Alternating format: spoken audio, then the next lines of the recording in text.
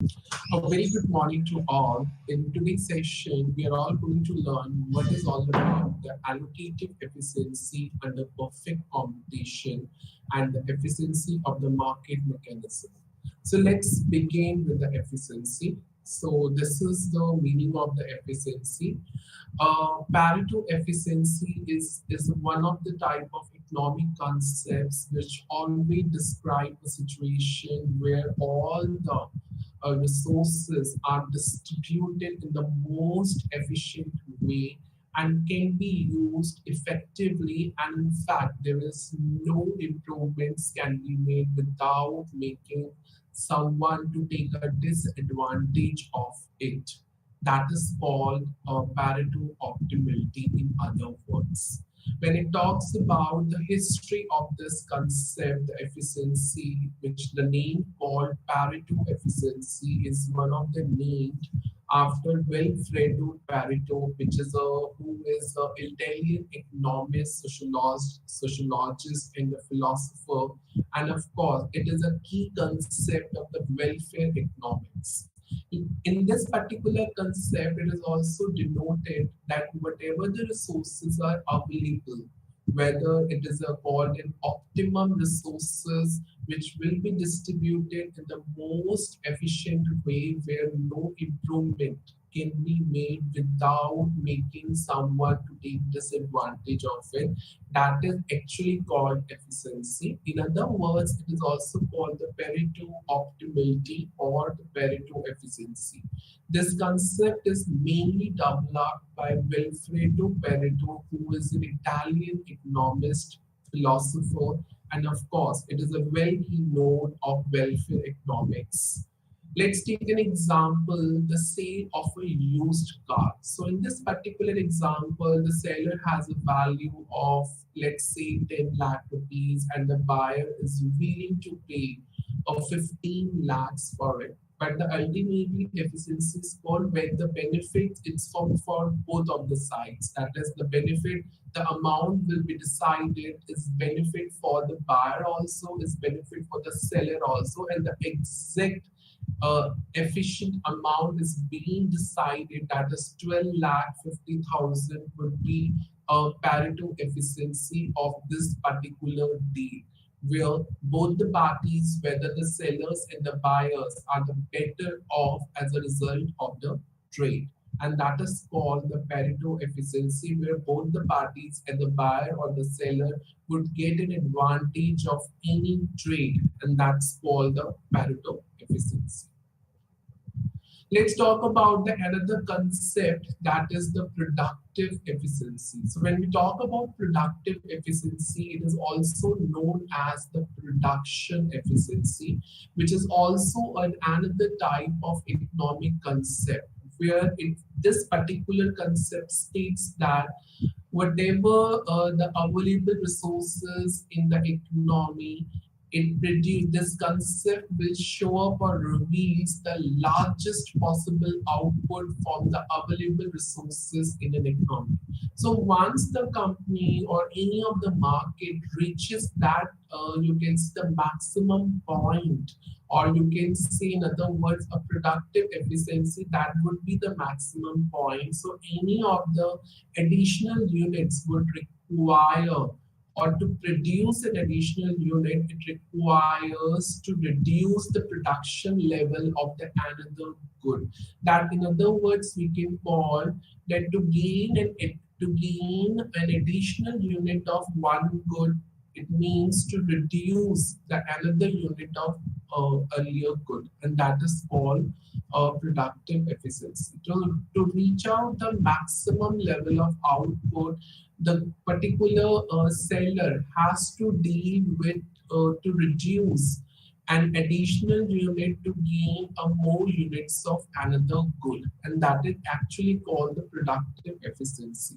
The productive efficiencies will come into a decisions relate to the resources allocation when there is a production of an additional units of a good. That means It always increase the opportunity cost in the another market. If in the one market there the economic efficiency or the productive efficiency has been increased, that means there is a higher opportunity cost in the another market. That means to reach out the maximum output, the other market would deals with to increase an additional unit of one good. That means to reduce the more units of another good.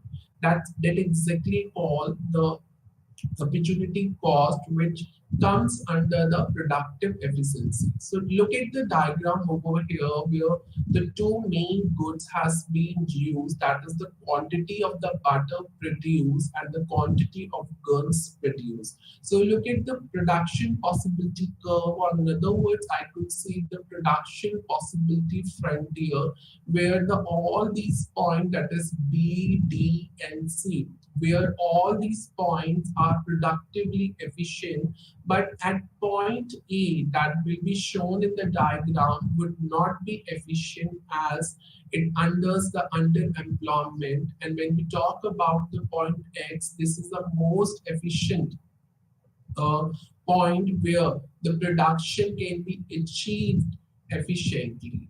So this is all about the production efficiency, where the three main points, that is the B, D, and C, they are fully production is fully efficient. But when we talk about below the production possibility curve or frontier, which stands underemployment, that means the production cannot be achieved efficiently and effectively, whereas the point X can be achieved where the production and the available resources are always available to produce the largest possible output in an economy. So this is all about the production, where to gain an additional units of one good, you have a particular seller has to reduce the units of another good, and that the concept, that the assumption is mainly based under productive efficiency. Let's talk about the next concept, that is the technical efficiency. So the technical efficiency is the effectiveness with a given set of inputs. So whatever the set of inputs has been available in the economy is always used to produce an output, and that exactly called the technical efficiency. A firm or a company is said to be technical efficient if that particular firm or company will produce the maximum output using the minimum inputs such as labor, capital, and technology, that actually call the technical efficiency. And in this particular context, it is a precondition of the overall Pareto efficiency, which has been explained earlier with the help of the particular example where both the parties of the trade are better off. They will get an advantage of whatever the trade has been done in the particular market. So that is exactly called the technical efficiency. Now we talk about the another concept, that is the efficiency in output mix. So when we talk about output mix, we always use the concept of Pareto efficiency, where the goods will be produced using the technical efficient allocation of resources which are being most demanded by the consumer. It means, or in other words, if the goods has been more demanded by the consumer, that means the firm or the company will use the all the technical efficiently allocation of resources to produce that particular maximum goods which was demanded by the consumer. It means the exact, if the company will do so, technically the condition will be the marginal rate of substitution of any of the goods like butter and milk, when the marginal rate of substitution of in any of the two goods by which is more demanded by the consumer is equal to the rate of product transformation.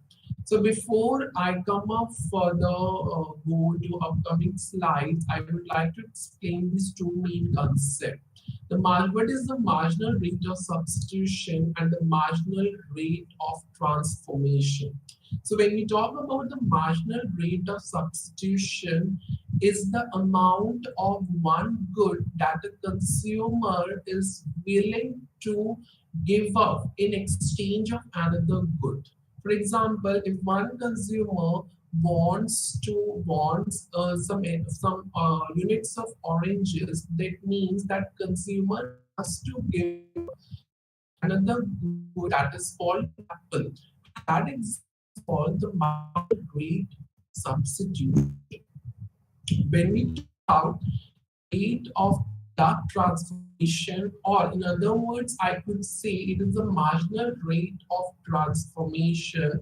It refers to a rate by at which the consumer reduces the amount of one good by to sacrificing the additional units of another good, and that is exactly called the rate of product transformation, where some units of one good will be sacrificed to gain or to produce an additional units of another good, which is, in other words, we can use the concept is opportunity cost under this particular rate of production or product transformation, or the marginal rate of transformation, where there are two goods and to gain an additional units of one good to sacrifice the extra units of another good, and that is exactly called the rate of product transformation. So to give an explanation of this particular concept, that is an efficiency and output mix, will be explained through the use of graphically presentation. And when we talk about graphical presentation, it will be explained in the one person economy, which will be applied to many individuals with an identical preferences, which have a same preferences towards the goods. So let's begin. This is an explanation of efficiency of the product mix. So there, in this particular graphical representation, there are three indifference curve, which is namely U1, U2, and U3. So when we talk about the categories of the indifference curve, that is U1 stands for the lower output, U2 it stands for the you can say higher output, and the U3 stands for the highest output. So let's begin with the output. On the x-axis, the output of x has been given, and the y-axis, the output of y has been given. In this particular graphical representation or the diagram which has been shown, it is based on the assumption that the output mix will be shown in a one-man economy which produces the two uh, types of goods, let's say X and Y. And these combination of goods X and Y is produced with the help of production possibility curve, that is PPF and or the PPC.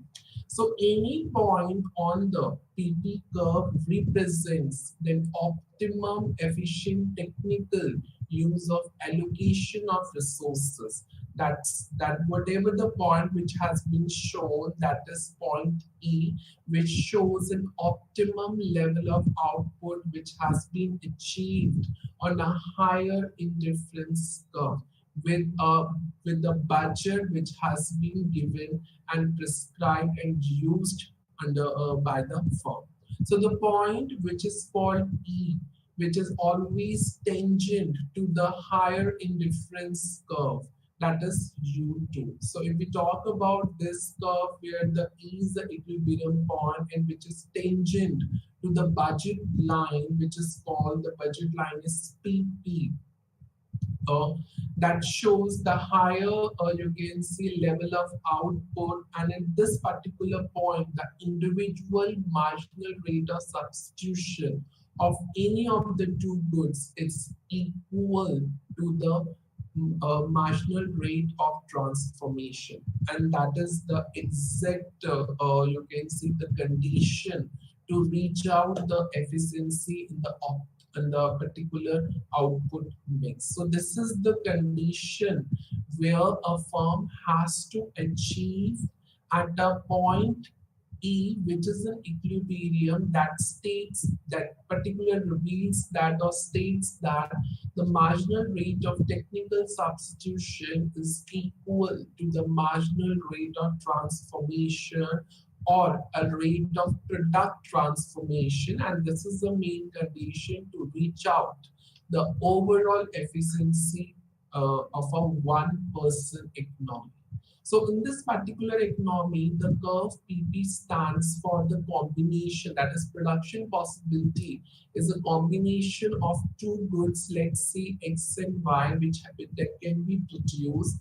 And in this particular curve, it shows that at point E, which where the maximum satisfaction level has been achieved by the consumers or the individuals, and this point the exact precondition of the efficiency in output mix has also been achieved, where the MRS, that means the individual marginal rate of substitution, is equal to the rate of transformation and the marginal rate of transformation. So this is a exact graphical representation of the efficiency in output mix. Output mix means when there are two main goods has been given and how you reach out the maximum level of satisfaction using up the production possibilities curve, or using the concept of the production possibility frontier. So this is a diagram which has been shown over here. So when we talk about the F and G points are those points where the more goods has not been demanded and the efficient resources are not being available for to achieve the satisfaction level. Now we talk about the next concept, that is the efficiency in a perfectly competitive market firm. This efficiency has been divided into two categories, where the efficiency has been diagrammatically presented in a perfectly competitive market firm, and in the second case, the concept of efficiency has also been, you can say, graphically represented in a perfectly competitive market economy. So let's talk about the efficiency in a perfectly competitive market firm. In this particular concept, the two main types of efficiencies always being used, where that is called the productive efficiency and the allocative efficiency. So in a perfectly competitive market, the productive efficiency refers to doing things right. So whatever the things being done, being doing it should be right way. But when we talk about the allocative efficiency, it always refers doing the right things. So whatever you do it in a right way, and focus on the right things only. So that stands for allocative efficiency. So whatever the distribution of resources to be done, just done for the right things only, and that is actually called the allocative efficiency. In this particular concept, I could say there is also a few conditions which has to be fulfilled, and where the maximum output can be achieved, where the average revenue is equal to the marginal cost for the firm. So in this particular market firm, the efficiency can be achieved, the output can be efficiently achieved when the price is equal to the average revenue is equal to the marginal cost for the firm. And when this particular condition has been fulfilled, that means the supply and demand on the market will also be equal. It means, so whatever the goods are available in the market, the consumer is willing to pay if the resources are optimally allocated. And the resources are optimally allocated when there is no waste. That means when the price is equal to the marginal cost of all the last unit which has been produced to the individuals or to the consumers in the market. So when we talk about the efficiency in a perfectly competitive market farm, there is a one condition which has to be fulfilled to reach out the maximum output or to achieve the maximum satisfaction level of the consumers. That is, the price is equal to the average revenue and is equal to the marginal cost. So when all the firms are available in the market, and there is another condition, that is, in this, if all are equal, then the demand and supply will also equal in the particular market. So this is a conceptual framework of the efficiency in a perfectly competitive market firm, and based on this condition, a particular graphical representation has to be done. So this is a graphical representation where we are talking about the efficiency in a perfectly competitive market firm. So if you look up the two diagrams where we are talking about the perfectly competitive firm and the perfectly competitive market. So as I told that there are two main conditions which states that the price is equal to the average revenue and the marginal cost.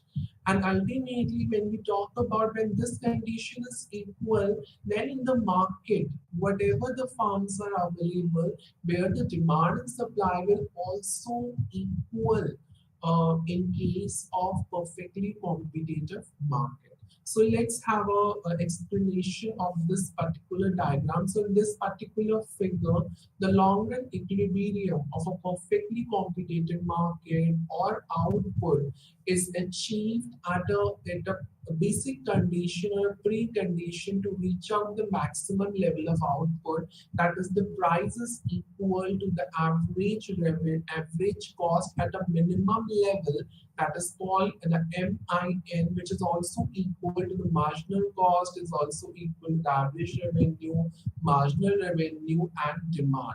So we can conclude that the perfectly competitive market in a long run, it produces the maximum output which can be achieved on this main condition in the perfectly competitive market where the average revenue is equal to the marginal cost. In the farm, it has been the two main cost has been drawn where the average cost has been U-shaped, and the when we talk about the marginal cost is going to be a more little lesser flatter which cuts the average cost at its minimum level where in this particular market, the maximum level of output can be achieved if the average cost is minimum.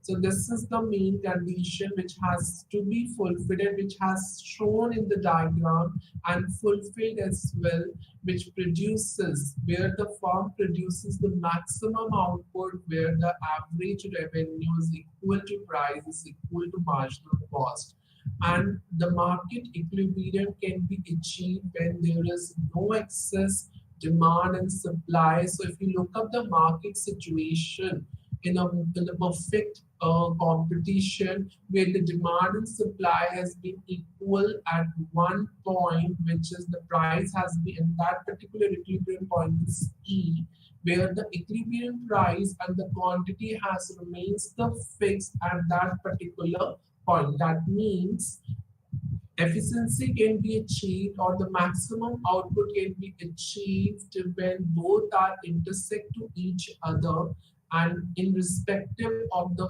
perfectly competitive firm where the cost, marginal cost is equal to the average revenue is equal to the price.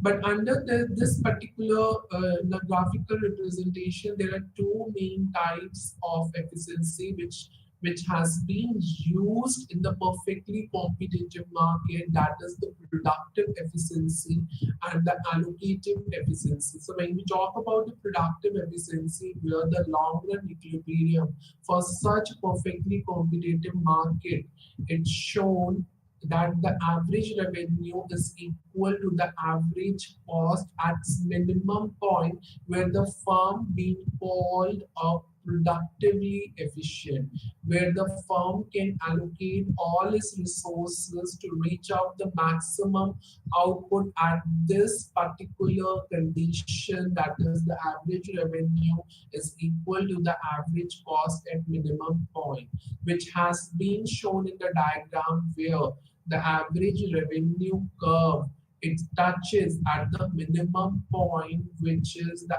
average cost, and that exactly the intersection of the average cost and the average revenue is exactly comes under the productive efficiency, where the firm being called a productively efficient.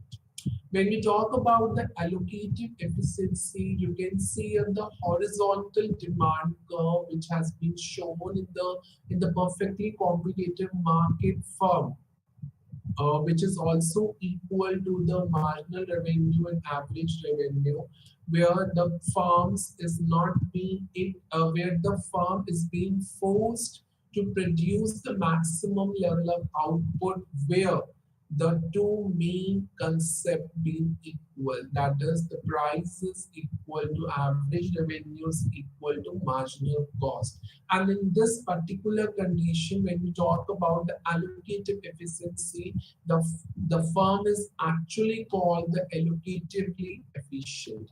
When this condition has been fulfilled, automatically firm is allocative efficient. When average revenue is equal to the average cost at its minimum point, that means the firm is called productively efficient. So this is the conceptual framework where the efficiency is being considered and how it is being achieved in a perfectly competitive market firm, which always turn into the market where there is no excess demand exists, and demand and supply are both are equal, intersect to each other at an equilibrium price P and the equilibrium quantity, that is Q, in a particular market.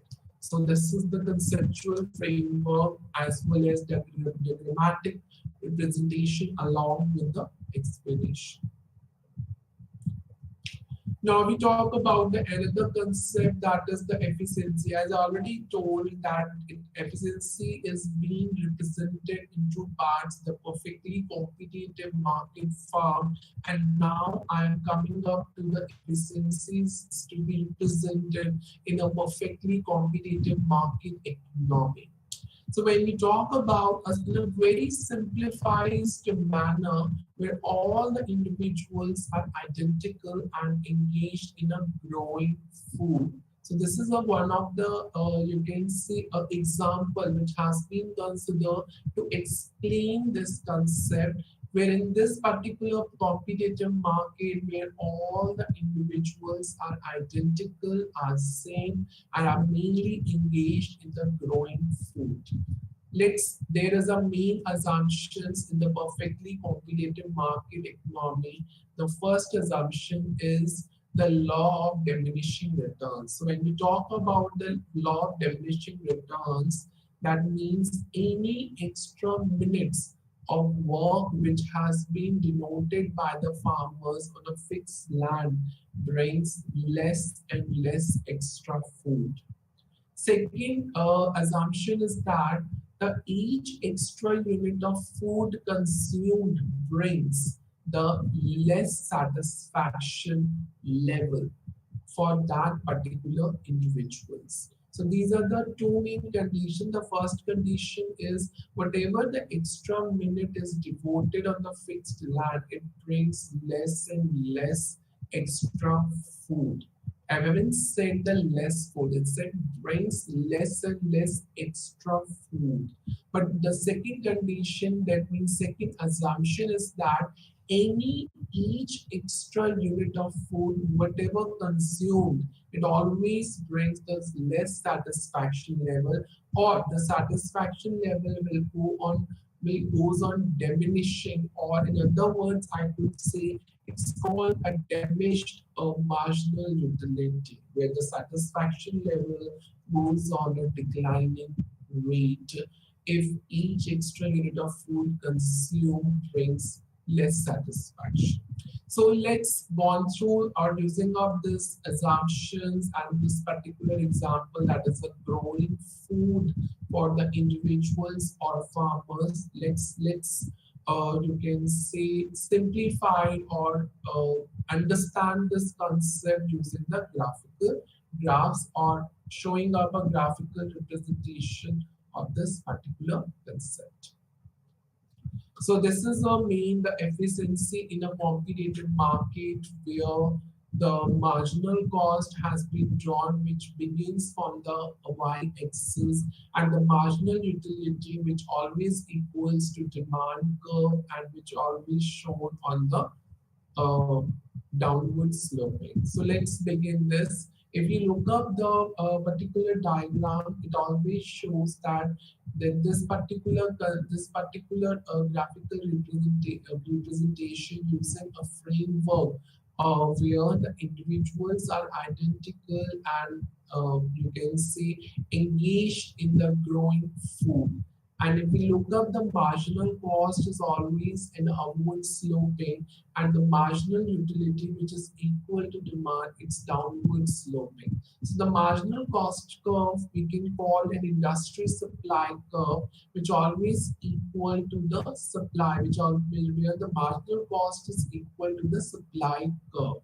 But when we talk about the demand curve is a horizontal summation of all the identical individual marginal utilities, or in other words, I could say the demand for food curves, which is actually shown the marginal utility and the demand curve of that particular growing food.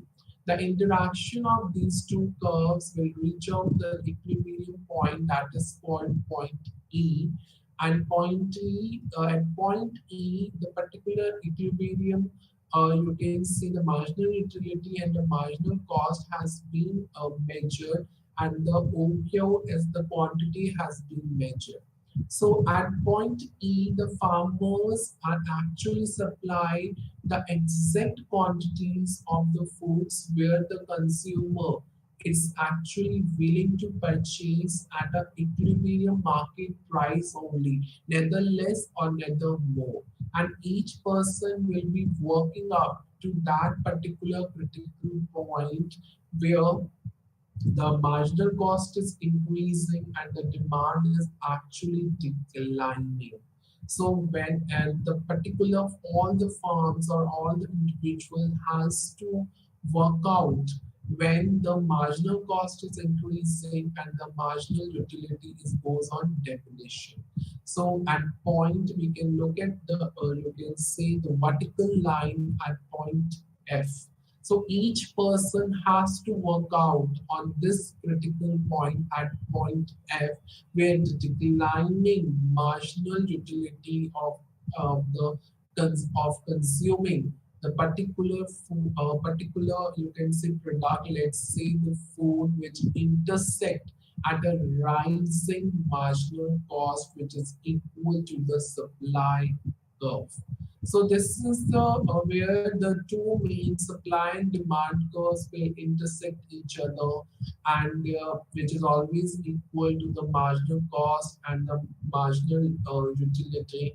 And these two curves intersect at point T, which shows a declining marginal utility and increasing marginal cost of that growing food industry or the food curves, which ultimately denotes that there is a point when above the equilibrium level, the cost is increasingly at a frequent rate and are not diminishing utility is you can say goes on in a very frequent rate. So when these two curves will have to where the all the firms has to have forced to work on this critical point, which turns into an F, and accordingly it will you can see reach out the maximum output when these two curves will intersect each other.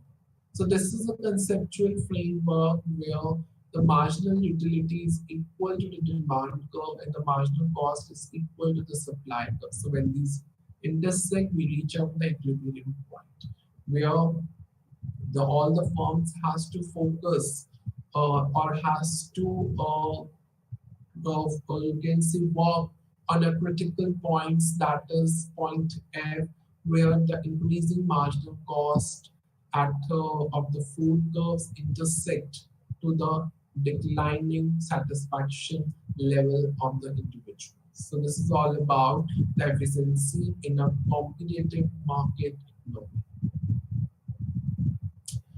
Now we talk about in this particular concept, graphical representation, a new concept is called the economic surplus. So when we talk about the economic surplus, it refers to an area between the supply and demand curves at the equilibrium. So if you look up the areas where the lines has been drawn, that exactly called the economic surplus. You can look up the in the dark black lines, that is called the vertical lines, and that area, the area of the lines is actually called the economic surplus.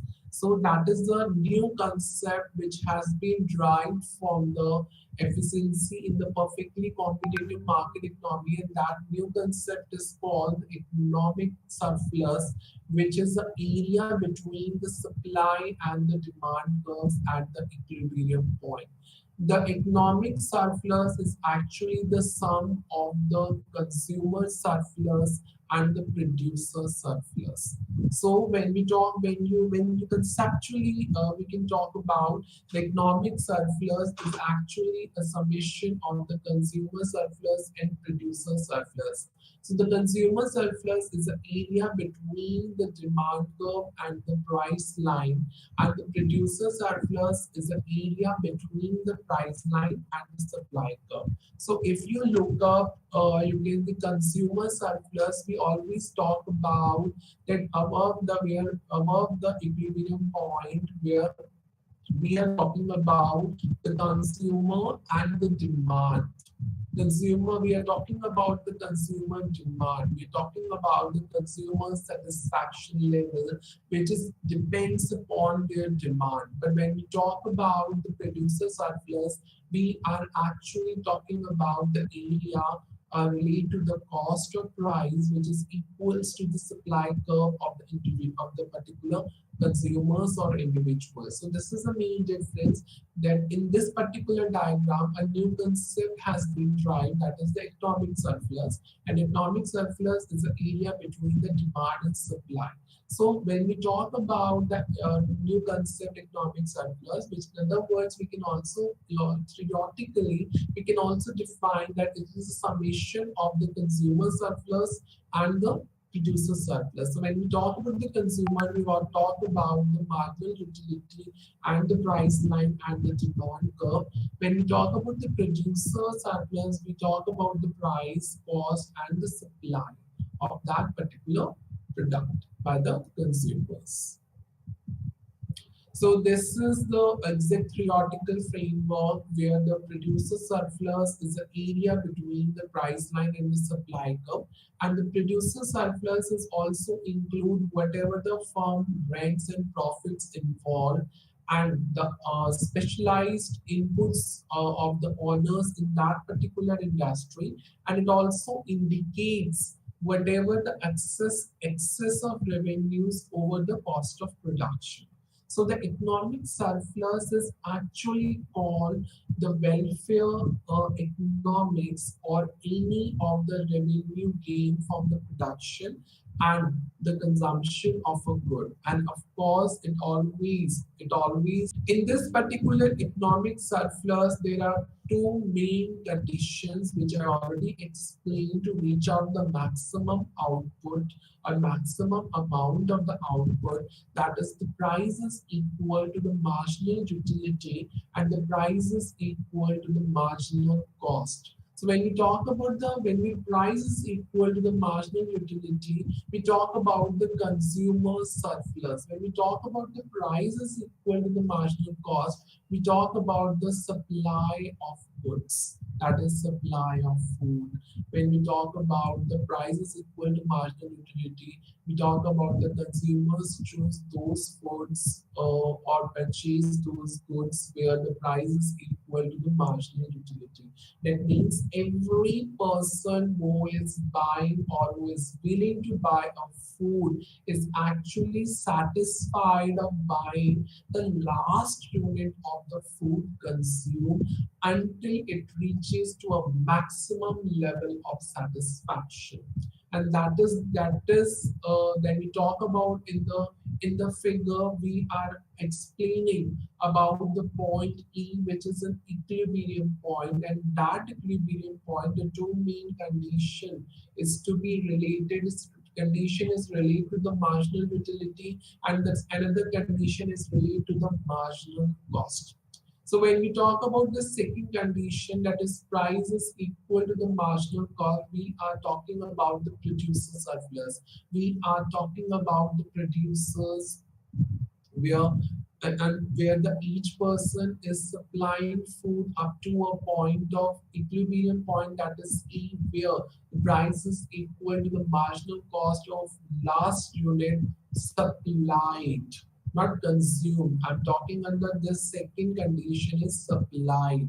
So whatever the price has been decided is exactly the depends upon the utilities or the leisure time which has been satisfied but actually lost while working on the or while working on gaining the last unit of food. So that is exactly called the second condition under producer surplus. So when we combine these two conditions, the main two condition to reach out the efficiency, to reach out the maximum level of output while combining these two main condition, equilibrium condition, that is called marginal utility is equal to the marginal cost. So whatever the you can see the consumers purchased of any last unit of food is exactly equal of the last units supplied or produced along with whatever the any extra time needed which almost lost in that particular condition. So it means that any marginal gain is always used for the society from the last unit of consumer, which always equal to the marginal cost to society of the last unit supplied or produced. So in this particular condition where the marginal utility is equal to the marginal cost, it always gives a guarantee that the competitive equilibrium, that means the equilibrium point, the perfectly competitive market is actually efficient. So when we talk about the efficiency in a perfectly competitive market economy where the two main conditions, that is price is equal to marginal utility and the price is equal to marginal cost. By combining these two equations, the main another equation, that is the marginal utility is equal to the marginal cost, it means this equation will always give the guarantee that the competitive equilibrium point is actually efficient in the market. So this is the exact concept of this particular diagram. And from this diagram, the economic surplus, consumer surplus, and producer surplus concept has been derived. And when using this concept, the two main equation which also being tried, which is always shown in the screen, which is P is equal to MU and MC. When both are equal, utility and marginal cost, that means the competitive equilibrium is actually efficient. So this is called the exact graphical representation using of these particular concepts. Now we talk about the competitive prices and the efficiency. That means we are talking about the first main theorem of the welfare economics. So how to explain the welfare economics? So there are exactly the one main concept is to be used to reach out the you can say to reach out the maximum output or to understand the theorem of welfare economics, that is called the marginal rate of technical substitution. So before I begin, you need to understand that in this particular concept, welfare economics, or the first theorem of welfare economics, there are two main exactly the concept involved. The first one is to attain or to achieve the Pareto efficient allocation of resources, where both the parties are better off, where the both the parties will get an advantage of any or between the any two goods, or you can say or any trade happen among the two goods, let's say X and Y. So to achieve the Pareto efficient or the Pareto efficiency, which are always refers to a trade-off between the any of the two goods, to have you can say same level of satisfaction. And in other words, I could say the marginal rate of technical substitution for all producer and the marginal rate of substitution for all consumers should be equal. So to reach out the maximum efficiency, there is also another condition where the MRTS is equal to the MRS. So where when we talk about the marginal rate of substitution, where the consumers is willing to give up to gain an addition or to exchange for another good. That means the consumer is willing to give up one good in exchange for another good, and that is called the marginal rate of substitution. So when we talk about the marginal rate of technical substitution, where it refers to the price of good X by a price of good Y. That means it is a price rate where all the agents will adjust the prices, will adjust the rates of the two goods or the more goods. And that is exactly called the marginal rate of technical substitution. And this concept is mainly used for profit maximizing decisions, where the all the trade-off rates, where whatever the trade has been occurred in the market, it has been done between the firms, it always been trade-off, it always been equalized at a rate of marginal rate of substitution in respect of two goods, that is X and Y, which is always equal to the price X by price of Y.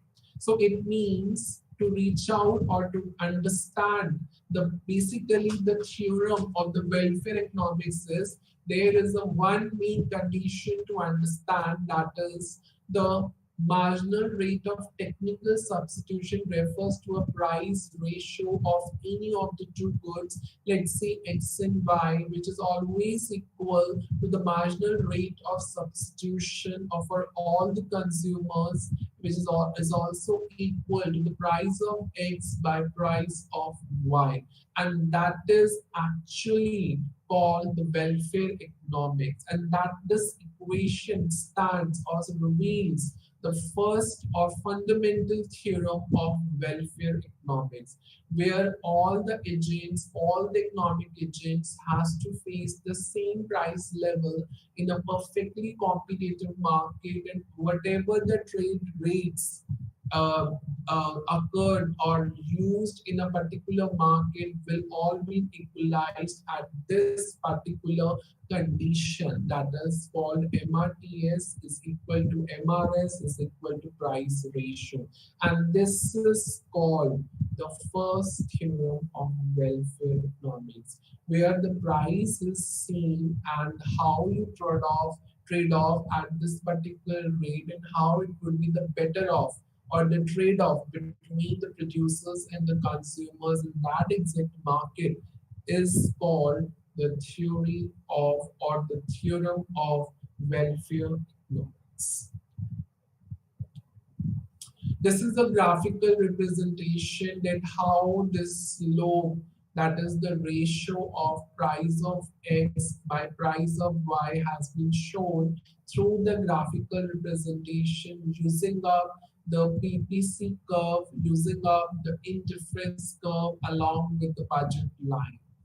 So let's begin with this, that whatever the optimization of two goods X and Y is exactly called the Pareto, you can say efficiency, or in other words we can all say the optimum Pareto optimal situation is also where the technical efficiencies or an allocative efficiencies always involved in it. So when the two goods are, when the combination of two goods are involved or technically efficient or using up an allocation of resources to achieve the maximum output, that is exactly called the Pareto optimal situation.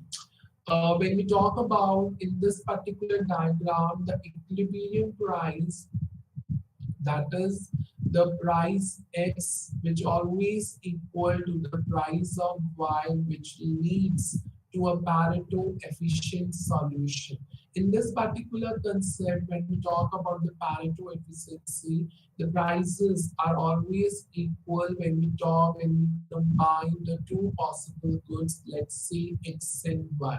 So, and that why it is equal, because we have to make the combination of two goods are technically and allocatively efficient. That's why, and when it's efficient, then ultimately called the Pareto efficient solution. But when we talk about in this figure, the production possibility curve, that is PP, and along with the individual preferences is represented by the use of indifference curve, and it always shows in the particular diagram a combination of X and Y is actually represent the efficient output mix. So when we talk about any planned or a competitive market economy, the whatever the firms and individual will take decisions according to their self-interest, which actually relates to the allocation of resources. So when we talk about the slope of the marginal rate of technical substitution, which always denotes in a negative value as well as the positive value. So when we talk about the main slope, it refers to a negative value, which price of X by price of Y, which it means where the demand and supply are equal, and using the concept of equality of the particular equilibrium, and it always occurs as an optimum output or product mix.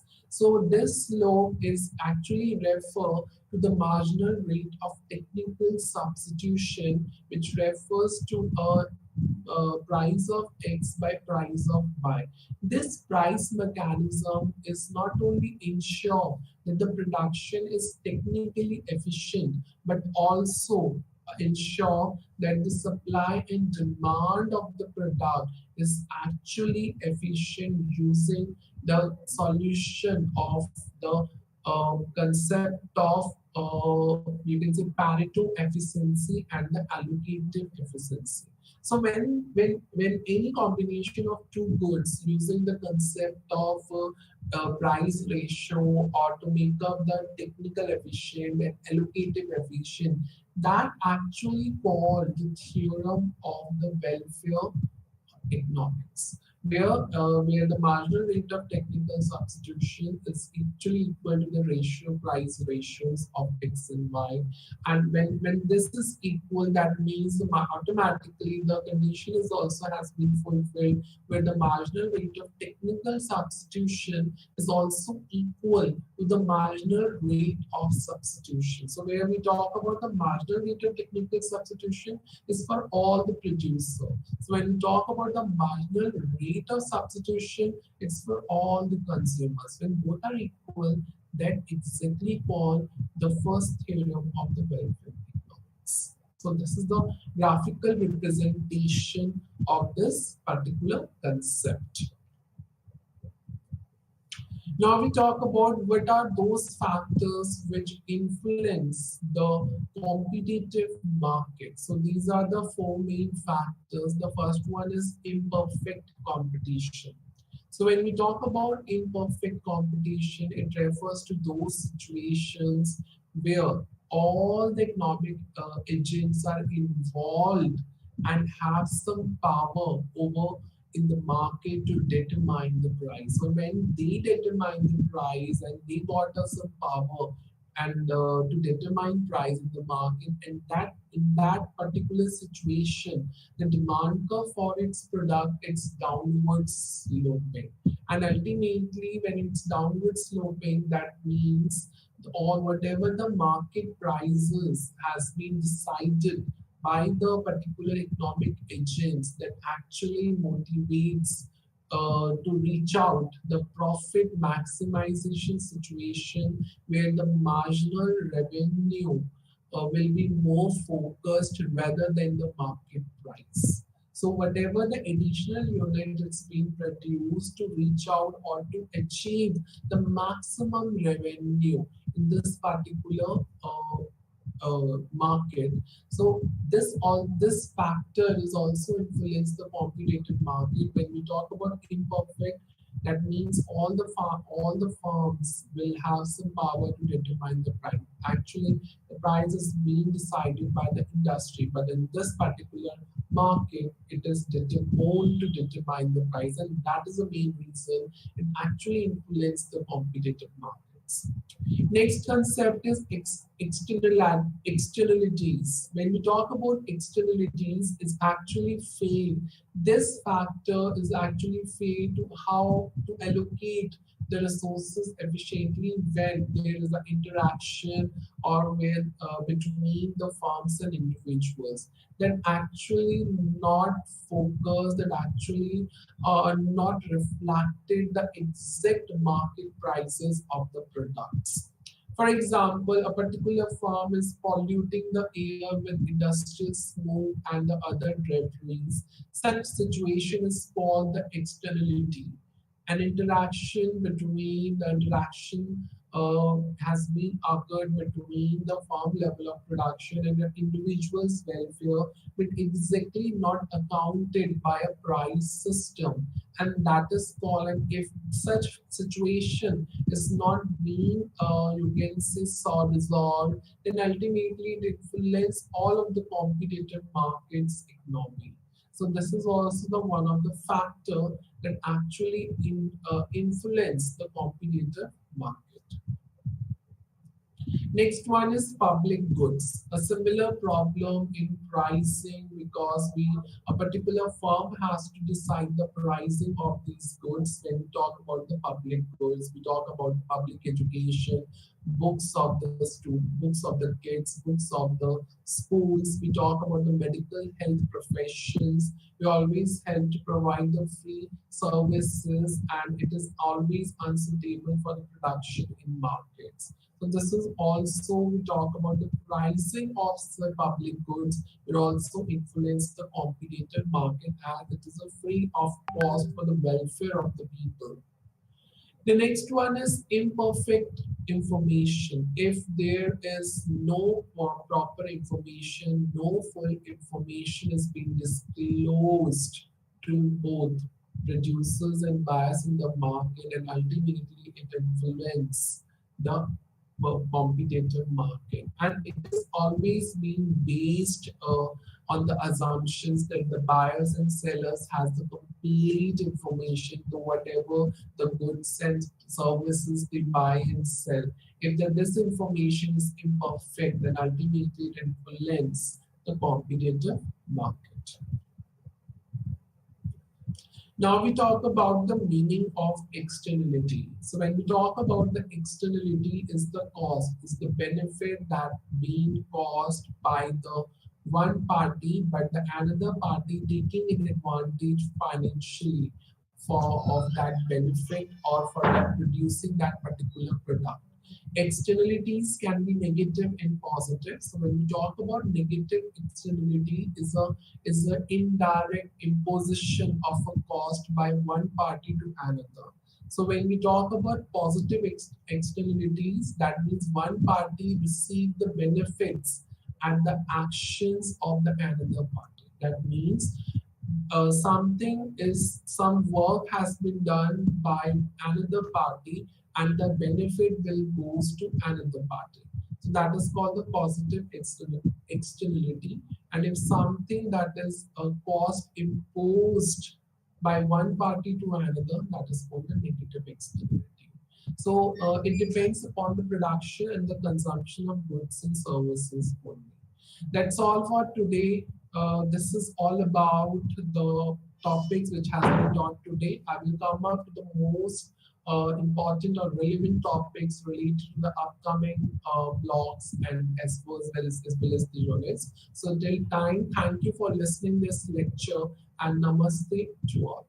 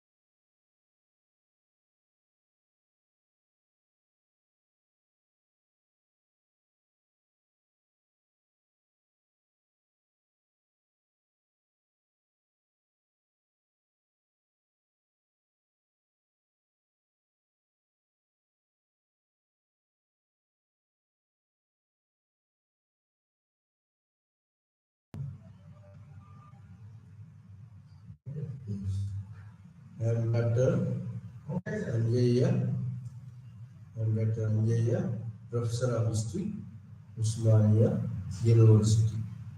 From Hyderabad, IGNOU Regional Center.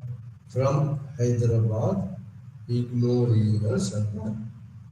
ఈరోజు మన live ఛానల్లో మరి history of Japan eighteen 68 to 1970. Unit number EHIE 142 బుక్లో నుంచి unit number 5. Unit number 5 ఏంటి అంటే the civilisation and enlightenment and creation of new social order in Japan హిస్టరీలో unit number 5 civilisation and enlightenment creating new social order in Japan. ఇది మనం ఈరోజు ఈ live ఛానల్లో డిస్కస్ చేయబోయేటువంటి యొక్క టాపిక్. మరి సివిలైజేషన్ ఎన్లైటన్మెంట్ అనేది అంటే వెస్టర్న్ ఐడియాలజీ తోటి, అంటే పాశ్చాత్య ఐడియాలజీకి అట్రాక్ట్ అయ్యి పాశ్చాత్య మోడల్లో మన జపాన్ కూడా అభివృద్ధి కావాలి అనేటువంటి ఉద్దేశంతో పాశ్చాత్య ఐడియల్స్ను, మరి పాశ్చాత్య భావాలను, మరి ఐడియాలజీని మరి వాటి యొక్క పాశ్చాత్య యొక్క సంస్కృతిని లేదా పాశ్చాత్యుల యొక్క డెవలప్మెంట్ను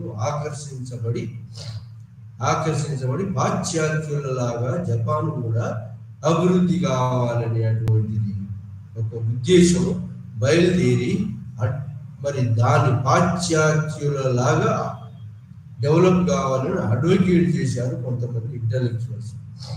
అడ్వకేట్ చేశారంటే దాన్ని మొత్తం ప్రచారం, పాశ్చాత్యులలాగా మనం కూడా అభివృద్ధి చెందాలి, పాశ్చాత్యుల ఐడియల్స్ను మనం తీసుకొని అంటే వాళ్ళ యొక్క భావాలను, వాళ్ళ వృద్ధిని మరి మనం తీసుకొని పాశ్చాత్య దేశాలలాగా మనం అభివృద్ధి చెందాలని అటువంటి దాన్ని ఇంటలెక్చువల్స్ సివిలైజేషన్ ఎన్లైటన్మెంట్ అనేటువంటి పదంతో జపాన్లో ఉన్నటువంటి యొక్క ఇంటలెక్చువల్స్ ప్రచారం చేయటం మొదలుపెట్టారు. ఆ ప్రచారం ఎప్పటి నుంచి అంటే ఈ ప్రచారంలో మరి ఈ యొక్క మేజీ పీరియడ్లోనే ఉందా అంటే అంతకుముందు కూడా 2 పీరియడ్లలో టోకుగవా షోగున్ పీరియడ్లో కూడా టోకుగవా షోగున్ మొట్టమొదటిగా ఐసోలేషన్ అంటే ఒంటరిగా ఉండాలనుకుంది. కానీ రాను ఏమైందంటే ఒంటరిగా కమ్మడోర్ మేతి ఫెర్రీ అనేటువంటి యునైటెడ్ స్టేట్స్ ఆఫ్ అమెరికా రాయబారి యుద్ధ పడవలు తీసుకొని రావటం తోటి ఈ యొక్క ఐసోలేషన్ అంటే ఏర్పాటువాదం, తాను సొంతంగా ఐసోలేట్గా ఉండాలి, ఎవరితో కనెక్షన్ లేకుండా ఉండాలనేటువంటి భావనను వదిలేసి మరి ఈ పాశ్చాత్య దేశాలతో కయ్యాన్ని కొనుక్కునే దానికన్నా మనం వాళ్ళతో సఖ్యతగా ఉండి వాళ్ళ యొక్క ఐడియాలజీని మనం ఫాలో అయ్యి బాగా వృద్ధి కావాలి అనేటువంటి యొక్క వృద్ధి కావాలనే భావన ఈ జపాన్లో ఇంటలెక్చువల్స్.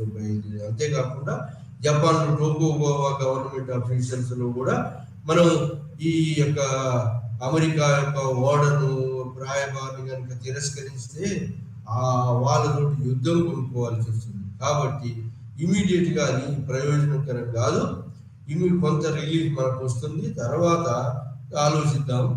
అందుకోసం అని చెప్పి ఈ యొక్క జపాన్ను ఈ అమెరికా రాయబారికి ఈ యొక్క దూర క్యాపిటల్ కు దూరంగా ఉన్నటువంటి ఏరియాల్లో, 2 ఏరియాల్లో ఈ ఓడరేవులను పడవలను రీఫియల్, అంటే వాళ్ళ పడవలకు కావాల్సినటువంటి యొక్క బొగ్గు సామాగ్రిని రీఫియల్ చేసుకోవడానికి ఉపయోగించుకోవడానికి అనుమతించింది. ఆ విధంగా ఐసోలేషన్ ను టోకోగోవా కూడా వదిలేసింది. ఎందుకంటే ఐసోలేషన్ గా ఉంటే మరి ఈ అందరూ అభివృద్ధి చెందుతుంటే ఐసోలేషన్ గా ఉంటే కుదరదు. ఇంకోటి, ఈ ఐసోలేషన్ ఉండాలనుకుంటే మరి ఆ అమెరికా రాయబారి తోటి కయ్యం కొనుక్కోవాలి. కయ్యం కొనుక్కుంటుంటే ఇమీడియట్ గా వచ్చేది యుద్ధం చేయడానికి ఇష్టపడకుండా మరి తన యొక్క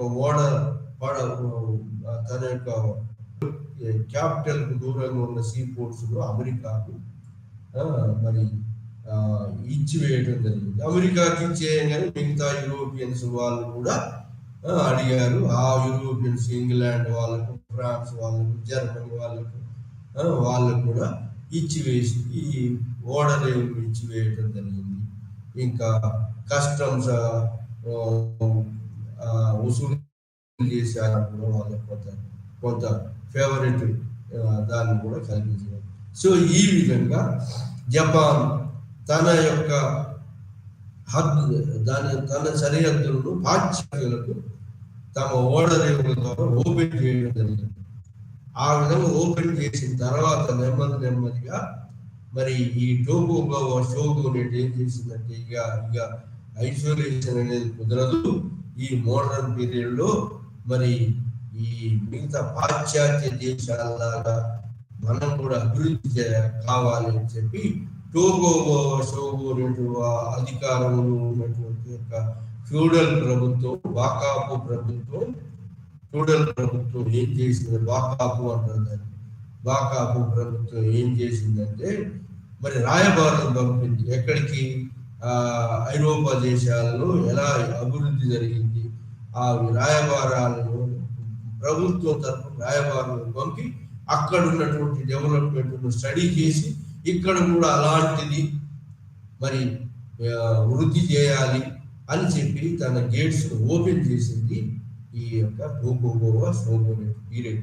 అది 1868 దాకా టోకుగవా షోగునేట్ పరిపాలన సాగింది. అయితే ఇది ఈ యొక్క రీఫార్మ్స్ కూడా మొదలుపెట్టింది టోకుగవా షోగునేట్ ఆ దిశగా.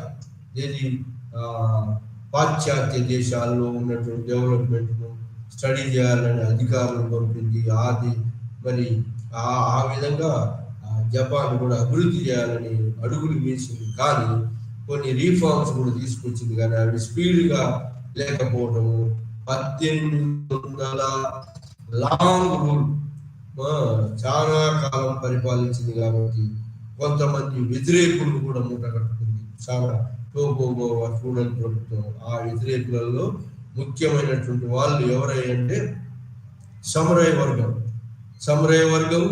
మరి రిచ్ పీజెంట్ వర్గం, మరి మర్చెంట్స్, ఇంకా నోబుల్స్, కోర్టియర్ నోబుల్స్, వీళ్ళందరి యొక్క వ్యతిరేకతను మూట కట్టుకోవడం జరిగింది. టోకుగవా షోగునేట్ లేదా వాకాపు ప్రభుత్వం. సో ఇంతకుముందు ఎలా ఉండేదంటే వాకాపు ప్రభుత్వం సెంట్రలైజ్డ్ అధికారాలను ఎంజాయ్ చేస్తూ సమురాయ్ తోటి అధికారాలను పాల్పంచుకునేది. అంటే ఫ్యూడల్ వర్గాలతో అధికారాలను పాల్పంచుకునేది. కానీ రాను దాన్ని రిస్ట్రిక్ట్ చేయడం జరిగింది. మోర్ సెంట్రలైజ్ చేయడంతో ఈ యొక్క సమురాయ్ వర్గము మరి ఇంకా వాళ్ళ రిస్ట్రిక్షన్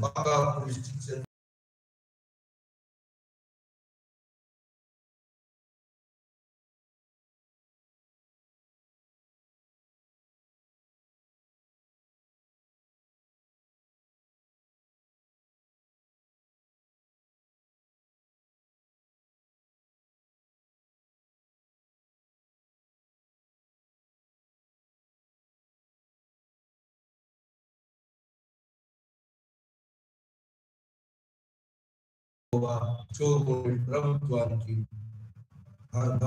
ప్రభుత్వం వ్యతిరేకత తెలిపి దాంతో ఆ వాకాపు ప్రభుత్వం టోగో షోగున్ ప్రభుత్వం 1868లో కూలిపోయి మేజీ గవర్నమెంట్ వచ్చింది.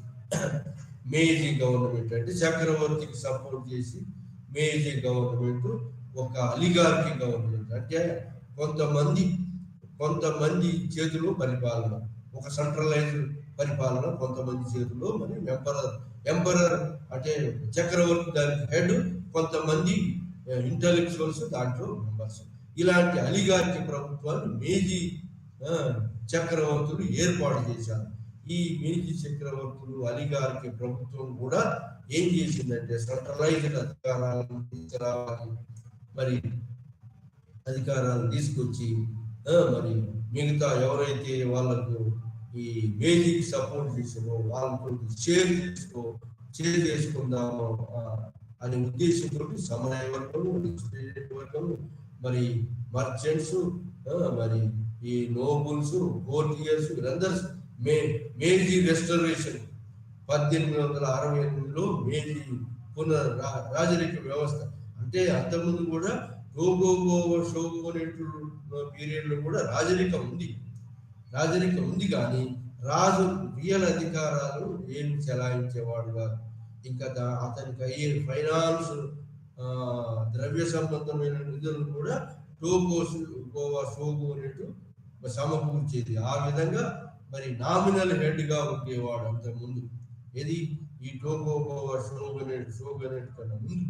సో కాబట్టి అట్లాంటి దాన్ని మళ్ళీ నామినల్ అధికారం కాకుండా మరి ఈ చక్రవర్తికి దైవాంశ సంభూతులు కాబట్టి చక్రవర్తికి ఎక్కువ అధికారాలు ఉండేటట్టు మరి కన్ఫ్యూజన్ ఐడియాలజీ తోటి కన్ఫ్యూజన్ చైనాలో ఉన్న కన్ఫ్యూజన్ ఐడియాలజీ కూడా ఇక్కడ జపాన్ లో ఉన్న father is head of the emperor is the head.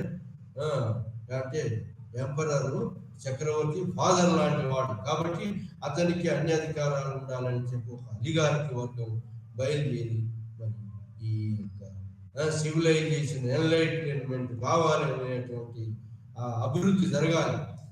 Foreign ideals తీసుకుని అభివృద్ధి కావాలి, జపాన్ కూడా అభివృద్ధి కావాలి, మోడర్నైజ్ కావాలి అనే ఉద్దేశం ఈ యొక్క మేజీ చక్రవర్తులకు మరి చక్రవర్తులు సపోర్ట్ చేసే అలిగార్కీ వర్గం అంటే కొంతమంది ఇంటలెక్చువల్స్ వర్గానికి కూడా ఆ యొక్క వెస్టర్న్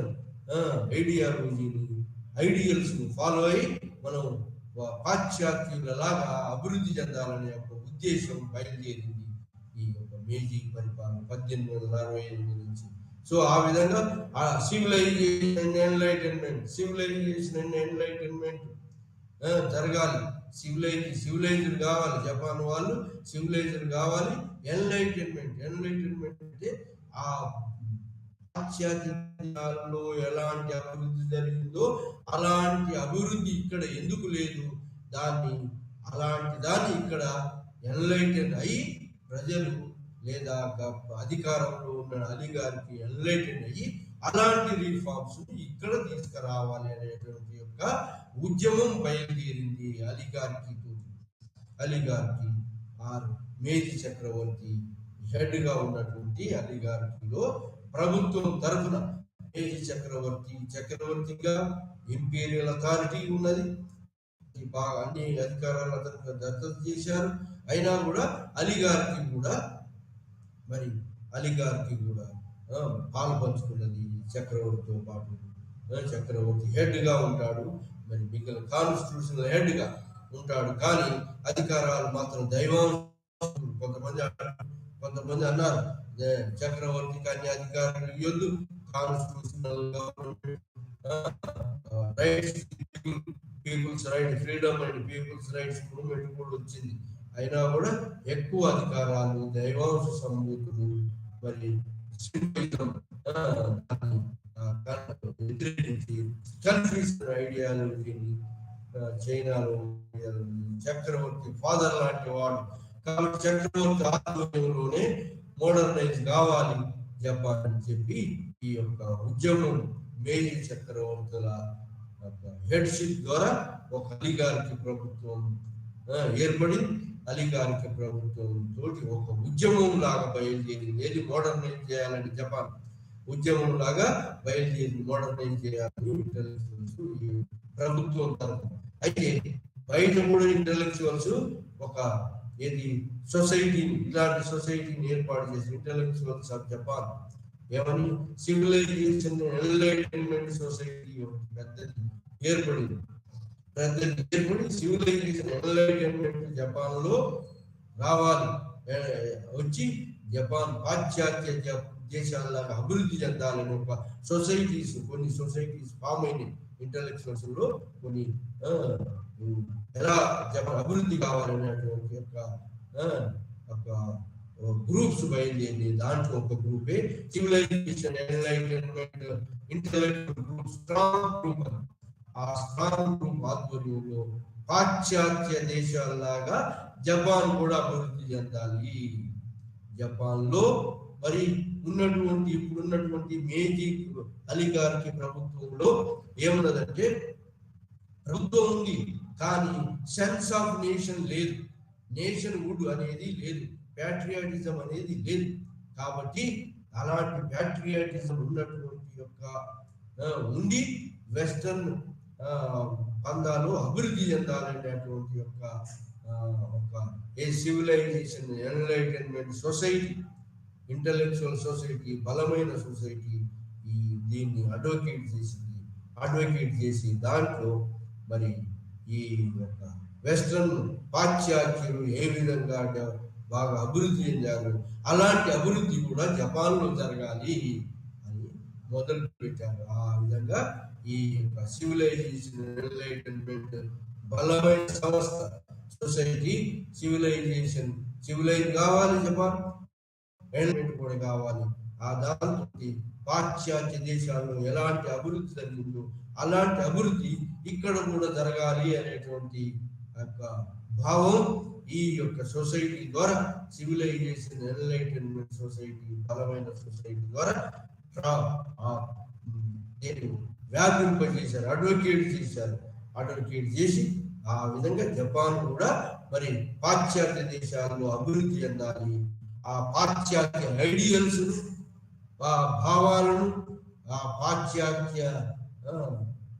భావాలను పాశ్చాత్య వృద్ధిని పాశ్చాత్య సైన్స్ టెక్నాలజీ అన్నిటిని కూడా యూజ్ చేసి జపాన్ కూడా వృద్ధి చెందాలనేటువంటి ఒక ఐడియా బయలుదేరింది.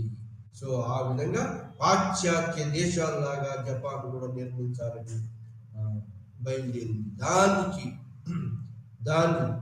అది సివిలైజేషన్ ఎన్లైటన్మెంట్ సొసైటీ ద్వారా పాశ్చాత్య దేశాల్లో కూడా జపాన్ కూడా అభివృద్ధి చెందాలనేటువంటి యొక్క భావం ఇంటలెక్చువల్స్ లో బయలుదేరి వీళ్ళు ప్రాపగేట్ చేస్తూ మొదలు పెట్టారు. సో ఈ విధంగా మరి పాశ్చాత్యులాగా అభివృద్ధి చెందాలనే దాంట్లో కూడా కొంతమంది ఇంటలెక్చువల్స్ ఏమన్నారంటే ఎవరు యొకోయమా అని అతను ఏమన్నాడంటే ఇప్పుడున్న ఏది మేజీ అలిగారికి ప్రభుత్వం నడుపుతుంది కానీ ప్రభుత్వంలో ఏంటి సిటిజన్షిప్ అనేది సెన్స్ ఆఫ్ సిటిజన్షిప్ లేదు. అంటే ఇది మా దేశము, మేము జపాన్ పౌరులము, మరి పాశ్చాత్యులాగా మేము కూడా డెవలప్ కావాలి అనేటువంటి యొక్క సిటిజన్షిప్ భావాలు కానీ మరి సెన్స్ ఆఫ్ సిటిజన్షిప్ ఏది నేను ఈ దేశ పౌరుణ్ణి, జపాన్ దేశ పౌరుణ్ణి కాబట్టి జపాన్ దేశంలో ఉన్నటువంటి యొక్క వెనకబడ్డాన్ని తొలగించి ఈ జపాన్ కూడా పాశ్చాత్య దేశాలలాగా అభివృద్ధి చెందాలనేటువంటి ఒక సెన్స్ ఆఫ్ నేషన్ అనేటువంటిది ఈ యొక్క మేజీ అలిగారిలో కొరవడింది. అలాంటిది లేకపోతే అది నేషన్ స్టేట్ కాదు. కాబట్టి నేషన్ స్టేట్ జాతీయ రాజ్యంగా కావాలంటే అలాంటి భావన ఉండాలి, అలాంటి భావన ప్రజలలో రావాలి, మరి ప్రజలలో వచ్చి ఆ పాశ్చాత్యులు ఉపయోగించినటువంటి యొక్క సైన్స్, టెక్నాలజీని, ఎడ్యుకేషన్, మరి ఎన్లైటన్మెంట్ను మరి మన ఈ జపాన్ వాళ్ళు అలవర్చుకోవాలి. అప్పుడే జపాన్ అభివృద్ధి జరుగుతుంది అని ఈ యొక్క సివిలైజేషన్ ఎన్లైటన్మెంట్ సంస్థ బాగా అడ్వకేట్ చేసి ఇప్పుడున్న గవర్నమెంట్లో ఒక నేషనాలిటీ మరి సెన్స్ ఆఫ్ నేషనాలిటీ అనేది లేదు. అది పడబడింది. అది బాగా బలమైనటువంటి సెన్స్ ఆఫ్ నేషన్ అనేది క్రియేట్ కావాలి. అప్పుడే రియల్ సిటిజన్షిప్ పౌరుగా మరి అతను కాబట్టి రియల్ సిటిజన్షిప్ అనే భావన అతనికి రావాలి. సో ఈ అన్నిటికీ ఏం చేయాలి మూలనం అంటే ఈ యొక్క సెన్స్ ఆఫ్ జస్టిస్ పాశ్చాత్యుల్లాగా అభివృద్ధి చెందాలంటే ముఖ్యమైన కారణం ఏంటంటే ఎడ్యుకేషన్ అండ్ డెవలప్మెంట్. ఎడ్యుకేషన్ అంటే జపాన్లో ఎడ్యుకేషన్ బాగా లేదు. ఎడ్యుకేషన్ కొరవడింది. పాశ్చాత్య ఎడ్యుకేషన్, ఇది పాశ్చాత్య ఎడ్యుకేషన్, పాశ్చాత్య మోడల్, మరి ఇంగ్లాండ్ మోడల్ తీసుకున్నది, ఫ్రాన్స్ మోడల్ తీసుకున్నది, మరి రష్యా మోడల్ ఆర్మీని తయారు చేసింది. ఈ విధంగా నిర్బంధ సైనిక విద్య ఉన్నది జపాన్ లో. ఇది మేజీ రెస్టరేషన్ తర్వాత నిర్బంధ సైనిక విద్య పెట్టారు. తర్వాత రిఫార్మ్ చేశారు. మేజీ రెస్టరేషన్ తర్వాత నిర్బంధ సైనిక విద్య ఒకటి. ఇంకోటి ల్యాండ్ ట్యాక్స్, ఇంకోటి మరి అబాలిషన్ ఆఫ్ ప్రివిలేజెస్ ఇవన్నీ పోగొట్టి అందరిని ఈక్వల్ పౌరులుగా తీసుకొచ్చింది మేజీ గవర్నమెంట్ అందరినీ. కాదు కాకుండా ఇంతకుముందు పవర్ ఎంజాయ్ చేసేటువంటి వాళ్ళను పక్కకు పెట్టి మరి రూరల్ ఏరియాలో ఉన్న సమరయ వర్గానికి, మరి ఈ లోయర్ క్లాస్ అంటే మిడిల్ క్లాస్ వర్గానికి బ్యూరోక్రసీలో చేసే పని చేసే అవకాశం కల్పించి ఒక ప్యాట్రియాటిజం బ్యూరోక్రసీని క్రియేట్ చేశారు. బలమైన బ్యూరోక్రసీ క్రియేట్ చేసి సెంట్రల్ పవర్ ఒకటి, మరి బ్యూరోక్రసీ పవర్ ఒకటి, రెండు చెక్స్ అండ్ బ్యాలెన్సెస్ లాగా జపాన్ మేజీ చక్రవర్తుల ఆధ్వర్యంలో పనిచేయటం మొదలుపెట్టింది. అయితే దీంట్లో ఇది మోడర్నైజ్ కాలేదు, పాశ్చాత్యులాగా మోడర్నైజ్ కాలేదు. కాబట్టి ఇది పాశ్చాత్యుల లాంటి development, science and technology, education use చేసుకొని మరి అలాంటి డెవలప్మెంట్ ఇక్కడ కూడా జరగాలనే బలమైన ఒక సొసైటీ ఆర్గ్యుమెంట్స్ ఇంటలెక్చువల్స్ బయలుదేరి ఇంకా మరి అలాంటిది ఇక్కడ ఉన్నటువంటి ప్రభుత్వంలో, అలీగారికి ప్రభుత్వంలో మేజీ హెడ్ గా ఉన్న అలీగారికి ప్రభుత్వంలో అది కొరవడింది. కాబట్టి అలాంటి దాన్ని మరి క్రియేట్ చేయాలి, న్యూ సోషల్ ఆర్డర్ ను క్రియేట్ చేయాలి అనేటువంటి యొక్క భావన మొదలైంది. దానికి న్యూ సోషల్ ఆర్డర్ క్రియేట్ చేయాలంటే ఈ యొక్క జపాన్ లో ముఖ్యమైన ఆధారం ఏంటి అంటే ఎడ్యుకేషన్ దాంతో పాటు డెవలప్మెంట్ జరుగుతుంది అని చెప్పి ఈ మేజీ చక్రవర్తుల ఆధ్వర్యంలో వచ్చినటువంటి యొక్క అలీగారికి ప్రభుత్వానికి మరి ఆలోచన వచ్చింది. దాంతో ఎడ్యుకేషన్ రిఫార్మ్స్, ఎడ్యుకేషన్ ఉంటేనే జపాన్ డెవలప్ అవుతుంది అని చెప్పి ఎడ్యుకేషనల్ రిఫార్మ్స్ తీసుకొచ్చారు మేజీ చక్రవర్తుల ఆధ్వర్యంలో. ఎడ్యుకేషన్ రిఫార్మ్స్ ఏంటి అంటే ఎడ్యుకేషన్ రిఫార్మ్స్ మొత్తం జపాన్ అంతా ఒక 7-8 ఎడ్యుకేషన్ డిస్ట్రిక్ట్స్ గా మార్చారు.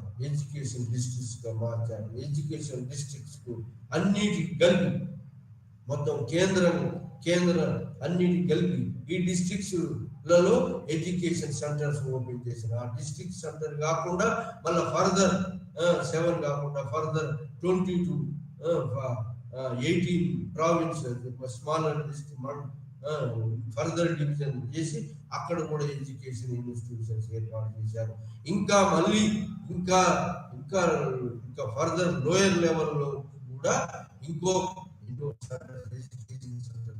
ఆ విధంగా గ్రేడేషన్ ఆఫ్ ఎడ్యుకేషన్ సెంటర్స్, ఒక గ్రేడ్ తర్వాత గ్రేడ్ ఎడ్యుకేషన్ సెంటర్స్ జపాన్ మొత్తంలో కూడా, జపాన్ దేశంలో మొత్తం కూడా ఎడ్యుకేషన్, మోడర్న్ ఎడ్యుకేషన్, పాశ్చాత్య education, scientific education, science and technology education, rationalistic education అనేటువంటి దాన్ని ఇంట్రొడ్యూస్. ఆల్రెడీ రష్యా మోడల్లో ఆర్మీ, ఏది ఈ నిర్బంధ విద్య ఆర్మీ, మరి ల్యాండ్ ట్యాక్స్ వసూలు చేయడం, మరి అబాలిషన్ ఆఫ్ ప్రివిలేజెస్ ఉన్నటువంటి సమరయ వర్గానికి, నోబుల్స్ కు ఉన్నటువంటి ప్రివిలేజెస్ కూడా అబాలిష్ చేసింది.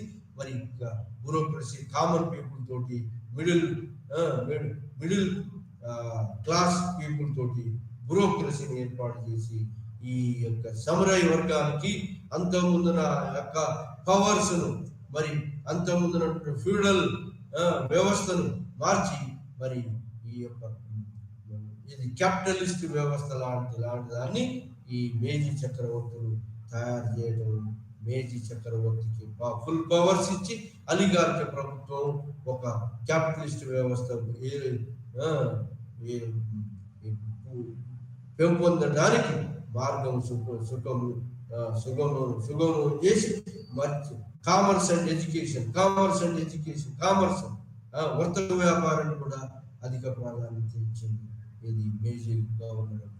సో ఆ విధంగా వర్తక వ్యాపారానికి, మరి ఎడ్యుకేషన్ ముఖ్యంగా రెండవది ఎడ్యుకేషన్ కూడా, మరి ఎడ్యుకేషన్ అధిక మొట్టమొదటి ప్రాధాన్యత ఎడ్యుకేషన్ ద్వారా డెవలప్మెంట్ జరుగుతుందంటే కొంతమంది వ్యతిరేకించారు. ఎడ్యుకేషన్ కు డెవలప్మెంట్ కు ముడిపెట్టదు.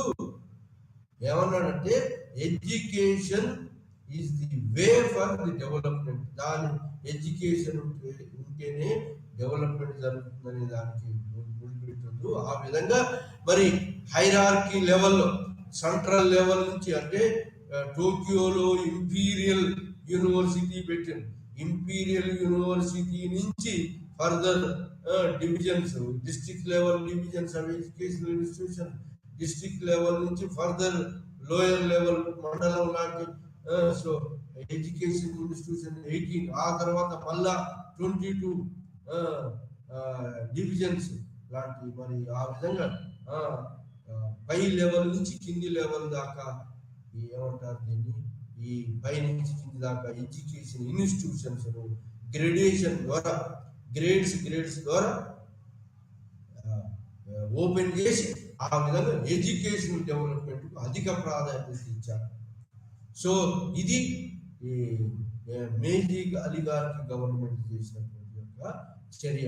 ఎడ్యుకేషన్ కు మరి డెవలప్మెంట్ ముడిపెట్టకూడదు. ఎడ్యుకేషన్ ఉంటేనే డెవలప్ జరుగుతుంది. దానికి ఖచ్చితంగా దాన్ని ముడిపెట్టకూడదు. ఎడ్యుకేషన్ ఉంటేనే కానీ పీపుల్స్ లలో self reliance, western education, England లాంటి western education, western ideals, western ఫిలాసఫీని, భావనలను, మరి ఐడియాలజీని ఎడ్యుకేషన్ పీపుల్ అలవాటు చేసుకుంటారు. దాంతో ఒక ఇంటలెక్చువల్ రెవల్యూషన్ వస్తుంది. ఇంటలెక్చువల్ రెవల్యూషన్ తోటి మరి జపాన్ అభివృద్ధి జరుగుతుంది. ఆ విధంగా ఎడ్యుకేషన్ కు ప్రైమరీ ఇంపార్టెన్స్ ఇచ్చి, మరి పైనుంచి ఇంపీరియల్ యూనివర్సిటీ నుంచి కింది దాకా ఎడ్యుకేషన్ ఇన్స్టిట్యూషన్స్, డిస్ట్రిక్ట్ లెవెల్, మండలం లెవెల్, మళ్ళీ ఫర్దర్ లోయర్ లెవెల్, మరి అట్లా ఎడ్యుకేషన్ ఇన్స్టిట్యూషన్ ఓపెన్ చేస్తూ ప్రజలు ఎడ్యుకేట్ కావాలి అని చెప్పి మరి పెద్ద మొత్తంలో డబ్బు ఖర్చు చేయడం మొదలుపెట్టింది. అంటే ల్యాండ్ రెవెన్యూ ట్యాక్స్ వచ్చేటువంటి యొక్క రెవెన్యూ ఇన్కమ్ అంతా 1/3 ఇన్కమ్ అంతా కూడా ఎడ్యుకేషన్ మీదనే. మిగిలిన అమౌంట్ ఏంటంటే 1/3 అది కాకుండా ఇంకా ఆర్మీ మీద కంపల్సరీ, ఆర్మీ అంటే నిర్బంధ సైనిక విద్య అనేది కూడా ఉంది, దానికి కూడా మిగిలిన అమౌంట్ పోతుంది. సో ఈ విధంగా అమౌంట్ ప్రభుత్వానికి వచ్చే ఆదాయం అంతా ఎడ్యుకేషన్ మీద, నిర్బంధ సైనిక విద్యలో మరి అడల్ట్ ఎవడైతే వయోజనుడైనాడో ఆ 21 years అయినటువంటి వయోజనుడు తప్పకుండా నిర్బంధ సైనిక విద్య 3 సంవత్సరాలు సైనిక విద్య ట్రైనింగ్ పొందాలి. ఆ ట్రైనింగ్ తర్వాత మళ్ళీ 4 సంవత్సరాలు రూరల్ ఏరియా రిజర్వ్ ఫోర్స్ గా ఉండాలి. ఆ విధంగా నిర్బంధ సైనిక విద్యను చేసి జపాన్ ఈ సైనిక శక్తిగా తయారు చేశారు. ఎవరు? ఈ యొక్క మేజీ చక్రవర్తుల యొక్క పరిపాలనలో మరి నిర్బంధ సైనిక విద్య ద్వారా ప్రివిలేజెస్ రెండోది. దాని ద్వారా మరి మిడిల్ క్లాస్ బ్యూరోక్రసీని, లాయల్ గా ఉండే బ్యూరోక్రసీని తయారు చేశారు. ఆ అలిగార్కి లేదా ఎంపరర్ లాయల్ గా ఉండే బ్యూరోక్రసీని తయారు చేసి పరిపాలనను మరి అందించడం జరిగింది. అది కాకుండా మరి సమురాయ్ వర్గాలకి, ఫ్యూడల్ వర్గాలకు ఒకేసారి వాళ్ళ ప్రివిలేజెస్ అన్నింటినీ తీసేస్తే వాళ్ళు ఏంటి రివోల్ట్ అవుతారని చెప్పి ఆ రివోల్ట్ కాకుండా వాళ్ళకు ఏది మనీ బాండ్స్ క్రియేట్ చేసి ఆ బాండ్స్ మీద మరి 5% ఇంట్రెస్ట్, బాగా పెద్ద భూస్వాములకు 5% ఇంట్రెస్ట్ ఆ బాండ్స్ మీద, ఏది మనీ బాండ్స్ 5%, మరి తక్కువగా ఉన్నటువంటి యొక్క తక్కువ పేమెంట్ కంపెన్సేషన్ ఇవ్వాల్సినటువంటి ల్యాండ్ లార్డ్స్, కంపెనీ తక్కువ పేమెంట్ ఇవ్వాల్సినటువంటి ల్యాండ్ లార్డ్స్ 7% ఎక్కువ పేమెంట్ ఇవ్వాల్సినటువంటి భూస్వాములకు 5% నిర్ణయించి ఆ బాండ్స్ క్రియేట్ చేసి ఆ బాండ్స్ ద్వారా ప్రయాణం ఇట్లా ఇంట్రెస్ట్ పే చేస్తూ ఆ యొక్క బర్డెన్ తగ్గించుకుంది. ఏది ఎడ్యుకేషన్ మీద వచ్చే బర్డెన్, గవర్నమెంట్ వచ్చే బర్డెన్, మరి అదే సైనిక విద్యలో వచ్చే బర్డెన్ కొంత తగ్గించుకుంది. ఏది ఈ యొక్క మేజీ గవర్నమెంట్, మేజీ అలిగార్కి గవర్నమెంట్. సో అయినప్పటికీ మరి ఎక్కువ మొత్తంలో ఎడ్యుకేషన్ కు ప్రియారిటీ ఇచ్చారు. మొత్తం యూనివర్సిటీస్ ఏంటి?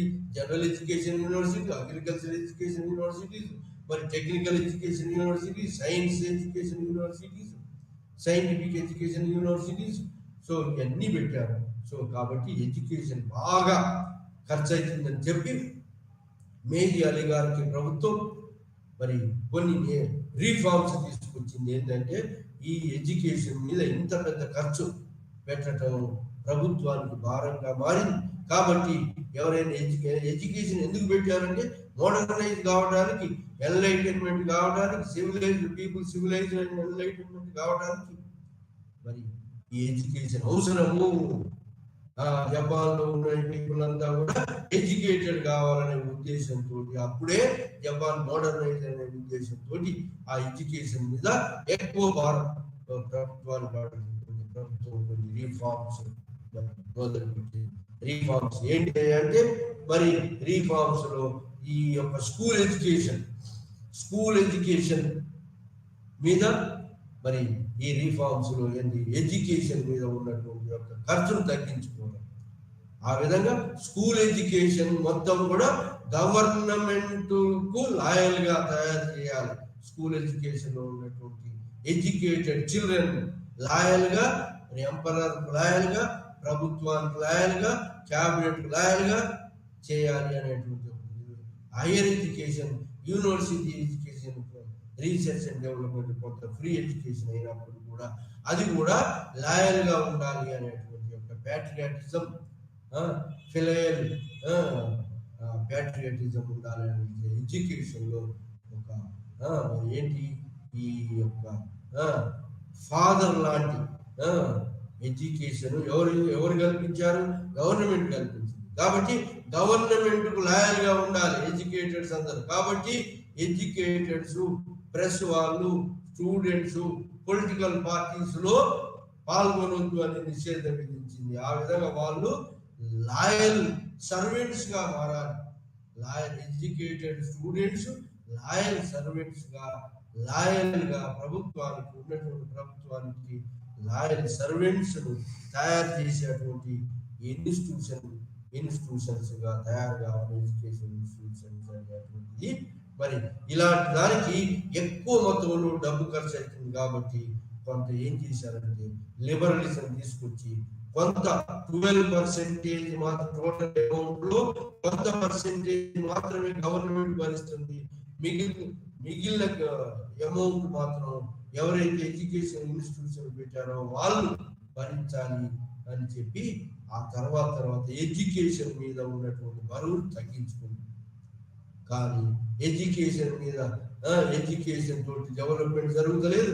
డెవలప్మెంట్ కు ఇంకా ఏం కావాలి అంటే ఎకనామిక్ రిఫార్మ్స్ కావాలి, అగ్రికల్చరల్ యూనివర్సిటీస్ కావాలి, సైన్స్ అండ్ టెక్నాలజీని ఎంకరేజ్ చేసేటువంటి ఇండస్ట్రియల్ డెవలప్మెంట్ కావాలి, బిజినెస్ ఎంకరేజ్ చేసేటువంటి డెవలప్మెంట్ కావాలి, బిజినెస్ ఎంకరేజ్ చేయాలి, అగ్రికల్చర్ ఎంకరేజ్ చేయాలి, కామర్స్ అండ్ ఇండస్ట్రీస్ పెట్టాలి.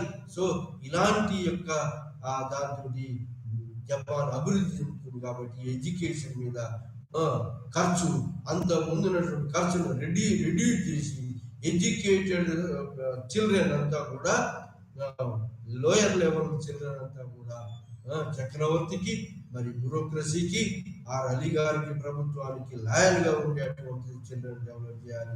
ఆ తర్వాత యూనివర్సిటీ స్టూడెంట్స్ కూడా ప్రభుత్వానికి లాయల్ గా ఉండేటట్టుగా తయారు చేయాలి. ఫ్రీగా కొంత ఫ్రీనెస్ ఉన్నప్పటికీ ప్రభుత్వానికి లాయల్ గా ఉండేటువంటి ఎడ్యుకేషన్ ఇవ్వాలి. Science and technology and liberal rationalist education ఇవ్వాలి. Liberal rationalistic education, liberal education, rationalistic education అది లేకపోవడం, ఆ సైన్స్ అండ్ టెక్నాలజీకి ఎక్కువ ప్రిఫరెన్స్ ఇచ్చి ఇండస్ట్రియలైజేషన్ మరి పారిశ్రామిక అభివృద్ధి జరిగింది. కానీ రేషనలిస్టిక్ ఐడియాలజీ వెస్టర్న్ భావాలను ఇంబైబ్ చేసుకోలేదు బాగా జపాన్ వాళ్ళు. కాబట్టి రేషనలిస్టిక్ ఎడ్యుకేషన్ పెంపొందించాలి. అంటే ఈ జపాన్ లో ఉన్న ప్రజలు రీజనబుల్ గా ఆలోచించాలి, హేతువాదంగా ఆలోచించాలి. ఈ మూఢనమ్మకాలకు పోకుండా హేతుబద్ధంగా ఆలోచించి జపాన్ ను మరి పాశ్చాత్య దేశాలు ఏ విధంగా అయితే అభివృద్ధి చేశాయో ఆ అభివృద్ధి అయినయో అలాంటి యొక్క అభివృద్ధి ఇక్కడ జపాన్ లో కూడా జరగాలి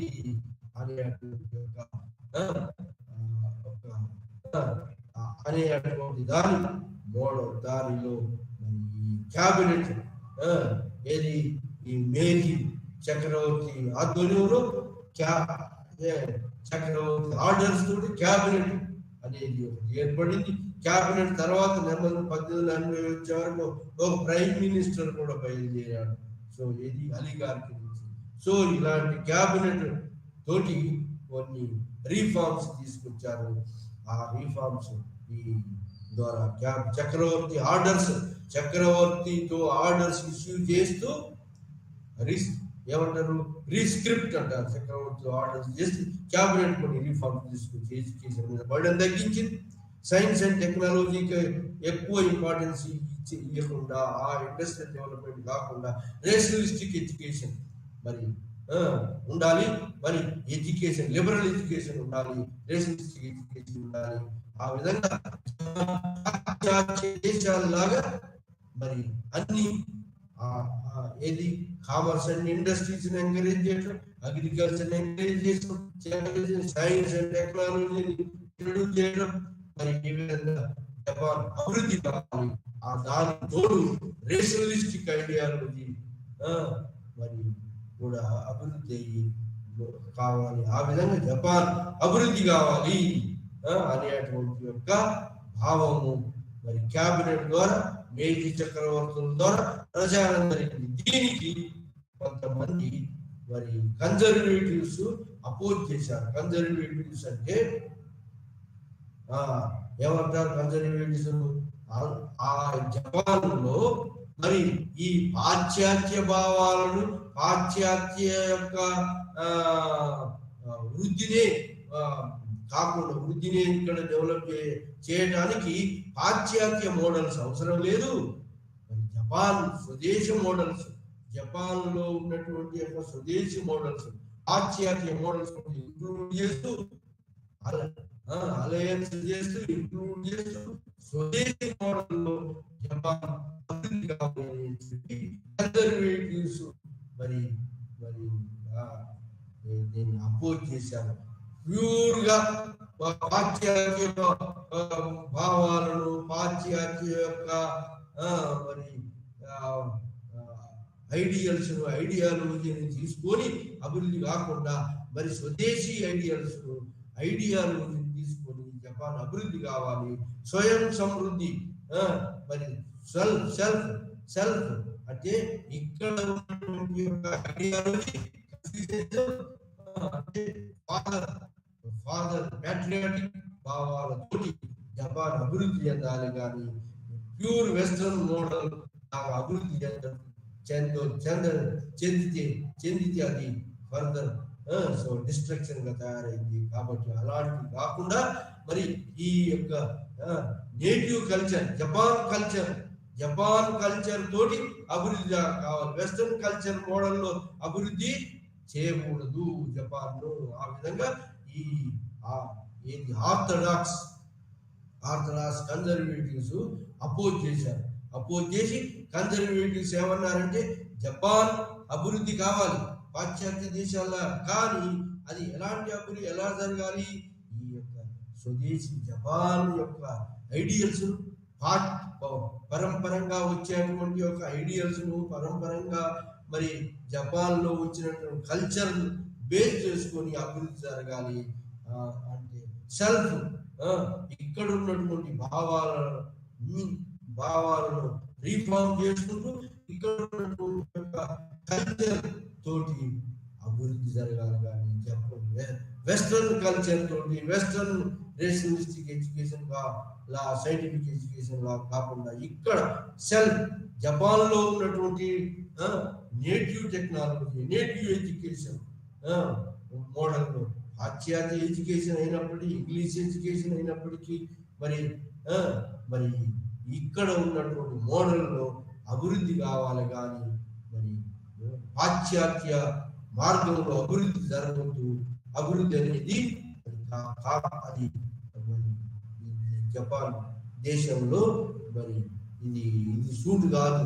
జపాన్ దేశానికి అభివృద్ధి అనేది పాశ్చాత్య మోడల్లో జరగాలనే దానికి ఎక్కువ మంది ఇంటెలెక్చువల్స్ మొగ్గు చూపిన మరి సివిలైజేషన్ అండ్ ఎన్లైటన్మెంట్ అనేటువంటి దాన్ని మరి ఉన్నప్పటికీ కన్జర్వేటివ్స్ దాన్ని అపోజ్ చేసి పాశ్చాత్య మోడల్లో కాకుండా ఇక్కడ జపాన్ కల్చరల్ రూట్స్ నుంచి ఈ స్వయం సమృద్ధిగా జపాన్ ఎదగాలి. పాశ్చాత్య భావాలను యూజ్ చేసుకోవాలి, కానీ పాశ్చాత్య సైన్స్ యూజ్ చేసుకోవాలి, టెక్నాలజీని యూజ్ చేసుకోవాలి, రేషనలిజాన్ని యూజ్ చేసుకోవాలి, అన్ని యూజ్ చేసుకోవాలి. డెవలప్మెంట్ పాశ్చాత్య దేశాలు వచ్చిన డెవలప్మెంట్స్ మరి అన్నిటిని ఇది ప్రాక్టికల్ గా అన్నిటిని చూస్తూ, కానీ ఇక్కడ ఉన్నటువంటి యొక్క కల్చర్ మోడల్లో ఇది చక్రవర్తికి లాయల్ గా ఉంటూ ప్రభుత్వానికి లాయల్ గా ఉంటూ అభివృద్ధి జరగాలి. అందుకోసం ఈ వెస్టర్న్ ఎడ్యుకేషన్ మీద ఇంత ఖర్చు పెడితే డెవలప్మెంట్ జరగట్లేదు. కాబట్టి డెవలప్మెంట్ కు ఎడ్యుకేషన్ ముడిపెట్టుదని ఒక స్లోగన్ కూడా ఉంది. సో అలాంటిది కాకుండా ఈ ఎడ్యుకేషన్ మీద ఫండ్స్ డిక్రీజ్ చేస్తూ ఓన్లీ 12% మాత్రమే గవర్నమెంట్ భరిస్తుంది. మిగతాది ఎవరైతే ఎడ్యుకేషన్ ఇన్స్టిట్యూషన్ పెట్టుకుంటారో వాళ్ళు భరించాలి. ఆ విధంగా రేషనలిస్టిక్ ఎడ్యుకేషన్ అందించాలి. మరి ఈ ఎడ్యుకేషన్ బర్డెన్ తగ్గించుకుంది ఎడ్యుకేషన్ మీద. ఆ విధంగా ఎడ్యుకేషన్ మీద ఎక్కువ మొత్తం పెట్టేటువంటి యొక్క బరువును తగ్గించుకుంది. అదే కాకుండా ఇంకా సైన్యం నిర్బంధ సైనిక విద్య మీద కూడా మొత్తం ఎంతో మంది ప్రభుత్వ యొక్క ఆదాయం ఖర్చు అవుతుంది. దీనికి కూడా వాళ్ళు ఈ యొక్క మేజీ చక్రవర్తులు, అధికారికి ప్రభుత్వం, క్యాబినెట్, ప్రైమ్ మినిస్టర్ ఏం చేశారంటే ఇలా మరి వెస్టర్న్ మోడల్లో కాకుండా మరి సో ఈ నిర్బంధ సైనిక శక్తే జపాన్ ఆర్థిక శక్తిగా భావించొద్దు. సైనిక శక్తి కాకుండా ఆర్థికంగా జపాన్ బాగా డెవలప్ కావాలి. ఆ విధంగా ఇంటలెక్చువల్ గా డెవలప్ కావాలి, ఐడియాలజికల్ డెవలప్ కావాలి. కాబట్టి ఈ జపాన్ వర్తక వ్యాపారంలో డెవలప్ కావాలి, ఇండస్ట్రీస్ లో డెవలప్ కావాలి. ఇలా మోడర్న్ వేలో డెవలప్ కావాలి. కానీ అది ఈ యొక్క జపాన్ కల్చర్ తోటి, జపాన్ ఐడియాస్ తోటి, జపాన్ ఐడియాలజీ తోటి, సో ఇంటర్నల్ గా ఇండిజినస్ గా జపాన్ లో ఉన్నటువంటి కల్చర్ అనుకూలంగా అభివృద్ధి కల్చర్ యూజ్ చేసుకుంటూ, రూట్స్ యూజ్ చేసుకుంటూ, లాయాలిటీ, ఏది చక్రవర్తికి లాయాలిటీ, గవర్నమెంట్ లాయాలిటీ, లాయాలిటీ, మరి ఈ ప్రభుత్వం ఉన్న పెద్దలకు లాయాలిటీ, ప్రభుత్వం నడిపే వాళ్ళకు గవర్నమెంట్ లాయాలిటీగా ఉన్నటువంటి యొక్క ఉంటూ అభివృద్ధి జరగాలి. సెన్స్ ఆఫ్ లాయాలిటీ, చక్రవర్తికి ఇంకా మోర్ లాయల్ గా ఉండాలి. సో ఆ విధంగా గవర్నమెంట్ లాయల్ గా ఉంటే ప్యాట్రియాటిజం ఉండాలి, జాతీయ భావం. మరి ఈ జపాన్ అనేది ఒక జాతి, ఈ జాతి మరి ఇండస్ట్రియలైజ్ గా, కమర్షియలైజ్ గా, అగ్రికల్చరైజ్ గా అన్నింటిలో డెవలప్ కావాలి. ఆ డెవలప్మెంట్ ఎలా అంటే కంప్లీట్ వెస్టర్న్ మోడల్లో కాకుండా ఈ యొక్క జపాన్ ట్రెడిషనల్ మోడల్లో అభివృద్ధి చెందాలి. అభివృద్ధి చెందడమే కాకుండా ఈ యొక్క డెవలప్మెంట్ దృష్టిలో పెట్టుకొని ఈ పాశ్చాత్య మోడల్లో ఉన్నటువంటి democratic people's rights movement, freedom of people's rights movement కూడా వచ్చింది. పీపుల్స్ డెమోక్రటిక్ మోడల్లో గవర్నమెంట్ రావాలనే మోడల్, డెమోక్రటిక్ రిప్రజెంటేటివ్ గవర్నమెంట్ కావాలన్నారు. సో కానీ డెమోక్రటిక్ రిప్రజెంటేటివ్ గవర్నమెంట్ అంటే అది మరి చక్రవర్తి అధికారాలను, మరి సెంట్రలైజ్డ్ అధికారాలను, ఉన్నటువంటి అలిగారిక అధికారాలను, క్యాబినెట్ అధికారాలను, చక్రవర్తి అధికారాలను దిగజారుస్తుంది. అలాంటి అధికారాలను దిగజార్చేటువంటి యొక్క డెమోక్రటిక్ రిప్రజెంటేటివ్ గవర్నమెంట్ ఈ జపాన్ దేశానికి పనికిరాదు, జపాన్ దేశానికి ఉపయోగకరం కాదు అని ఆర్గ్యుమెంట్ బయలుదేరింది. డెమోక్రటిక్ రిప్రజెంటేటివ్ ఇన్స్టిట్యూషన్స్ అనేవి ఇక్కడ ఈ జపాన్ అభివృద్ధికి అవరోధంగా మారుతాయి. ఎందుకంటే ఈ సొసైటీ వాజ్ డివైడెడ్, సొసైటీ అంతా డివైడ్ అయ్యింది, ఫ్రాగ్మెంటేషన్ ఉంది. ఇలాంటి డివైడెడ్ సొసైటీలో లిబరల్ ఐడియాలజీ అయినటువంటి western ideology, western democratic model suit కాదు. కాబట్టి వెస్టర్న్ డెమోక్రటిక్ రిప్రజెంటేటివ్ గవర్నమెంట్ ఇక్కడ సూట్ కాదు. ఎలాంటి గవర్నమెంట్ ఉండాలి? Conservative government with the observing the new discussions, new developments, new demands ఏవైతే వస్తున్నాయో ఆ న్యూ డిమాండ్స్ ఇంక్లూడ్ చేసుకుంటూ ఈ యొక్క emperor and cabinet new demands include చేస్తూ ప్రజల యొక్క డిబేట్స్ అండ్ డిస్కషన్ ద్వారా ఈ న్యూ జపాన్ లో యొక్క న్యూ కొత్త పందాలో ప్రభుత్వం ఎవాల్వ్ కావాలి. ఆ ప్రభుత్వం ఎలాంటిదంటే ఆ ప్రభుత్వంలో ప్రజలు దేనికి లాయల్ గా ఉండాలి? ప్రజలు లాయల్ గా చక్రవర్తికి ఉండాలి, ప్రభుత్వానికి లాయల్ గా ఉండాలి. అలాంటి యొక్క ప్రభుత్వం, అలాంటి యొక్క పరిణామం, అలాంటి యొక్క evolution, transformation of the government రావాలి. కానీ purely western democratic representative institutions ఇక్కడ పనికిరావు. కాబట్టి మరి జపాన్ ట్రెడిషనల్ మోడల్లో, ఆర్ కన్జర్వేటివ్ మోడల్లో మరి రేషనలిజం కూడా యూజ్ చేసుకొని మరి ఈ కన్జర్వేటివ్ మోడల్లో కన్జర్వేటివ్ సపోర్ట్ చేశారు. కాబట్టి కన్జర్వేటివ్ ఇంపాక్ట్ దేని మీద పడింది? జపాన్ అభివృద్ధిలో కన్జర్వేటివ్ ఇంపాక్ట్ తోటి కన్జర్వేటివ్ ఇంపాక్ట్ పడి ఇక్కడ జపాన్ అభివృద్ధిలో కన్జర్వేటివ్ ఇంపాక్ట్ పడి మరి కన్జర్వేటివ్ ప్రభుత్వం యొక్క ఇంపాక్ట్, ట్రెడిషనల్ ఇంపాక్ట్ పడింది. డెమోక్రటిక్ రిప్రజెంటేటివ్ మోడల్ తిరస్కరించారు. జపాన్ అభివృద్ధి కావాలి, కానీ ఎలా జరగాలి? స్వదేశంలో ఉన్నటువంటి ఐడియాలజీ చక్రవర్తి అధికారాలను, చక్రవర్తి దైవాంశ సంబూతుడు కాబట్టి చక్రవర్తి అధికారాలను క్వశ్చన్ చేయనటువంటి ప్రభుత్వంలో క్యాబినెట్, ప్రైమ్ మినిస్టర్ వాళ్ళ అధికారాలను క్వశ్చన్ చేయకుండా వాళ్ళ అధికారాలను అథారిటేటివ్గా వాళ్ళ అధికారాలను ఒప్పుకుంటూ అభివృద్ధి జరగాలి అనేటువంటి యొక్క కన్జర్వేటివ్ మోడల్ ఆఫ్ అభివృద్ధి. ఆ విధంగా ఒక మోడల్ ఆఫ్ అభివృద్ధి, కన్జర్వేటివ్ మోడల్లో అభివృద్ధి జరగాలని కన్జర్వేటివ్ ఇంపాక్ట్ కూడా పడింది జపాన్, మోడర్నైజేషన్ జపాన్. సో ఆ విధంగా జపాన్లో ఇంకా ఏంటంటే బై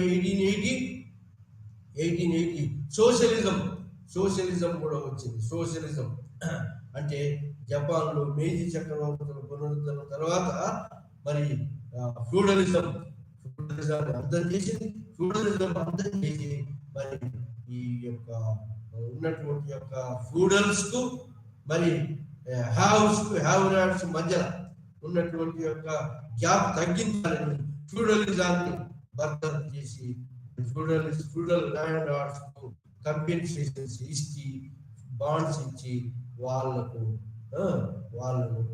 యొక్క ఫ్యూడలిజాన్ని అర్థం చేసి ఇక్కడ modern people's representative or government కాకుండా అలాంటి యొక్క ఐడియల్స్, అలాంటి డిమాండ్స్ ఇంక్లూడ్ చేస్తూ ఒక బలమైనటువంటి యొక్క ప్యాట్రియాటిక్ గవర్నమెంట్,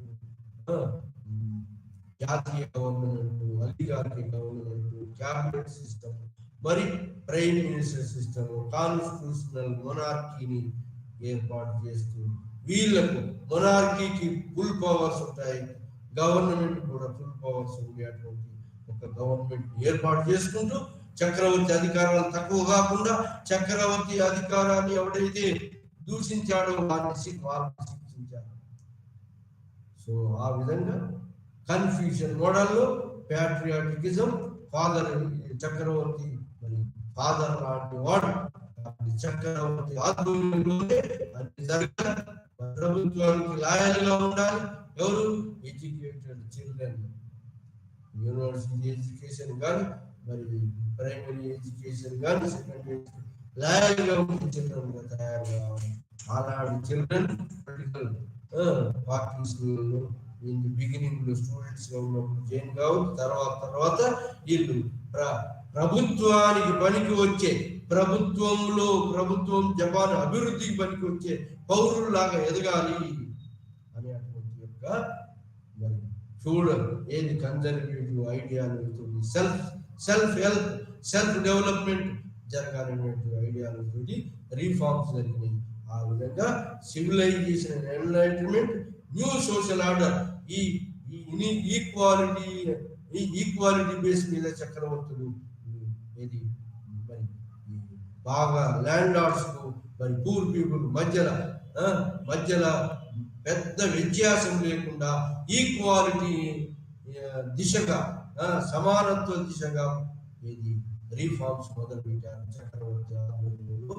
ఈ అధికారంలో ఆ క్యాబినెట్ ఏం చేసింది 1880 వరకు సోషలిజం అనేది ఒకటి, సోషలిజం, కమ్యూనిజం అలాంటి సోషలిస్ట్ వ్యవస్థ, సోషలిజానికి workers unity, industrial workers unity దాన్ని ఎంకరేజ్ చేస్తూ మరి వర్కర్స్ పార్టిసిపేషన్, వర్కర్స్ వెల్ఫేర్, ఆ విధంగా సోషలిస్టిక్ వ్యవస్థ వైపు ఇది జపాన్ మళ్ళీ సోషలిస్టిక్ వ్యవస్థ వైపు ఇండస్ట్రియల్ వర్కర్స్, ఎడ్యుకేషన్స్, లాకౌట్స్, స్ట్రైక్స్ ఇవన్నీ ఉంటాయి. కాబట్టి అలాంటిది జరగకుండా మళ్ళీ జపాన్ బాగా అభివృద్ధి చెందాలంటే ఈ యొక్క సోషలిజం కూడా కంట్రోల్ చేస్తూ ఈ యొక్క నేటివ్ గవర్నమెంట్ కంట్రోల్ చేస్తూ అభివృద్ధి చేయాలి. ఈ అభివృద్ధి అనేది పాశ్చాత్య మోడల్లో పాశ్చాత్యుల లాగా అభివృద్ధి చేయాలి. కానీ ఈ అభివృద్ధి అంతా కూడా జపాన్ ఇండిజినస్ వేలో అంటే దేశీయ మోడల్లో అభివృద్ధి జరగాలి. దేశీయ మోడల్లో దేశీయ ఇన్స్టిట్యూషన్స్ యూజ్ చేసుకొని అభివృద్ధి చెందాలి అనేటువంటి ఒక పాశ్చాత్య లాగా మరి ఇది కూడా industrialised country, economic merchants, capitalistic వ్యవస్థ ఇక్కడ క్రియేట్ కావడానికి మరి ఇండస్ట్రియలైజేషన్, అగ్రికల్చర్ డెవలప్మెంట్, అన్ని డెవలప్మెంట్స్ ఇక్కడ తీసుకొచ్చింది ఈ మేజీ ఆధ్వర్యంలో.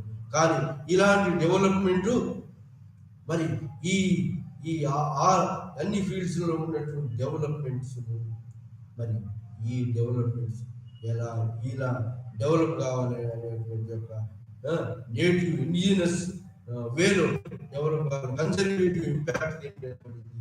ఆ విధంగా వెస్టర్న్ మోడల్లో అభివృద్ధి, వెస్టర్న్ భావాలు కాకుండా జాతి భావాలు, నేటివ్ కల్చర్ మోడల్లో జపాన్ అభివృద్ధి చెందాలని చెప్పి కన్జర్వేటివ్ ఇంపాక్ట్ పడి loyalty to the government, loyalty to చక్రవర్తి, ఈ భావాలు నొక్కి చెబుతూ జపాన్ అభివృద్ధి చెంది జపాన్ ఏషియా అంటే ఆసియా ఖండంలో జపాన్ నెంబర్ 1 దేశంగా అభివృద్ధి చెందింది. నెంబర్ 1 దేశంగా అభివృద్ధి చెందిన తర్వాత సోషలిస్టిక్ భావాలు ఇక్కడ కూడా మొదలైనాయి.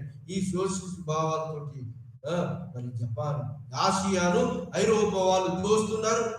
ఐరోపా వాళ్ళు ఆసియానంతా దోస్తున్నారు. కాబట్టి ఆసియాలో లీడర్ గా ఎదగాలి జపాన్.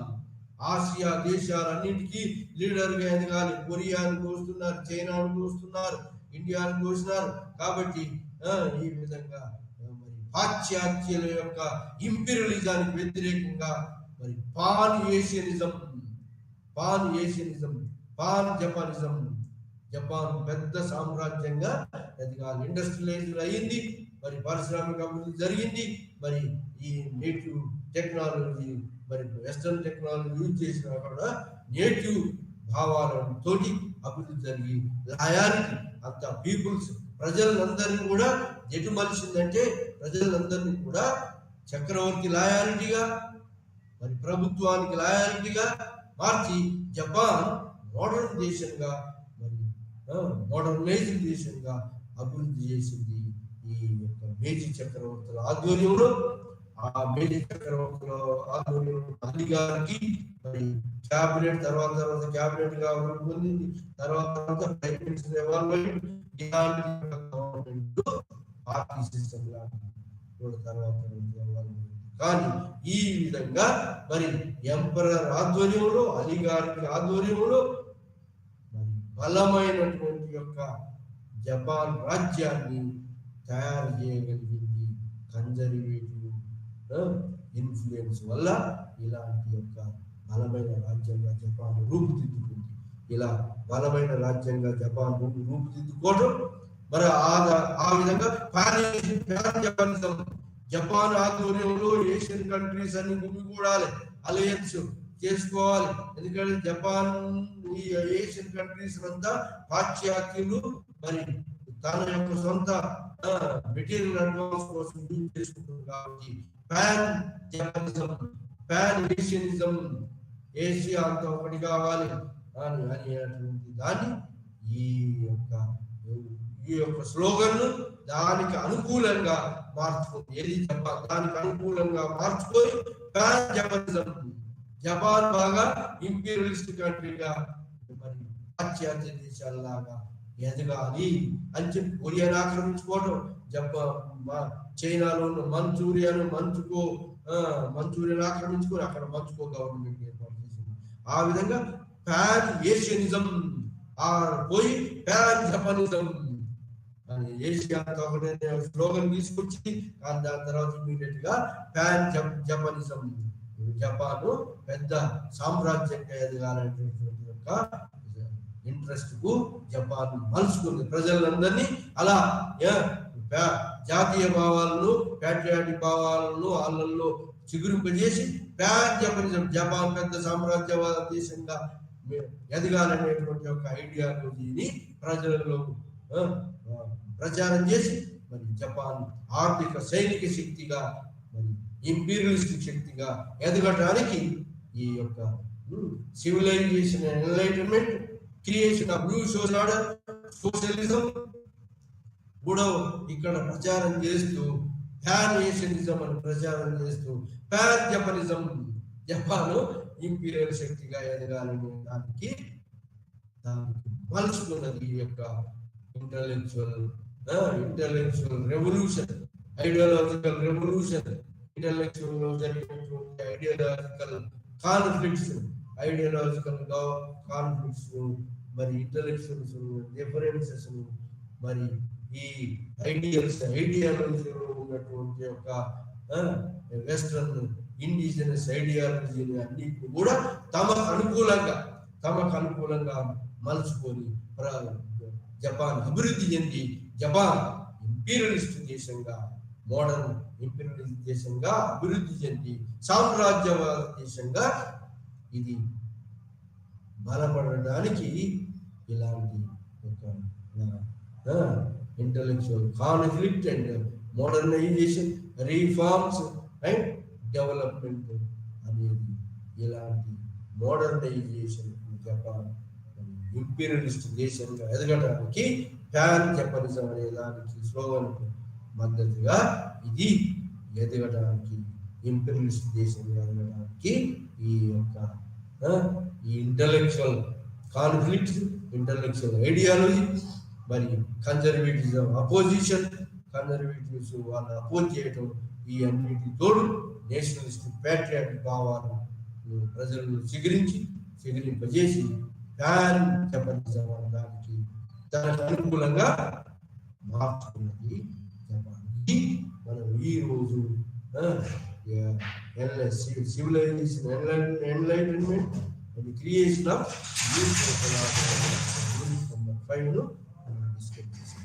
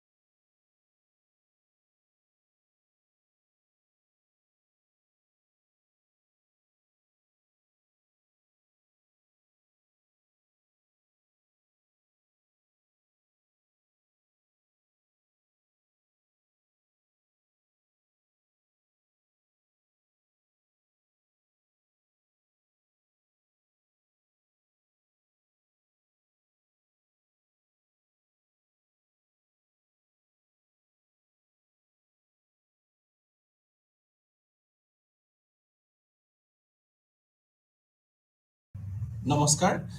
আজি আমি পৰিয়াল, আত্মীয়তা আৰু বিবাহৰ বিষয়ে যি আগৰ ক্লাছত ডিছকাছ কৰিছিল তাৰ ওপৰত আমি বিতংভাৱে আলোচনা কৰিম। গতিকে আমি পৰিয়াল, আত্মীয়তা আৰু বিবাহ এই তিনিওটাই কিন্তু ইটোৰ লগত সিটোৰ সম্পৰ্ক আছে, এটাৰ লগত এটা ইণ্টাৰডিপেণ্ডেণ্ট হৈ আছে। গতিকে আত্মীয়তাৰ যিটো ভূমিকা, আমি সেইটো কেনেকে ধৰণৰ ভূমিকা পালন কৰি আহিছে, লগত আত্মীয়তাৰ বিশেষভাৱে সমাজত তাৰ কি ভূমিকা আছে। আত্মীয়তা মানে আমি অকল যে তেজৰ সম্পৰ্ককে আমি নুবুজাও, তাৰ লগতে বিবাহ বা দত্তকৰ ওপৰতো আধাৰিত কিন্তু আত্মীয়তাৰ গঠন হয়। গতিকে সমাজত আত্মীয়তাৰ কেনেকুৱা ধৰণৰ ভূমিকা আছে, তাৰ ভূমিকাটো যদি আমি জানিব বিচাৰো, তেতিয়াহ'লে তাৰ আমি প্ৰথমতে জানিব লাগিব তাৰ ৰোলটো কেনেকুৱা, তাৰ কাৰ্য কেনেকুৱা, আৰু সমাজত তাৰ কাৰ্য কেনেকে চলি আহিছে। গতিকে আমি এটা কথা জানিব লাগিব যে আত্মীয়তাই সমাজৰ আধাৰ। সমাজ এখনত গঢ়িবলৈ আত্মীয়তা খুবেই প্ৰয়োজন। আত্মীয়তাৰ অবিহনে আমি সমাজখন কেনেকৈ গঢ়িব পাৰিম। গতিকে এই ক্লাছত আমি আত্মীয়তাৰ আৰু কিছু নতুন কথা আমি আলোচনা কৰিম। আত্মীয়তাক অকল তেজৰ সম্পৰ্ককে নুবুজায়, বিবাহ বা দত্তক গ্ৰহণৰ ওপৰত আধাৰিত ব্যক্তিৰ মাজত সামাজিক সম্পৰ্ক আৰু সম্প্ৰদায়িক সম্পৰ্ক বুজায়। গতিকে আমি এইখিনি কথা অলপ আগতেও ডিছকাছ কৰিছো যে অকল আমি তেজৰ সম্পৰ্ককে নুবুজায়, তাৰ লগতে হ'ব পাৰে দত্তকৰ জৰিয়তেও হ'ব পাৰে, নাইবা তাৰ জৰিয়তে বিবাহৰ জৰিয়তেও হ'ব পাৰে। গতিকে আত্মীয়তা অকল আমি তেজৰ সম্পৰ্কৰ ভিতৰতে আমি সীমাবদ্ধ ৰাখিব নোৱাৰো। লগতে ইয়াত বহুতো সাংস্কৃতিক, পাৰিবাৰিক আৰু সামাজিক গাঁথনি ভিত্তিক গঠন লৈ উঠে। প্ৰায় এটা গোটৰ ভিতৰত ভূমিকা, দায়বদ্ধতা আৰু সামাজিক স্থিতি নিৰ্ধাৰণ কৰে। আত্মীয়তাই বিভিন্ন সমাজত উত্তৰাধিকাৰ, মিত্ৰতা আৰু সামাজিক নেটৱৰ্কৰ প্ৰভাৱিত কৰা দেখা যায়। গতিকে আত্মীয়তাই অকল আমি তাক মানে পাৰিবাৰিক দিশতে আমি সীমাবদ্ধ ৰাখিব নোৱাৰো, যে আত্মীয়তা হলে আমি অকল পৰিয়ালতে আমি কম পৰিয়ালৰ মানুহখিনি আমাৰ আত্মীয়তাৰ ভিতৰত পৰিব, আমি সেইটোকে ক'ব নোৱাৰো। আত্মীয়তাই কিন্তু অন্য দিশতো আমাক বুজায় যে সমাজখন কেনেকুৱা, সেই সমাজখনত কেনেকুৱা ধৰণৰ মানুহ বাস কৰে, তেওঁলোকৰ মাজত কিমানখিনি মিত্ৰতা আছে, সেইখিনিও কিন্তু আত্মীয়তাই দেখুৱায়। আত্মীয়তা হলে যে অকল আমি সম্পৰ্কৰ মানুহখিনিয়ে হ'ব, তেজৰ সম্পৰ্কৰ মানুহখিনিয়ে হ'ব, সেইটোতে আমি সীমাবদ্ধ ৰাখিব নোৱাৰো। সেইকাৰণে আত্মীয়তাই সাংস্কৃতিক, পাৰিবাৰিক আৰু সামাজিক গাঁথনিৰ ভেটি গঠন কৰে। এখন সমাজত সংস্কৃতিৰ অবিহনে আমি এখন সমাজ কল্পনা কৰিব নোৱাৰো। সমাজ মানে সংস্কৃতি, আৰু সংস্কৃতি মানে সমাজ। এই দুইটা মানে এটা মুদ্ৰাৰ দুটা পিঠি বুলি আমি ক'ব পাৰো। আৰু পাৰিবাৰিক আৰু সামাজিক গাঁথনিৰ ভেটি বুলি ক'ব পাৰো। পাৰিবাৰিক আৰু সামাজিক, সমাজ এখনৰ যিটো ভেটি, সেই মেইন ভেটিটো হৈছেই কিন্তু সমাজৰ লগত আমাৰ আত্মীয়তা। আত্মীয়তাই সামাজিক গাঁথনি এখন গঠন কৰাত সহায় কৰে। সামাজিক গাঁথনি যোনটো আমাৰ ইজনৰ লগত ইজন সম্পৰ্ক কেনেকুৱা ধৰণৰ, কাৰ লগত কিমান সম্পৰ্কৰ দূৰত্ব, নিকটৱৰ্তীয় সম্পৰ্কীয়, দূৰ সম্পৰ্কীয় লোক, এই গোটেইখিনি কিন্তু আমাৰ মানে আত্মীয়তাৰ আধাৰত আমি লওঁ। গতিকে আত্মীয়তাই কিন্তু সামাজিক আৰু পাৰিবাৰিক মানে গাঁথনিটো গঢ়ি দিয়াত যথেষ্ট পৰিমাণে সহায় কৰে। প্ৰায় এটা গোটৰ ভিতৰত ভূমিকা, দায়বদ্ধতাৰ সামাজিক স্থিতি নিৰ্ধাৰণ আত্মীয়তাই বিভিন্ন সমাজত উত্তৰাধিকাৰ, মিত্ৰতা আৰু সামাজিক নেটৱৰ্কৰ প্ৰভাৱ পৰা দেখা যায়। আমি দেখা পাওঁ যে বহু সময়ত আত্মীয়তাই কিন্তু নিৰ্ধাৰণ কৰে সম্পত্তিৰ অধিকাৰ কোনে পাব, কোনে সেই সম্পত্তিৰ অধিকাৰ হ'ব, কাৰ সেই প্ৰপাৰ্টিটো কোনে কেনেকে ধৰণে পাব, সেইটো কিন্তু আত্মীয়তাই বহু পৰিমাণে মানে এইটো নিৰ্ধাৰণ কৰা দেখা পোৱা যায়। যে এজন দূৰৰ সম্পৰ্কৰ মানুহক আমি কেতিয়াও সম্পত্তিৰ অধিকাৰ দিয়া নাযায়। সাধাৰণতে নিজৰ ল'ৰা ছোৱালীক দিয়ে, নাইবা একেবাৰে যদি ল'ৰা ছোৱালী নাই একেবাৰে ক্ল'জ ৰিলেটিভত দিয়ে। আৰু কেতিয়াবা এনেকুৱাও দেখা পাওঁ সম্পত্তিৰ অধিকাৰ কোনে পায়, ধৰি লওক যোনে সেই মানুহজনক দেখা শুনা কৰিছে। গতিকে এনেকুৱা ধৰণৰ কিছু কথা আমি ইয়াত আহি যায়। লগতে মিত্ৰতাৰ বুজাই যে মিত্ৰতা কিমান দূৰলৈ সেই মানুহখিনিৰ লগত তেওঁলোকৰ মিত্ৰতা মানে বন্ধুত্ব আছে। গতিকে সামাজিক নেটৱৰ্ক বুলি ক'ব পাৰি, মকৰা জাল সদৃশ্য এজনৰ লগত সম্পৰ্ক আছে। এই সম্পৰ্কৰে আধাৰিত গঠিত আমাৰ সামাজিক মানে যিটো স্থিতি, তাৰে সম্পৰ্কৰ গঠিত আত্মীয়তাৰ আধাৰতে গঢ় লৈ আহে। গতিকে আত্মীয়তাৰ বিশেষ কিছুমান মানে আমি সেইটো কথা জানো, সংস্কৃতি পৃথক হ'ব পাৰে, কিন্তু কিছুমান মুখ্য দিশৰ ভিতৰত তেওঁ সদায় প্ৰত্যেক মানে সমাজতে আত্মীয়তা থকা আমি দেখা পাওঁ। হয়তো বেলেগ বেলেগ হ'ব পাৰে, বেলেগ বেলেগ সমাজত আমি দেখা পাওঁ, ভিন্ন সমাজত যে আত্মীয়তাৰ মানে যোনটো ভূমিকা সেইটো বেলেগ হ'ব পাৰে, কিন্তু এইটো নুবুজায় যে আত্মীয়তাই মানে তেওঁলোকৰ মানে ৰোলটো পালন নকৰিব। প্ৰত্যেক সমাজতে কিন্তু আত্মীয়তাৰ বিশেষ ভূমিকা পালন কৰা আমি দেখা পাওঁ। জৈৱিক আৰু সামাজিক সম্পৰ্ক আত্মীয়তাৰ তেজৰ সম্পৰ্ক বা বিবাহ দত্তকৰ গ্ৰহণেৰে সামাজিকভাৱে স্বীকৃতি সম্পৰ্কৰ ওপৰত আধাৰিত কৰা যায় এইখিনি কথা আমি জানো যে আত্মীয়তা অকল মানে তেজৰ সম্পৰ্কৰ লগতে যে দত্তক গ্ৰহণ কৰা বা বিবাহৰ জৰিয়তে ধৰি পেলাই সামাজিকভাৱে যেতিয়া স্বীকৃতি দিয়ে সমাজ এখন পাতি যেতিয়া বিবাহ কৰিব তেতিয়া কি হয় গোটেই সমাজৰ মানুহখিনি কিন্তু মানে তেওঁলোকে এটা স্বীকৃতি দিয়ে যে মানে আপোনালোকে এতিয়াৰ পৰা হাজবেণ্ড ৱাইফ গতিকে সামাজিকভাৱে যেতিয়া স্বীকৃতি দিয়ে তাৰ লগতে কিন্তু যেতিয়া শিশু এটাক মানে দত্তক হিচাপে গ্ৰহণ কৰে তেতিয়া কিন্তু সমাজৰ স্বীকৃতি খুবেই দৰকাৰ হ'ব বিভিন্ন অনুষ্ঠান আমি সামাজিক অনুষ্ঠানসমূহত আমি দেখা পাওঁ সমাজ অবিহনে ৰাইজ অবিহনে আমি কেতিয়াও একোটা কাম কৰা আমি মানে অসম্ভৱ কথা এটা গতিকে সমাজখন লৈ আমি চলিব লাগিব গতিকে সমাজে যেতিয়ালৈকে স্বীকৃতি নিদিব তেতিয়ালৈকে কিন্তু কোনো ধৰণৰ বিবাহ নাইবা অন্য মানে যদি আমি চাওঁ যিকোনো অনুষ্ঠানক আমি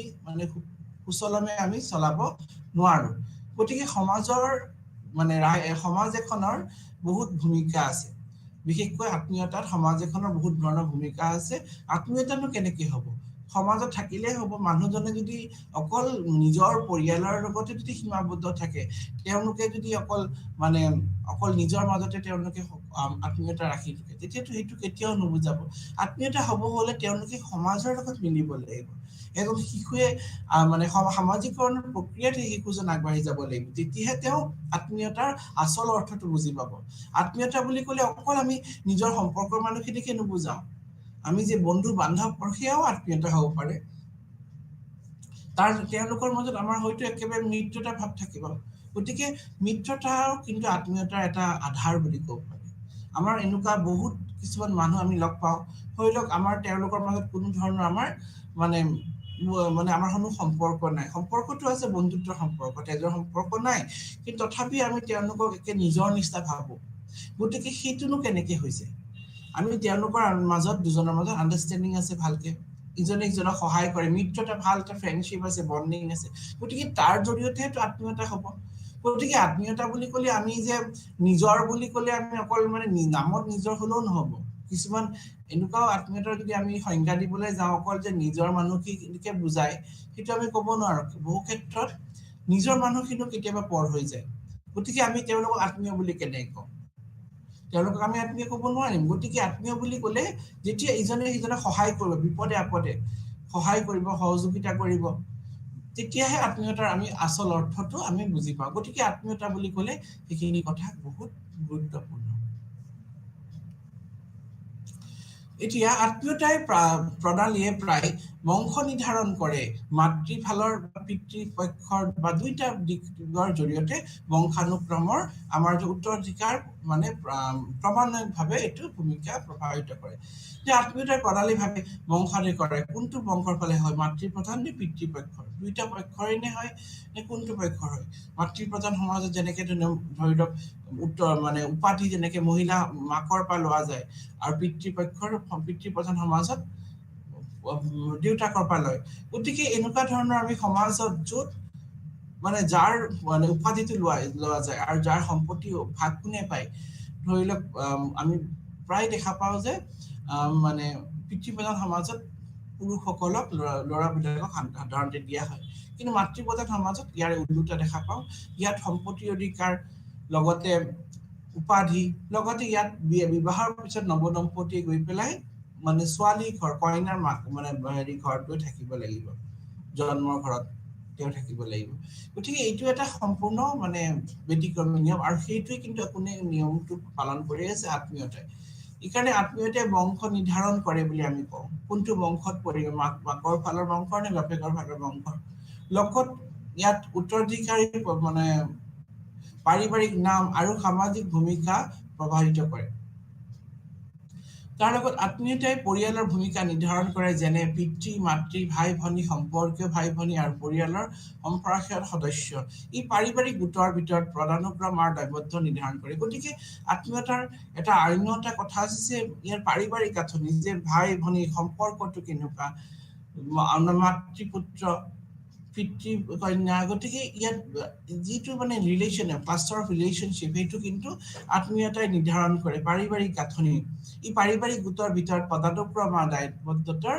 নিৰ্ধাৰণ কৰে যাৰ যোনটো কি দায়িত্ব এটা পৰিয়ালত আমি দেখা পাওঁ যেতিয়া পৰিয়ালত প্ৰত্যেকৰে একোটা নিজস্ব দায়িত্ব আছে, নিজস্ব প্ৰত্যেকৰ এটা দায়িত্ব আছে, প্ৰত্যেকে কিন্তু নিজৰ নিজৰ ভূমিকা ৰোলটো প্লে কৰি আছে। ধৰি লওক তাৰে বাপেকে ধৰি লওক মানে আমি দেখা পাওঁ সাধাৰণতে গৈ পেলাই তেওঁ বাহিৰত গৈ কাম কৰে, মহিলাসকলেও কাম কৰে, তাৰ লগতে তেওঁলোকে ঘৰৰ কামো কৰিব লাগে।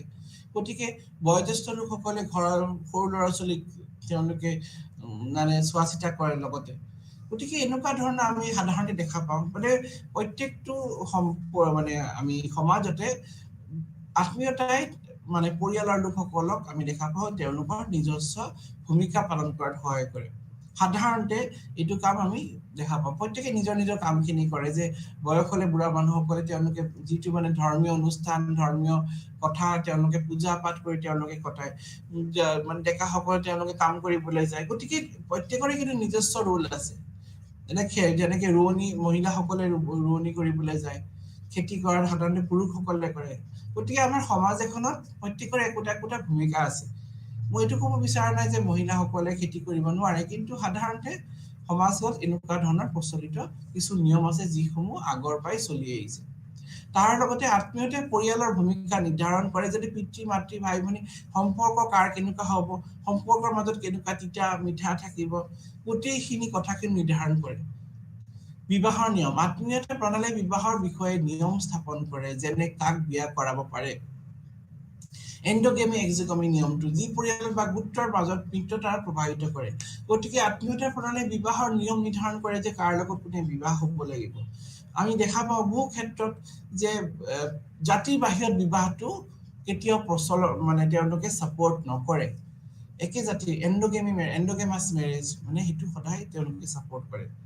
তেওঁলোকে নিজৰ জাতি, নিজৰ কাষ্টত, নিজৰ ধৰ্মৰ বাহিৰত বিবাহটো সাধাৰণতে সমাজত মানি নলয়। সাধাৰণতে সমাজত একে জাতি একে ধৰ্মৰ লোকৰ মাজত বিবাহ প্ৰথাটো সাধাৰণতে তেওঁলোকে স্বীকৃতি দিয়ে। গতিকে তেতিয়া স্বীকৃতি দিলেহে তেওঁলোকে সমাজ পাতি পেলাই মানে ৰাইজৰ মাজত থাকিব পাৰিব। গতিকে এই নিয়মসমূহ যে কাৰ লগত কোনে বিয়া কৰাব, সেই নিয়মসমূহ কিন্তু আত্মীয়তাই নিৰ্ধাৰণ কৰে যে নিজৰ পৰিয়ালৰ মানুহৰ মাজত বিয়াটো সম্ভৱ নহয়, নিজৰ ক্ল'জ ৰিলেটিভৰ মাজত বিয়াটো নিষিদ্ধ। গতিকে এনেকুৱা কিছুমান নিয়ম আগৰ পৰা চলি আহিছে আৰু সেইবিলাক ক্ৰমান্বয়ে সদায় মানুহে মানি চলি আহিছে। আত্মীয়তাৰ বাবে প্ৰায় পাৰিবাৰিক দায়বদ্ধতা আৰু সমৰ্থনৰ অন্তৰ্ভুক্ত থাকে, যেনে আত্মীয়তাৰ যত্ন লোৱা, উত্তৰাধিকাৰ অধিকাৰ আৰু সাংস্কৃতিক পৰম্পৰাবোৰ আগুৱাই নিয়া। গতিকে পাৰিবাৰিক দায়বদ্ধতা, প্ৰত্যেকটো পৰিয়ালতে কিন্তু একোটা দায়িত্ব আছে। প্ৰত্যেক পৰিয়ালৰ কিছুমান ভূমিকা আছে যে এইখিনি কাম এখেতে কৰিব, এইখিনি কাম এখেতে কৰিব। প্ৰত্যেকৰে কিছু কিছু নিজস্ব ৰোল দেখা পাওঁ আমি। যেনে উদাহৰণস্বৰূপে আমি যদি চাওঁ, যেনেকে উত্তৰাধিকাৰী অধিকাৰ, যেনেকে মাক বাপেকৰ পিছত সন্তানসকলৰ কি দায়িত্ব থাকে। সৰু অৱস্থাত যেতিয়া তেওঁলোকে সৰু আছিল ল'ৰা ছোৱালী, তেতিয়া মাক বাপেকে পেৰেণ্টছে গাৰ্জেনে তেওঁলোকৰ ল'ৰা ছোৱালীক লালন পালন কৰে আৰু যোগ্য হোৱালৈকে তেওঁলোকৰ সেইটো দায়িত্ব যে তেওঁলোকে নিজৰ ল'ৰা ছোৱালীক ভালকে পঢ়াই শুনাই নিজৰ ভৰিৰ ওপৰত থিয় কৰোৱা।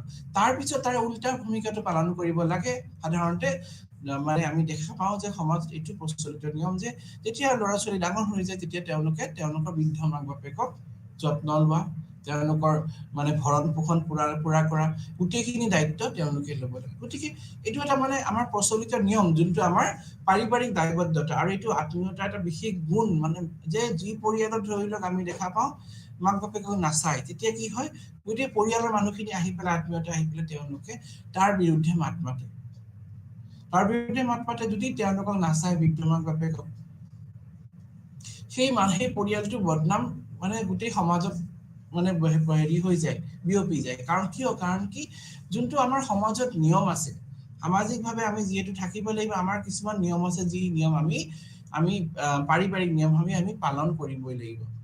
আৰু সেই পাৰিবাৰিক নিয়ম, আমাৰ পাৰস্পৰিক দায়বদ্ধতা, ইটোৱে সিটোৰ ওপৰত যে আমাৰ এটা মানে দায়িত্ব আছে, সেইটো আমি আগৰ পৰাই মানি চলা আমি দেখা পাওঁ সমাজত। গতিকে তাৰ ব্যতিক্ৰম যেতিয়াই হয়, যেতিয়াই মানুহে কৰিবলৈ যায়, তেতিয়াই কিন্তু সমাজে কি কৰে, তেওঁলোকক মানে স্বীকাৰ নকৰে, তেওঁলোকক একচেপ্ট নকৰে। দেখা পাওঁ আমি বহু ক্ষেত্ৰত যেতিয়া মাক বাপেকক তেওঁলোকে বৃদ্ধ মাক বাপেকক ওলাই দিয়াৰ পিছত কি হয়, সেই সাধাৰণতে সেই পৰিয়ালটোৰ লগত অন্য মানুহে বেছিকে সম্পৰ্ক নকৰে। এইটো আমি গ্ৰাম্য সমাজত দেখা পাওঁ। চহৰ অঞ্চলত সাধাৰণতে এইটো কম কথাটো, কিন্তু সাধাৰণতে তেওঁলোকে কি কৰে, যেতিয়া এনেকুৱা ঘটনা হ'ব তেতিয়া সেই পৰিয়ালটোক এঘৰীয়া কৰি দিয়ে, নাইবা সেই পৰিয়ালটোৱে ধৰি লওক এনেকুৱা কিছুমান কাম কৰিল যোনটো তেওঁলোকৰ নিয়মৰ বাহিৰত, সমাজৰ নিয়মৰ বাহিৰত, তেতিয়া কি হ'ব, তেওঁলোকৰ গোটেই আত্মীয়তা আহি পেলাই তাৰ বিৰুদ্ধ কৰিব, তাৰ ওপৰত বিৰোধিতা কৰিব কি এই নিয়মটো তেওঁলোকে বন্ধ কৰক, তেওঁলোকে এইখিনি নিয়ম নামানিব, তেওঁলোকে সেই পৰিয়ালটোৰ ওপৰত তেওঁলোকে মানে টেবু হেৰি কৰি দিব যে এইখিনি কাম কৰিব নালাগিছে, তোমালোকে কৰিলা, প্ৰহিবিশ্যন মানে তেওঁলোকে লগাই দিব। গতিকে এনেকুৱা ধৰণৰ কিছু নিয়ম কানুন আমি দেখা পাওঁ যিবিলাক যুগে যুগে চলি আহিছে। সেই নিয়মবিলাক মানি চলিবই লাগিব সমাজত থাকিব হলে। গতিকে যোনটো পাৰস্পৰিক দায়বদ্ধতা সেইটো কিন্তু প্ৰত্যেক মানে পৰিয়ালতে আছে, আৰু তাৰ কাৰণে কোনে আত্মীয়তাই যত্ন লোৱা দেখা যায়। যেনেকে সংস্কৃতি পৰম্পৰা আগবঢ়াই লৈ যোৱা। আমি জানো যে আমি জন্মতে কোনো শিকি নাহে। সংস্কৃতি এটা কথা আছে, সংস্কৃতি আমি আয়ত্ত কৰো। আমি কোনো জন্মতে বস্তু শিকি নাহো যে এইটো আমি মানে সৰুতে আমি শিকি আহিছো, আমি এইটোৱে আমাৰ মানে এইটোৱে আমাৰ ধৰ্ম, এইটোৱে আমাৰ সংস্কৃতি। আমি জন্মত কোনো শিকি নাহো। কালচাৰ ইজ লাৰ্ণ, সংস্কৃতি আয়ত্ত কৰাহে, শিকাহে হয়।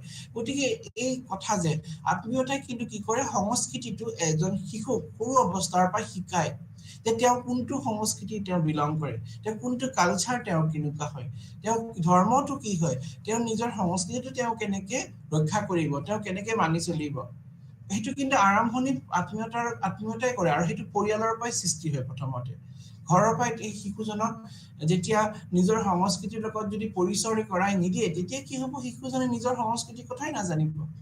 এটা সময় এনেকুৱা হ'ব যে তেওঁ চিনিয়ে নাপাব তেওঁ নিজৰ সংস্কৃতি, তেওঁ কোনটো কালচাৰ বেকগ্ৰাউণ্ডৰ পৰা আহিছে, তেওঁ নিজৰ পৰিচয়টোৱে হেৰাই দিব, নাজানিব কথা, নিজৰ ভাষাটোকে ভালকে ক'ব নাজানিব। তেতিয়া কি হ'ব, বহুত মানে সেই জাতিটোৰ কাৰণেই মানে বিপদ হৈ আহিব। গতিকে আত্মীয়তাৰ কিন্তু অন্য ভূমিকাও আছে, সেইটো হৈছে সাংস্কৃতিক পৰম্পৰা আগবঢ়াই নিয়া। সেই সাংস্কৃতিক পৰম্পৰাটো যাতে পৰিয়ালৰ লোকসকলে আহি যেতিয়া বিবাহ হওক, বিভিন্ন অনুষ্ঠানত আগভাগ লৈ শিশুসকলক যেতিয়া সমাজত উলিয়াই দিয়া হয়, যে সামাজিকৰণৰ প্ৰক্ৰিয়াত তেওঁ কিন্তু গোটেইখিনি কথা শিকি লয় শিশুজনে, যে কোনটো কাম আমাৰ সংস্কৃতিত আছে, কিবিলাক আমি নিয়ম মানিব লাগিব, আমি নিজৰ সংস্কৃতিটো চেলিব্ৰেট কিয় কৰিব লাগে, যাতে আমি উৎসৱ পাৰ্বণ কিয় কৰিব লাগে, কাৰণ এইটোৱে কথা যাতে সেইখিনি সময়ৰ লগত লুপ্ত হৈ নাযায়, সেইখিনি যাতে সময়ৰ লগত হেৰাই নাযায়, তাৰ কাৰণে আমি সদায় নিজৰ সংস্কৃতিক ৰক্ষা কৰিব লাগে। আৰু সেইটো আত্মীয়তাই আগৰ পৰা শিকাই ৰাখিছে কি আমি কেনেকে নিজৰ সংস্কৃতিক মানে ধৰি ৰাখিব পাৰো, সময়ৰ সুযোগত আমি কেনেকে ইয়াক হেৰাই দিব নোৱাৰো, সেইটো কিন্তু মানে আত্মীয়তাই সদায় আগৰ পৰা কৰি আহিছে। তাৰ লগত সংস্কৃতিৰ সামাজিক পৰিচয়, আত্মীয়তাই এজন ব্যক্তিৰ পৰিচয়, সামাজিক স্থিতি আৰু দায় সম্প্ৰদায়ৰ সম্পৰ্ক কঢ়িয়াই আনে, বৃহত্তৰ সামাজিক গাঁথনিৰ ভিতৰত তেওঁলোকৰ স্থান নিৰ্ধাৰণ কৰে। গতিকে সাংস্কৃতিক আৰু সামাজিক পৰিচয়, আত্মীয় ব্যক্তি তেওঁ কোনটো সামাজিক স্থিতি, তেওঁ ছ'চিয়েল ষ্টেটাছটো কেনেকুৱা, সেইটো ডাঙাত সহায় কৰে, আৰু তেওঁৰ সম্পৰ্ক কেনেকুৱা, ইজনৰ সিজনৰ লগত মানে তেওঁৰ সম্পৰ্ক কেনেকে ধৰণে থাকিব, তেওঁ সমাজত কেনেকে নিজকে পৰিচয় দিব, সমাজত তেওঁ নিজকে কেনেকে পৰিচয় দিব। জন্মৰ পিছত এজন শিশুৰ এটা পৰিচয় আহি যায় যে এইজন ইয়াৰ নাতিনীয়েক, ইয়াৰ নাতি, নাইবা ইয়াৰ পুতেক, তেনেকে এটা পৰিচয় থাকে। তেতিয়া সেই পৰিচয়টো কেনেকে মাক বাপেকৰ পৰা চিনাকিটো হয়। গতিকে আত্মীয়তাই কিন্তু সেই সেনেকে ধৰণে মানে এটা পৰিয়ালত মানে এজন ব্যক্তিৰ যেনেকুৱা বিশেষ স্থান, সেইটো শিকুৱাই দিয়ে, আঙুলি দিয়ে, সহায় কৰে। তাৰপিছত বাসস্থানৰ আৰ্হি, আত্মীয়তাই বিবাহৰ পিছত মানুহে বাস কৰা স্থানৰ প্ৰভাৱিত পেলায়। যেনে যদি পিতৃস্থান পৰিয়ালত বা মেট্ৰিলজিকেল ছ'চাইটি, যেনেকে সেইটো প্ৰভাৱ পেলায়। যেনেকে কোনটো সমাজত হ'ব, কোনটো বিবাহৰ পিছত ধৰি লওক কোনটো মানে পৰিয়ালত নৱদম্পতিয়ে বসবাস কৰিব। এইটো মই ক'ব বিচৰা নাই যে অকল পিতৃপ্ৰধান সমাজত যে পুৰুষসকলে গৈ পেলাই মানে মহিলাসকলে গৈ যে মানে যাৰ লগত বিয়া হৈছে তেওঁ মানে হাজবেণ্ডত বোলে ঘৰত গৈ থাকিব। কিছুমান ব্যতিক্ৰমী নিয়মো আছে, কিছুমান পৰিয়াল আমি দেখা পাওঁ তাৰে পিতৃপ্ৰধান হৈও তেওঁলোকে কি হয়, বিবাহৰ পিছত নৱদম্পতি গৈ পেলাই কইনা ঘৰত থাকে। পিতৃস্থানিক পৰিয়ালতো আমি দেখা পাওঁ। গতিকে এইটো কোনে নিৰ্ধাৰণ কৰে? এনেই নিয়ম মতেতো তেওঁলোকে গৈ পেলাই দৰাৰ ঘৰত থাকিব লাগে, কিন্তু কইনাৰ ঘৰত কিয় থাকিলে? কিছুমান ক্ষেত্ৰত এনেকুৱা হয় যেতিয়া যে ধৰি লওক মানে কইনাৰ ঘৰত কোনো নাই, মানে ল'ৰাৰ ঘৰ ধৰিলেও মানে দৰাৰ ঘৰ ধৰিলেও মানে কোনো নাই তেতিয়া এনেকুৱা ধৰণৰ হয় গৈ পেলাই ধৰি লওক কইনাৰ মাকে আছে তেতিয়া গৈ পেলাই তাতে থকা আমি এনেকুৱা উদাহৰণ দেখা পাওঁ আৰু সেইটো কোনে কয় আত্মীয়তাই কয় আমাৰ সমাজত কিছুমান মানে নিয়ম বান্ধি দিয়া আছে যে সাধাৰণতে পিতৃ-শ্ৰেণী পৰিয়ালত দৰাই গৈ পেলাই থাকিব লাগিব মানে কইনাই গৈ দৰাৰ ঘৰত থাকিব লাগিব আৰু যদি নাথাকে তেনেকুৱা ধৰণৰ মানে তেনেকুৱা মানে নৱদম্পতি পৰিয়ালক সমাজত ভাল চকুৰে নাচায় যদি ল'ৰাই গৈ পেলাই কইনা ঘৰত থাকে এইটো মানে বহুত ধৰণৰ তাৰমানে মানে আমি লাজৰ কথা ঘৰ যোৱাই থকাটো মানে আমাৰ পিতৃ-শ্ৰেণী পৰিয়ালত এটা বহুত মানে অসন্মানৰ কথা লাজৰ কথা এনেকুৱা মানে ভাবে সমাজত এতিয়াও আছে এইটো টেবুত কিন্তু আমি যদি মাতৃ-স্নেহী পৰিয়ালত যাওঁ তেতিয়া তেওঁলোকৰ আত্মীয়তাৰ মাজত এইটো মানে নিয়ম আছে যে তেওঁলোকে বিবাহৰ পিছত গৈ পেলাই নৱদম্পতিয়ে গৈ পেলাই তেওঁলোকে মানে কইনা ঘৰত থাকিব সেইটো তেওঁলোকৰ কাৰণে এটা মানে নেচাৰেল কিন্তু মানে আমাৰ সমাজত যদি এনেকুৱা হয় তেতিয়া সেইটো এটা ভাল চকুৰে নাচায় সাধাৰণতে এইটো মানে খুবেই অপমানজনক কথা এটা হৈ গ'ল এনেকুৱা ধৰণৰ আমি দেখা পোৱা যায় তাৰপিছত যদি চাওঁ আমি আত্মীয়তাৰ প্ৰণালীয়ে প্ৰায় প্ৰজনন জুৰি সম্পত্তি শিৰোনাম আৰু সামাজিক ভূমিকা ৰক্ষা কৰি আহিছে সম্পত্তিৰ অধিকাৰ কোনে ল'ব শিৰোনাম আৰু লগত সামাজিক ভূমিকা প্ৰত্যেকৰে একোটা নিজস্ব ভূমিকা আছে যেনেকে যেতিয়া এটা অনুষ্ঠান পতা যায় বিবাহ নাইবা যিকোনো ধৰণৰ এটা মানে যেতিয়া অনুষ্ঠান পাৰ্বণ উৎসৱ পাৰ্বণ পতা যায় যেতিয়া আমি দেখা পাওঁ বয়োজ্যেষ্ঠ লোকসকলৰ এইটো প্ৰত্যেকৰে একটা ভূমিকা থাকে তেওঁলোক কিছুমানে ধৰি লওক বিয়াত এটা পৰিয়ালৰ যেনেকে ভায়েকে ভনীয়েকৰ কন্যাদান কৰিব কিন্তু ভনীয়েকে সাধাৰণতে নকৰে ভনীয়েকে ভনীয়েকৰ কন্যাদান নকৰে ভায়েকে কৰে ল'ৰা মানুহে এইটো কন্যাদান মানে যোনটো প্ৰথা এইটো চলি আহিছে আৰু কিছুমান এনেকুৱা নিয়ম আছে যিটো মাকে কৰে সেইটো নিয়ম নিৰ্ধাৰণ কৰা আছে যে এইখিনি বিবাহৰ কাম মাকে কৰিব লাগিব এইখিনি বেলেগে কৰিব নোৱাৰে গতিকে প্ৰত্যেক পৰিয়ালত মানে সমাজতে কিছুমান নিয়ম বান্ধা আছে যে মানে চবৰে একোটা ৰোল আছে যে এইখিনি ৰোল এখেতে কৰিব জেন্ডাৰ ৰোল আমি কওঁ তেওঁলোকৰ এইখিনি ৰোল আছে এইখিনি ভূমিকা পালন কৰিব মাকৰ কামটো কৰিব লাগিব দেউতাকৰ কামটো কৰিব লাগিব দেউতাকে কন্যাদান দিব মাক বাপেকে গতিকে সেইটো বেলেগে দিব নোৱাৰে কিন্তু সাধাৰণতে যেতিয়া দিয়ে কিছুমান কণ্ডিশ্যনত দিয়া হয় যেতিয়া হয় কণ্ডিশ্যনটো মানে সিচুৱেশ্যন যেতিয়া মানে খুবেই বেলেগ ধৰণৰ হৈ যায় তেতিয়া এনেকুৱা ধৰণৰ হয় সাধাৰণতে যেতিয়া মাকৰ কামটো হয়তো বেলেগে কৰিব লগা হয় কেতিয়াবা বা দেউতাকৰ কামটো হয়তো বেলেগে কৰি লয় দেউতাক বুলি মানে তেওঁলোকে এদিনৰ কাৰণে ধৰি লয় ভায়েকৰ কামটো যেতিয়া ভায়েক নাথাকে তেওঁলোকে বেলেগ মানে বেলেগ চিনাকি পৰিচয় মানুহক তেওঁলোকে মানে ভাই হিচাপে কৰিবলৈ তেওঁলোকে নিজৰ নিয়মটো পালন কৰা আমি দেখা পাওঁ গতিকে সেইটো কিন্তু বহু ক্ষেত্ৰত আত্মীয়তাই নিৰ্ধাৰণ কৰে আত্মীয়তাই ক'ব পাৰে যে এনেকে তুমি এনেকে কৰি লোৱা এইখিনি বস্তু তুমি এনেকে লোৱা সম্পত্তি তুমি তোমাক এজন যদি পৰিয়াল আমি দেখা পাওঁ মানে বয়োজ্যেষ্ঠ লোক আছিল তেওঁলোকে মানে কোনো সন্তান নাই তেতিয়া হয়তো সম্পত্তিখিনি তেওঁলোকে যোনে চাইছিল তেওঁকো দিব পাৰে আৰু নাইবা একেবাৰে নিকটৱৰ্গীয় সম্পৰ্ক লোকসকলকো দিব পাৰে গতিকে আমি এইটো মানে ক'ব পাৰো যে আত্মীয়তাই বহু পৰিমাণে নিৰ্ধাৰণ কৰে যে এজন ব্যক্তিৰ সামাজিক ভূমিকা তেওঁৰ ভূমিকাটো কেনেকুৱা ধৰণৰ হ'ব আৰু সম্পত্তিৰ অধিকাৰ কি হ'ব কোনে পাব গোটেইখিনি নিৰ্ধাৰণ কৰে গোত্ৰ আৰু বংশ বহুতো সমাজত আত্মীয়তা নিকটৱৰ্গীয় বাহিৰেও বৃহত্তম সামাজিক গোট যেনে গোত্ৰ বা বংশ বিস্তাৰিত প্ৰায় ভাগ বতৰা কৰা বংশ বা মানে কৰা দেখা যায় যে অকল নিকটৱৰ্গীয় সম্পৰ্ককে আমি মানে ক'ব নোৱাৰো যেনেকে আমি ভাগি বুলি কিছুমান শব্দ ব্যৱহাৰ গোত্ৰ বংশ গোটেই বংশ গোষ্ঠী থাকে অকল মানে আমি মানে আত্মীয়তা বুলি ক'লে অকল মানে সীমাবদ্ধ ৰাখিব নোৱাৰো যদি আমি বংশ গোষ্ঠীটো চাওঁ তেতিয়াহ'লে বহুত ডাঙৰ বংশ থাকে বহুত ডাঙৰ পৰিয়াল আমি যে পৰিয়াল বুলি ক'লে এসময়ত অকল মানে হাজবেণ্ড ৱাইফ তেওঁৰ ল'ৰা ছোৱালী নাইবা তেওঁৰ মাক বাপেককে ধৰা নাছিল পৰিয়াল বুলি ক'লে গোটেই খুৰাক খুৰীয়েক বৰ্তাকৰ পৰা আৰম্ভ কৰি মানে পেহী গোটেই ডাঙৰ এটা বুলি কৈছিল বৃহত্তম মানে গতিকে পৰিয়াল বুলি ক'লে যোনটো এতিয়া কনচেপ্ট হৈ গৈছে যে অকল মানে নিউক্লিয়াৰ ফ্যামিলিতে একক পৰিয়ালটোতে সীমাবদ্ধ কেনেকুৱা নহয় সংযুক্ত পৰিয়ালকে এটা মানে বল অৰ্থত পৰিয়াল নাইবা আত্মীয়তাৰ মানে সমূহ বুলি আমি ক'ব পাৰো আত্মীয়তাই পৰম্পৰাগত আৰু আধুনিক দুইখন সমাজতে কেইবাটাও গুৰুত্বপূৰ্ণ ভূমিকা পালন কৰি আহিছে আমি দেখা পাওঁ যে সামাজিক সমাজৰ গঠন আত্মীয়তা প্ৰণালীয়ে ব্যক্তিসকলৰ পৰিয়াল গোটৰ বৃহত্তম সামাজিক গোটৰ গঠিত কৰাত সহায় কৰে সামাজিক আদান প্ৰদানৰ এক পৰিমাণ মূলক সৃষ্টি সহায় কৰে গতিকে আত্মীয়তাৰ গঠনিত মানে বৃহত্তম তাৰ সেয়া আছে ভূমিকা আৰু স্থিতি এই সামাজিক ভূমিকা দায়বদ্ধ স্থিতি আৰু নিৰ্ধাৰণ কৰে যেনে পিতৃ মাতৃ খুৰা সম্পৰ্কীয় ভাই পৰিয়াল আৰু সমাজৰ ভিতৰত ব্যক্তিসকলে কেনেদৰে ইজনৰ সৈতে সম্পৰ্ক ৰাখে নিৰ্ধাৰণ কৰে উত্তৰাধিকাৰ আৰু সম্পত্তিকাৰৰ জৰিয়তে গতিকে মানে আমি আৰু এটা কথা চাব লাগিব যে সামাজিক ভূমিকা যে প্ৰত্যেকৰে একোটা নিজস্ব এটা ভূমিকা আছে যে এই ভূমিকাখিনি পালন কৰিব লাগিব এই ভূমিকাখিনি তেওঁলোকে নিজে মানে সম্পূৰ্ণভাৱে এই চলাই যাব নোৱাৰে যেনেকে মাক বাপেকৰ যেতিয়া বৃদ্ধ বয়স হৈ যায় তেতিয়া কি হয় মই কৈছিলো তেতিয়া ল'ৰা ছোৱালী তেওঁলোকক চাব লাগিব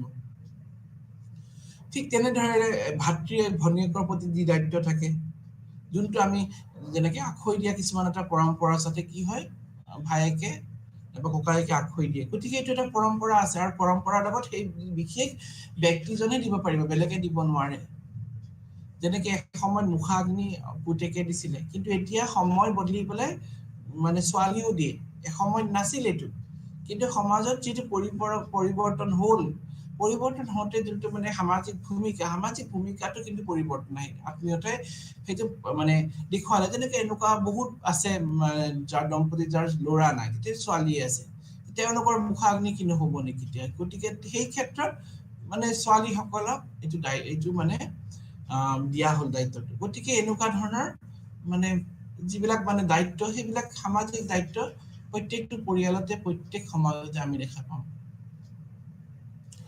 তাৰ পিছত পৰিয়ালৰ সমাজৰ ভিতৰত ব্যক্তিসকলে কেনেদৰে ইজনে সিজনৰ সম্পৰ্ক কাৰ লগত কিমান সোশ্যাল ডিসটেন্স মানে চলিব লাগিব সামাজিক মানে দূৰত্ব গ্যাপ কিমান মেইনটেইন কৰি চলিব লাগিব কাৰ লগত খুব ঘনিষ্ঠ সম্পৰ্ক ৰাখিব পাৰি সেইখিনি কিন্তু আত্মীয়তা নিৰ্ধাৰণ কৰে কাৰ লগত কিমান সম্পৰ্ক থাকিব লাগিব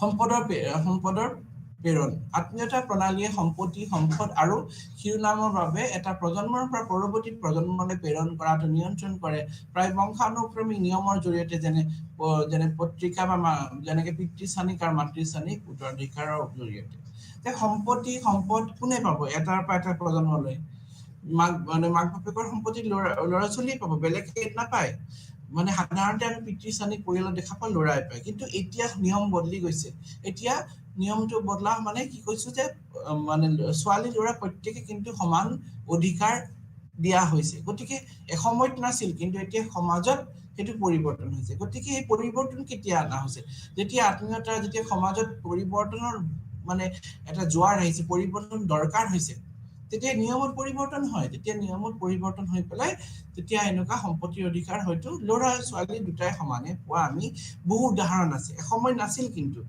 এতিয়া হৈছে কিন্তু মাতৃস্থানিক পৰিয়ালত আমি দেখা পাওঁ মহিলাসকলে সম্পত্তিৰ অধিকাৰ পায় গতিকে এনেকুৱা ধৰণৰ এটা গুৰুত্বপূৰ্ণ কথা আমি ইয়াত আলোচনা কৰি এইটো গম পালো লগতে সম্পদৰ অধিকাৰ আত্মীয়তাই নেটৱৰ্কে প্ৰায় ব্যক্তিসকলৰ সম্পৰ্কীয় সম্পদ যেনে ভূমি পশুধন বা পৰিয়াল বা গোত্ৰৰ দ্বাৰা ভাগ বতৰা কৰা অন্যান্য সম্পত্তি প্ৰৱেশিকা প্ৰদান কৰে গতিকে সম্পদৰ অধিকাৰ যে কাৰ কিমান সম্পদ অধিকাৰ হ'ব উদাহৰণস্বৰূপে যেতিয়া আমি দেখা পাওঁ সম্পত্তি মানে ভাগ বতৰা কৰা হয় তেতিয়া সম্পত্তি ভাগ বতৰা কৰা দেখা পাওঁ তেতিয়া কি হয় কোনে কিমানখিনি সম্পত্তি পাব সেইখিনি আত্মীয়তাই বহু পৰিমাণে তেওঁলোকে মানে নিৰ্ধাৰণ কৰিব পাৰে যে এই ডাঙৰ ল'ৰাটোক এইখিনি দিব সৰু ল'ৰাক এইখিনি দিব ছোৱালীক এইখিনি দায়িত্ব দিব সম্পত্তি দিব গতিকে এই ভাগ বতৰা কৰা কথাখিনি কিন্তু সম্পত্তিৰ অধিকাৰটো কোনে দিয়ে আত্মীয়তাই এইখিনি বস্তু দেখাই দিয়ে যে কাক কোনে কিমানখিনি বস্তু সম্পত্তি পাব কাৰ কিমানখিনি মানে সম্পত্তি নিজৰ লগত আহিব কোনে এইখিনি অধিকাৰ পাব গতিকে এইখিনি বস্তু কিনে মানে আত্মীয়তাই নিৰ্ধাৰণ কৰি দিয়ে মই আৰু অলপ আগতে কৈছিলো যে এনেকুৱা কণ্ডিশ্যন হ'ব পাৰে ল'ৰা ছোৱালী নাচায় মাক বাপেকক আশ্ৰমত ৰাখি দিছে তেতিয়া কি হয় মাক বাপেকে তেওঁলোকৰ সম্পত্তি বেলেগকো দিব পাৰে যে এইটো নহয় যে তেওঁলোকে অকল ল'ৰা ছোৱালীকে দিব লাগিব তেতিয়া তেওঁলোকে এইখিনি সম্পত্তি বেলেগকো দিব পাৰে যেতিয়া তেওঁলোকে ভাবিব যে তেওঁলোকৰ মানে ল'ৰা ছোৱালী মানে হেৰি মানে ভালকে তেওঁলোকক চোৱা নাই তেওঁলোকৰ যিটো দায়িত্বত আছিল সামাজিক যিটো ভূমিকা আছে সেইটো পালন কৰা নাই গতিকে যেতিয়া এনেকুৱা ধৰণৰ আহিব তেতিয়া তেওঁলোকে পৰিৱৰ্তন কৰিব পাৰে তেওঁলোকে ডিসিশন ল'ব পাৰে এই মানে সমাজৰ যোনটো নিয়মৰ বাহিৰত তেওঁলোকে কিছু ডিচিশ্যন ল'ব পাৰে। এতিয়া সেইটো মানে আছে, সাধাৰণতে এনেকুৱা নহয়, কিন্তু বহু ক্ষেত্ৰত আমি দেখা পাওঁ যেতিয়া মানে নাচাই মাক বাপেকক, তেতিয়া কি হয় তেওঁলোকে কি কৰে, সেইখিনি বস্তু তেওঁলোকে বেলেগক দিব পৰা তেওঁলোকৰ এইখিনি মানে অধিকাৰ আছে। বিবাহ আৰু মিত্ৰতাৰ গঠন, মিত্ৰতা স্থাপনৰ আত্মীয়তাই বিবাহ আৰু প্ৰথা নিয়মন কৰে যে প্ৰায় পৰিয়ালৰ গোত্ৰ বা জনজাতিৰ মাজত মিত্ৰতা গঢ়ি তোলে। বিবাহ আৰু গোত্ৰৰ মাজত অৰ্থনৈতিক, সামাজিক আৰু ৰাজনৈতিক সম্পৰ্কৰ শক্তিশালী কৰে। গতিকে বিবাহৰ জৰিয়তে আত্মীয়তাই বিবাহৰ জৰিয়তে কিন্তু এটা সুসম্পৰ্ক ৰখাটো সহায় কৰে। যেনেকে বিবাহ অকল দুজনৰ মাজতে নহয়, যে দুটা পৰিয়ালৰ মাজত, আগত এটা পৰিয়াল হৈছিলে, দুটা পৰিয়াল হৈ গ'ল। গতিকে দুটা পৰিয়াল হোৱাৰ লগে লগে তেওঁলোকৰ মাজত মিত্ৰতাও বাঢ়ি গ'ল, তেওঁলোকৰ মাজত সম্পৰ্ক বাঢ়ি গ'ল, মিত্ৰতা বাঢ়ি গ'ল, তেওঁলোকৰ এটা ডাঙৰ গ্ৰুপ হৈ গ'ল। গতিকে এনেকেও কিন্তু হয়। আত্মীয়তাৰ নিয়মে কাক বিয়া কৰিব পাৰে তাক নিয়ন্ত্ৰণ কৰে, যে কাৰ লগত কাৰ সম্পৰ্ক, বৈবাহিক সম্বন্ধ স্থাপন কৰিব পাৰি। নিজৰ পৰিয়ালৰ মাজত অসম্ভৱ, নিজৰ পৰিয়ালৰ মাজত বিবাহ হ'ব নোৱাৰে, এইটো নিয়ম আগৰ পৰাই আছে। গতিকে আত্মীয়তাই নিৰ্ধাৰণ কৰে কাৰ লগত কাৰ বিয়া হ'ব পাৰে, যে গোত্ৰ, বংশ, গোষ্ঠী সেইবিলাক কিয় মিলাই, তেওঁলোকে মিলাই যাতে তেওঁলোকৰ মাজত মানে একদম মিল নাথাকক ইটো পৰিয়ালৰ লগত। গতিকে সেইটো তেওঁলোকে সাধাৰণতে দেখা যায়। যত্ন আৰু সমৰ্থন, আত্মীয়তাই নেটৱৰ্কে ব্যক্তিসকলৰ আৱেগিক, বিত্তীয় আৰু সামাজিক সমৰ্থন প্ৰদান কৰে, বিশেষকৈ প্ৰয়োজনৰ সময়ত, যেনেকে ৰোগ হওক, অৰ্থনৈতিক দুৰ্দশা বা মৃত্যুৰ সময়ত। যে পাৰস্পৰিক সহায় সহযোগিতা, যেতিয়া বিপদ পৰে, আমি সাধাৰণতে যেতিয়া কি হয় নিজৰ মানুহখিনিক মনত পেলাওঁ, আমি নিজৰ মানুহখিনিক তেতিয়া আমি সহায় বিচাৰো, যে এতিয়া মানে বিপদ হৈছে আমাক সহায় কৰা। পতককে যেতিয়া সহায় নাপাওঁ তেতিয়া আমাৰ কি হয়, আমি এনেকুৱা দেখা পাওঁ যেতিয়া নিজৰ মানুহখিনি আমাক সহায় নকৰে, তেতিয়া নামতহে আত্মীয়তা থাকিল। আত্মীয়তা যদি হয়, তেওঁলোকে যদি সহায় নকৰে, তেওঁলোকৰ যোনটো পাৰস্পৰিক সহায় সহযোগিতাই নাই, তেতিয়া আত্মীয়তাৰটো নাম ৰাখি কোনো লাভ নাই। গতিকে আত্মীয়তা হ'ব হ'লে প্ৰথম কথাটো তেওঁলোকৰ মাজত এটা ভাল সম্পৰ্ক থাকিব লাগিব, ইজনে সিজনক সহায় কৰিব লাগিব, দুৰ্দশাত তেওঁলোকে সহায় সহযোগিতা কৰিব লাগিব। ৰোগ হওক, ব্যাধি হওক, তেওঁলোকে যদি সহায় নকৰে তেতিয়া কেনে হ'ব, তেতিয়া তেওঁলোকে মানে কেনেকে তেওঁলোকে হেৰিখিনি পালন কৰিব। গতিকে অৰ্থনৈতিক দুৰ্দশা হ'ব পাৰে, পইচাৰ অভাৱ, পইচা দি নহলেও যদি ৰোগী যদি আছে বেমাৰী, তেওঁলোকে যত্ন লৈ পাই যদি সহায় কৰে, তেতিয়াও তেওঁলোকে আত্মীয়তাৰ যোনটো মানে ভূমিকা, সেই ভূমিকাখিনি পালন কৰিব। তেওঁলোকে যদি একোৱে সহায় নকৰে, মৃত্যু হওক, জন্ম হওক, মৃত্যু হওক, আমি বিভিন্ন উৎসৱত পাৰ্বণত আৰু কিবা দুখতো আমি কি কৰো, আমি নিজৰ মানুহখিনিক জনাও। কাৰোবাৰ ঘৰত যদি কোনোবা ঢুকাল, তেওঁলোকে কি কৰে, নিজেতো গোটেইখিনি কাম কৰি নথয়, তেওঁলোকে প্ৰথমতে চবকে জনায়, গোটেই গাঁৱৰ মানুহক জনায়, তেওঁলোকৰ পৰিয়ালবৰ্গক জনায়, আৰু সেই পৰিয়ালবৰ্গৰ থকাৰ উপস্থিততহে তেওঁলোকে কিন্তু কামখিনি কৰে। তেওঁলোকে অকলে কেতিয়াও কাম নকৰে। আৰু বাহিৰত থকা হ'ব পাৰে মানুহবিলাকে, য'ত তেওঁলোকৰ নিকটৱৰ্গীয় সম্পৰ্কীয় মানে লোক নাথাকিলে, তেওঁলোকে নিজৰ বন্ধু বান্ধৱ, ওচৰ পাৰৰ মানুহখিনিক মাতি, যাক তেওঁলোকে আত্মীয়তা বুলি কয়। মই কাৰণ কি অলপ আগতে কৈছো যে আত্মীয়তা ক'লে অকল যে ৰক্ত সম্বন্ধ নাই, বিবাহৰ জৰিয়তে নহয়, মিত্ৰতাৰ জৰিয়তেও কিন্তু আত্মীয়তা হ'ব পাৰে। গতিকে তেনেকে তেওঁলোকে মানুহখিনিক মাতি একগোট কৰি তেওঁলোকে মানে যিখিনি কাৰ্য আছে সেইখিনি সমাপন কৰে। তেওঁলোকে অকলে কেতিয়াও কিন্তু সেইখিনি কাম নকৰে। এইটো সমাজৰ বাহিৰত নিয়ম, তেওঁলোকে যদি অকলে গোটেইখিনি কাম কৰি দিয়ে, অকলে তেওঁলোকে যদি মানে নিয়ম কানুন বিলাক পালন কৰে, তেতিয়া নহব। তেওঁলোকে সমাজত আছে কাৰণ কি সমাজৰ তেওঁলোকে নিয়ম মানিহে চলিব লাগিব, তেওঁলোকে সোসাইটিৰ নিয়ম মানিহে তেওঁলোকে কাৰ্যখিনি কৰিব লাগিব। গতিকে এইটো এটা মানে গুৰুত্বপূৰ্ণ কথা যে মানে তেওঁলোকে পৰিয়াল এটা যেতিয়া সমস্যা হয়, তেতিয়া তেওঁলোকে প্ৰথমতে নিজৰ পৰিয়ালৰ মানুহখিনিক মাতি পেলাই তেওঁলোকে নিজৰ কাৰ্যখিনি সমাপন কৰে। তাৰপিছত এতিয়া চাইল্ড কেয়াৰটো আহিলে, আৰু মানে কেনেকে বৃদ্ধ বয়সৰ যে এই লোকসকলৰ আত্মীয়তাৰ মানে এটা ভূমিকা, যে তেওঁলোকৰ দায়িত্ব ল'ব লাগে, তেওঁলোকক মানে কষ্ট দিব নালাগে। যেনেকে মই কৈছিলো, বয়স হলে মানে বৃদ্ধ মাক বাপেক হওক, তেওঁলোকৰ গ্ৰেণ্ড পেৰেণ্টছ হওক, কোনে কেয়াৰ ল'ব? সৰু নাইবা ডেকা মানুহখিনিয়ে কৰিব। এসময়ত তেওঁলোকে কৰিছিলে, এতিয়া তেওঁলোকৰ কৰিব লাগিব। এইটো এটা মানে ৰোল যোনটো মানে আত্মীয়তাই সদায় পালন কৰি আহিছে। গতিকে এইটো এটা মানে আত্মীয়তাৰ প্ৰণালী ক'ব পাৰি য'ত পৰিয়ালৰ সদস্যসকলে শিশু আৰু বৃদ্ধসকলৰ আত্মীয়তাৰ যত্ন লোৱা দায়িত্ব ভাগ বতৰা কৰে গোটটোৰ কল্যাণৰ নিশ্চিতকৰণৰ বাবে যে বৃদ্ধ বয়সৰ লোকসকলৰ খোৱাৰ দায়িত্ব তেওঁলোকে নিজে বনাই খাব নোৱাৰে তেওঁলোকৰ কাপোৰ কানি ধুই মানে হেৰি আছে কাম এইখিনি এজনে কৰিব আৰু বাকীখিনি সিহঁতে কৰিব গতিকে এইখিনি ভাগ বতৰা কৰি দিয়ে কামৰ যে কাম কোনখিনি কাম কোনে কৰিব শিশুসকলৰ চোৱা দায়িত্ব বেলেগৰ হয় ভাত ৰন্ধাৰ দায়িত্ব বেলেগ মানে বৃদ্ধ হেৰি মানে শাহু শহুৰৰ যদি যত্ন লোৱা পুতেকে হয়তো নোৱাৰিব তেতিয়া কি হ'ব বোৱাৰীকে এইখিনি যত্ন ল'ব লাগিব ঘৰত থাকি পেলাই গতিকে মানে এইখিনি ভাগ কৰি দিয়া হয় যে এইখিনি কাম এইখিনি কৰিবা হয়তো পুতেকে মানে পইচা দি পেলাই সহায় কৰিব মানে বোৱাৰীকে মানে শ্ৰম দি কষ্ট কৰি তেওঁ মানে সহায় কৰিব মানে প্ৰত্যেকে হয়তো মানে নিয়মটো বেলেগ বেলেগ হ'ব পাৰে কিন্তু প্ৰত্যেকে ছাপোৰ্ট কৰিব লাগিব গতিকে এইটো এটা ডাঙৰ ভূমিকা তাৰপিছত আমি যদি চাওঁ নেক্সট পইণ্টটো জ্ঞান আৰু পৰম্পৰাৰ প্ৰেৰণা আত্মীয়তা সাংস্কৃতিক পৰম্পৰা মূল্যবোধ আৰু সামাজিক নিয়মবোৰ এটা প্ৰজন্মৰ পৰা পৰৱৰ্তী প্ৰজন্মলৈ সংৰক্ষণ আৰু প্ৰেৰণ কৰাত সহায় কৰে এই ভাষা ৰীতি নীতি শিকোৱাৰ এক কেন্দ্ৰীয় ভূমিকা পালন কৰা যায় জ্ঞান আৰু পৰম্পৰাৰ প্ৰেৰক বুলি ক'ব পাৰো আমি ইয়াৰ মানে প্ৰেৰণ কৰে যে পৰম্পৰাৰ এটা বাহক জ্ঞান আৰু পৰম্পৰাৰ মানে এটা বাহক বুলি ক'ব পাৰো যে ইয়াৰ জৰিয়তে আমি নিজৰ মানে আমাৰ কালচাৰটোৰ কথা আমি নিজৰ সংস্কৃতিৰ কথা আমি জ্ঞান আহৰণ কৰো আমি কোনটো মানে সংস্কৃতিত আমি পঢ়ো আমাৰ নিয়ম কি আছে আমাৰ মূল্যবোধ কি আছে আমাৰ পৰম্পৰা কি আছে এইবিলাক কিন্তু আমি ঘৰতে শিকা যায় এটা কথাই আছে যে mother is the first teacher of a child এজন শিশুৰ মাকে হৈছে প্ৰথম তেওঁৰ মানে শিক্ষক কিয় কাৰণ কি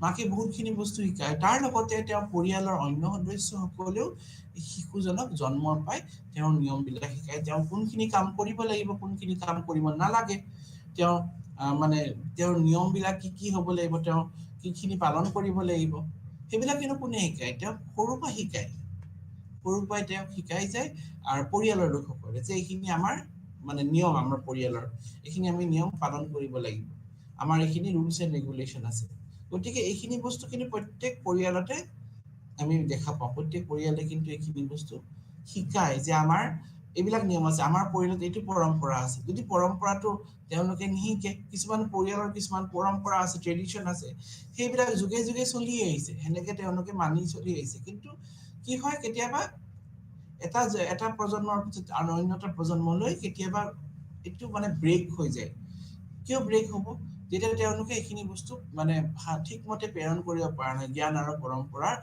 মানে যোনটো মানে প্ৰচলিত যিবিলাক নিয়ম সেইটো হয়তো এটা প্ৰজন্মৰ পৰা অন্য প্ৰজন্মলৈ দিয়াটো নিয়ম কিন্তু কেতিয়াবা এনেকুৱা হয় এইটো মানে ভালকে আয়ত্ত নকৰে তেতিয়া কি হয় সময়ৰ লগে লগে তাত এটা ব্ৰেকডাউন হৈ যায় আকৌ যেতিয়া পুনৰ ৰিভাইভেল আহে যেতিয়া কালচাৰ ৰিভাইভেল আহে গতিকে এইটো আমি দেখিছো বহু ক্ষেত্ৰত উদাহৰণ যেতিয়া এসময়ত ধৰি লওক তেওঁলোকৰ পৰিয়ালত খুবেই পৰম্পৰা নিয়ম কানুন খুবেই মানি চলিছিল কিন্তু নেক্সট প্ৰজন্মলৈ কি হ'ল সেইখিনি বস্তু মানে নামানা হ'ল তেওঁলোকে মানে ভাবে এইটো অল্ড ফেশ্বন হয় এইটো পুৰণা নিয়ম এইবিলাক আমি কিয় মানিম গতিকে এনেকুৱা ধৰণৰ হয় বহু উদাহৰণ আছে য'ত কি হয় এটা প্ৰজন্মৰ পৰা অন্য প্ৰজন্মলৈ যেতিয়া মানে পৰম্পৰাবিলাক ট্ৰেডিশ্যনবিলাক পাৰ হৈ গৈ থাকিব এটাৰ পিছত এটা ব্ৰেকডাউন হৈ যায় তেওঁলোকে নামানা হৈ যায় তেওঁলোকে এইখিনি বস্তু নকৰা হৈ যায় গতিকে এইটো এটা মানে ডাঙৰ কথা আমি দেখি আহিছো যে পৰম্পৰা এটা জেনেৰেশ্যনৰ পৰা নেক্সট জেনেৰেশ্যনে মানে যে যাব বৰ্তমান সময়ত সেইটো আমি সম্পূৰ্ণভাৱে ক'ব নোৱাৰো কিন্তু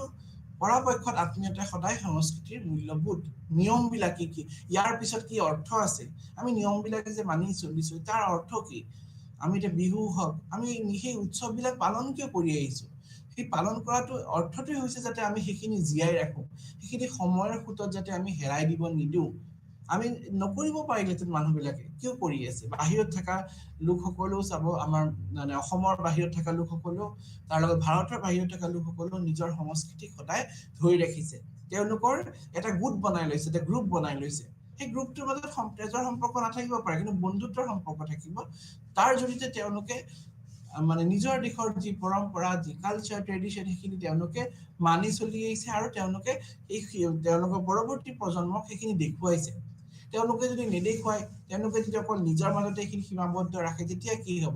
এটা সময়ৰ পিছত কি হ'ব? এইখিনি মানে বন্ধ হৈ যাব, এইখিনি নিয়মবিলাক বন্ধ হৈ যাব। গতিকে এই নিয়মবিলাক যাতে তেওঁলোকে সদায় মানে চলাই ৰাখে, সদায় যাতে বন্ধ হ'ব নিদিয়ে, সেইটো এটা গুৰুত্বপূৰ্ণ কথা। গোটৰ পৰিচয় বজাই ৰখা, আত্মীয়তাই এক সম্পৰ্ক আৰু পৰিচয় অনুভূতি শক্তিশালী কৰে। প্ৰায় এক অংশীদাৰকাৰী বংশ, ভাষা বা ঐতিহ্য সামাজিক নিয়ন্ত্ৰণৰ সৈতে বান্ধোন খাই থাকে। গতিকে গোটৰ পৰিচয়, আত্মীয়তা এটা গোটৰ পৰিচয় দিয়ে যে এই পৰিয়ালটো কাৰ পৰিয়াল, মজুমদাৰ পৰিয়াল, নাইবা দত্ত পৰিয়াল, নাইবা গোস্বামী পৰিয়াল। তেওঁলোকৰ পৰিয়ালৰ এটা বিশেষ পৰম্পৰা আছে, এটা বিশেষ নিয়ম নীতি আছে। গতিকে সেই নিয়ম নীতিসমূহ যদি তেওঁলোকে সুন্দৰভাৱে মানে পালন কৰি আহে, তেতিয়া নিশ্চয় এই মানে আত্মীয়তাৰ যোনটো ভূমিকা, সেইটো ভূমিকা আচল অৰ্থত মানে ছাকচেছ হোৱা বুলি আমি ক'ব পাৰোঁ। গতিকে আত্মীয়তাৰ গোটৰ মানে নিজৰ পৰিচয়টো বজাই ৰাখিবলৈ সদায় জানিব লাগিব, নিজৰ যে এটা নিজস্ব পৰিচয় আছে যাতে সেইখিনি তেওঁলোকে সদায় বজাই ৰাখে। আচৰণৰ নিয়ন্ত্ৰণ, আত্মীয়তা প্ৰণালীৰ প্ৰায় পৰিয়ালৰ আৰু বহল গোটৰ ভিতৰত গ্ৰহণযোগ্য আচৰণৰ বাবে নিয়ম আৰু নিয়মৰ অন্তৰ্ভুক্ত থাকে। ই বিবাহ, উত্তৰাধিকাৰ আৰু সামাজিক আদান প্ৰদান নিয়ন্ত্ৰণ কৰাত সহায় কৰে। এনেদৰে সামাজিক শৃংখলা বজাই ৰখাত সহায় কৰে। আচৰণৰ নিয়ন্ত্ৰণ, আমাৰ আচৰণৰ আমি সমাজত বসবাস কৰিব হ'লে আমি কিছুমান এনেকুৱা ধৰণৰ আচৰণ দেখাব নোৱাৰো যি সমাজৰ বাহিৰত হয়। আমি নিজৰ আচৰণ আমি নিজেই কণ্ট্ৰল কৰি ৰাখিব লাগিব, আৰু সেই কণ্ট্ৰলত কোনে সহায় কৰে? আমাক আত্মীয়তাই, যে এইখিনি নিয়ম কৰিব নাপায়, এনেকুৱা ধৰণৰ আচৰণ কৰিব পায় নাপায়, যি টেবুবিলাক আমি আগৰ পৰা মানি চলি আহিছো। এটা শিশুক তাৰ মানে যেতিয়াৰ পৰা সি বুজে যোনটো ভাল বেয়া, যেতিয়াৰ পৰা শিকোৱা যায় শিশুজনক যে তুমি এইটো কাম কৰিবা, তুমি এইটো কাম নকৰিবা। এইটো কিয় শিকোৱা যায়? যাতে শিশুজনে মানে তেওঁ যাতে কোনো নিয়মৰ উলংঘন নকৰে। গতিকে এইটো শিকাটোৰ এটাই কথা যে তেওঁ শিশুজনক সৰুৰ পৰাই তেওঁৰ পৰম্পৰাৰ আৰু মানে বিষয়ে তেওঁক মানে সঠিক জ্ঞানটো যাতে দিব পাৰে। গতিকে এইটো এটা মানে ভূমিকা যোনটো সমাজে আগৰ পৰাই পালন কৰি আহিছে। এক সম্পৰ্কৰ মানে এটা অনুভূতি, তেওঁৰ নিজৰ মানে পৰিচয় বজাই ৰখাত, আৰু যাতে তেওঁ কেতিয়াও যাতে এনেকুৱা কাম নকৰে যোনটো মানে সমাজৰ বাহিৰত। গতিকে পৰিয়ালৰ আৰু গোটৰ ভিতৰতে গ্ৰহণযোগ্য হয়। এনেকুৱা নিয়ম নহয়, এনেকুৱা তেওঁ কেতিয়াও আচৰণ দেখাব নোৱাৰে যোনটো মানে তেওঁৰ সমাজৰ নাইবা গোটৰ বাহিৰত তেওঁৰ এনেকুৱা ধৰণৰ আচৰণ তেওঁ কেতিয়াও প্ৰদৰ্শন কৰিব নোৱাৰে। আমি যে কিছুমান কথা আমাক সমাজত আগৰ পৰা শিকায় যে মানে ডাঙৰ ডেকাৰৰ মাজত কথা ক'ব নালাগে, আকৌ মানে পটককে ডাঙৰৰ মাজত কথা নোকোৱা, আৰু যেনেকে আমি বেলেগৰ লগত কথা ক'লে মাজতে আমি কথা বন্ধ কৰি দিব নালাগে, মাজত কিবা এটা মানে বেয়াকে আচৰণ কৰিব নালাগে, ডাঙৰক সন্মান কৰি কথা কোৱা। তেনেকে কিছুমান আমাৰ কথা আমাৰ নীতি শিক্ষা আমাক সমাজত দিয়ে আহিছে, আৰু সেইবিলাক আত্মীয়তাৰ পৰা শিকো। আমি পৰিয়ালৰ মানুহত কেতিয়া আমি দেখা পাওঁ, ধৰি লওক উদাহৰণ দি দিলে যে খুবেই ভাল একদম চাকৰি পালে ধৰি লওক, গতিকে এনেকুৱা পৰিয়ালত কি হয়, আদৰ্শ হিচাপে লয় যে এই পৰিয়ালটোত চবেই দেখোন ভাল, তেওঁলোকৰ আত্মীয়সকল চবৰে ভাল ভাল চাকৰি, তেতিয়া সেইটো এটা ভাল আদৰ্শ হিচাপে লয়। আমাৰ এই পৰিয়ালটোৰ লোকসকলৰ মাত কথা বিৰাটে ভাল, তেওঁলোকৰ পৰিয়ালটোত মানে ভাল মানুহ, মানে ভাল চবৰে ব্যৱহাৰ পাতি ভাল। গতিকে কি হ'ব, তেতিয়া তেওঁলোক সেই পৰিয়ালটোত নিজস্ব এটা নাম থাকি যাব। আমাৰ ইতিহাসত বহুত পৰিয়াল আছে, অসমৰ ইতিহাসত এনেকুৱা পৰিয়াল বহুত আছে যিসমূহে নিজৰ কৰ্মৰ কাৰণে এতিয়াও নিজৰ নাম চিৰযুগমীয়াকৈ ৰাখিছে। হয়তো এই সাংস্কৃতিক ক্ষেত্ৰতে হওক, অন্য ক্ষেত্ৰতে হওক, তেওঁলোকে তেওঁলোকৰ অৱদান দি পেলাই সদায় নিজৰ নামটো জীয়াই ৰাখিছে। গতিকে সেইটো এটা গুৰুত্বপূৰ্ণ কথা। লগত আচৰণ নিয়ন্ত্ৰণটো কৰে যে আমি এনেকুৱা ধৰণৰ আচৰণ কৰিব নোৱাৰো, এইটো আচৰণ কৰিলে কি হ'ব, আমাক সমাজৰ পৰা বহিষ্কাৰ কৰি দিব। সমাজত কিছুমান মানে নিয়ম মানি আমি চলিব লাগিব, যে এনেকুৱা নহয় নিজৰ মতে আমি কাম কৰো, নিজৰ মতে আমি চব কাম কৰি যাওঁ, আমি সেনেকুৱা কেতিয়াও কৰিব নোৱাৰো। যিহেতু আমি সমাজত বসবাস কৰিছো, আমি কিছুমান নিয়মৰ মাজেৰে চলিব লাগিব। গতিকে এই নিয়মবিলাক, যিবিলাক গ্ৰহণযোগ্য আচৰণ, এনেকুৱা নহয় যে অদ্ভুত ধৰণৰ আচৰণ তেওঁলোকে দেখাব, যিবিলাক গ্ৰহণযোগ্য, যিবিলাক একচেপ্টেড হয় ছ'চাইটিত, সেইবিলাকহে মানে আচৰণ গ্ৰহণযোগ্য কৰিব। ধৰি লওক এজন ল'ৰাই যেতিয়া তাৰ পৰিয়ালত বেলেগ ধৰণৰ আচৰণ কৰিছে, তেওঁৰ মাক বাপেকক বেয়াকে কৈছে,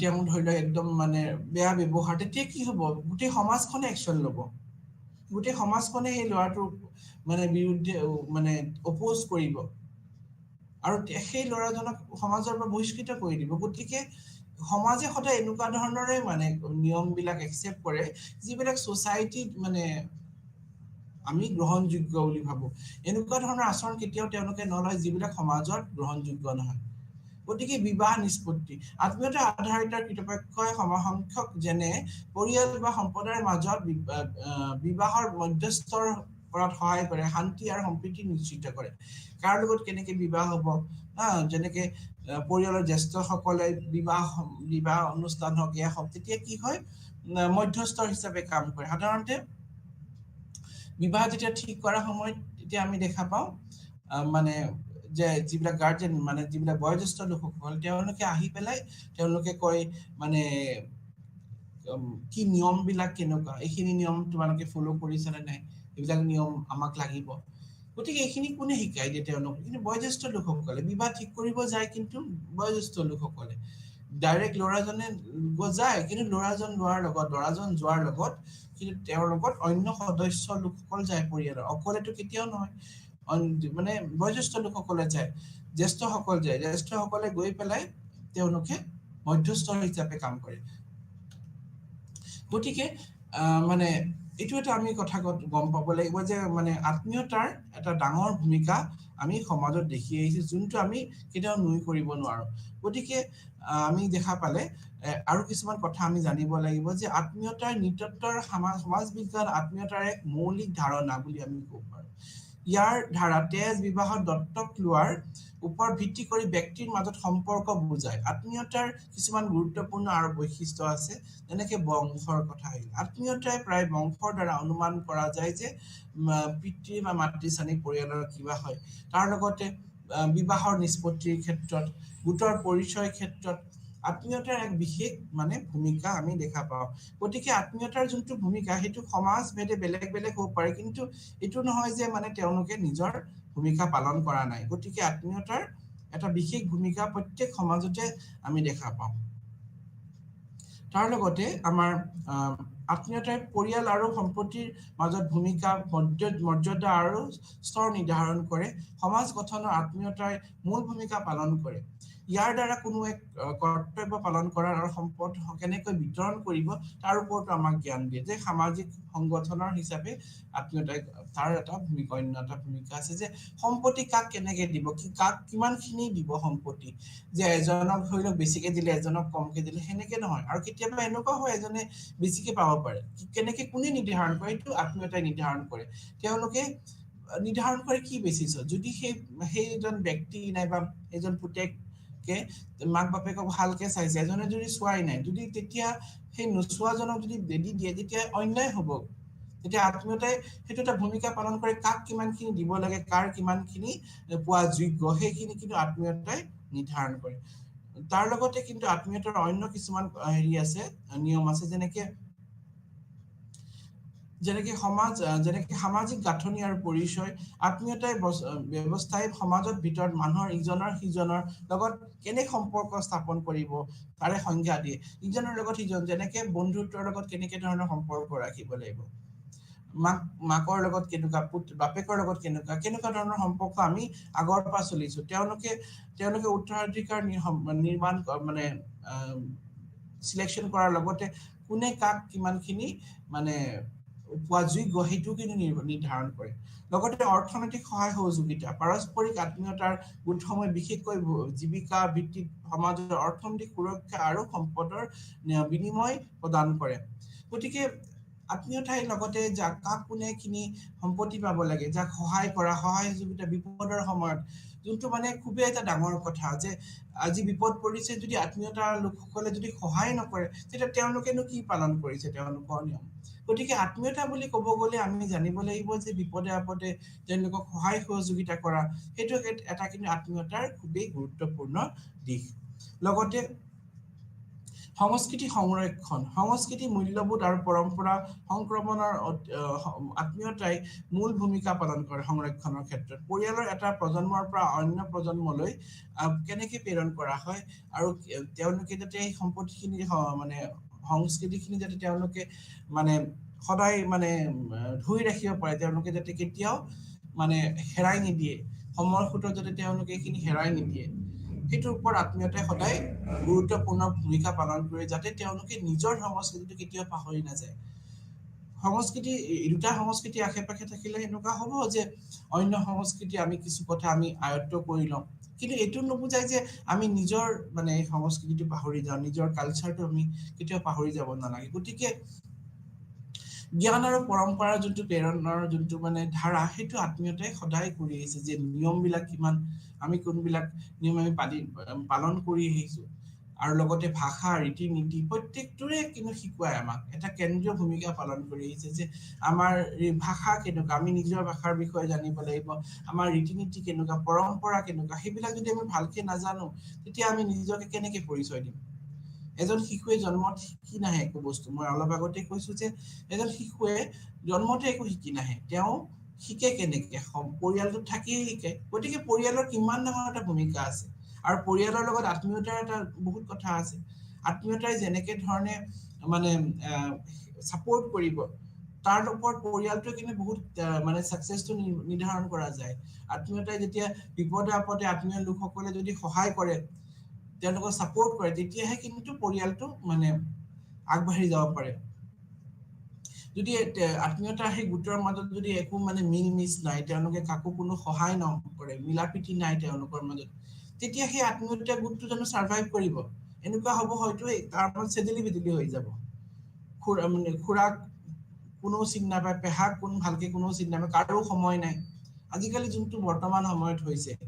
গতিকে এনেকুৱা মানে ক্ষেত্ৰত আমি দেখা পাওঁ যে মানে ব্যক্তিসকলে পাহৰি যায়, নামতহে আত্মীয়তা হৈ আছে, কিন্তু বিপদে আপদে কোনো সহায় সহযোগিতা নাই। তেতিয়া কি হ'ব? তেতিয়া এনেকুৱা হ'ব যে গৈ পেলাই এসময়ত তেওঁলোকে নিজৰ মানে গুৰিটো নাজানা হৈ যাব, তেওঁলোকৰ মানে ৰুটটো কোনটো, তেওঁলোকৰ পৰিয়ালৰ যোনটো মানে অন্য আত্মীয়তাৰ যি সদস্য কিমান আছে, ক'ত আছে, যদি তেওঁলোকৰ মাজত কানেকশ্যনে নাথাকে, যদি তেওঁলোকৰ মাজত মানে যদি মানে যোনটো মানে মিত্ৰতা ভাৱ নাথাকে, তেওঁলোকৰ মাজত যদি মানে কানেকশ্যন নাথাকা হৈ যায় এসময়ৰ পিছত, আজিকালি মানুহ ইমান বিজি হৈ যায়, কাৰো কাৰ কাৰণে সময় নাই। গতিকে যদি এনেকুৱা হৈ যায় ভৱিষ্যতলৈ, তেতিয়া কি হ'ব? তেতিয়া হয়তো এসময়ত কি হ'ব, আত্মীয়তাৰ মানে যোনটো বান্ধোন দৰকাৰ আছিলে এসময়ত, যোনটো দৰকাৰ, এতিয়া আস্তে আস্তে নোহোৱা হৈ যাব। আৰু এটা এনেকুৱা এটা পৰ্যায় পাই যাব য'ত মানে কি হয়, চিনিয়ে নাপায়, পৰিয়ালৰ আজিকালি কাৰো কাৰণে কাৰো সময় নাই।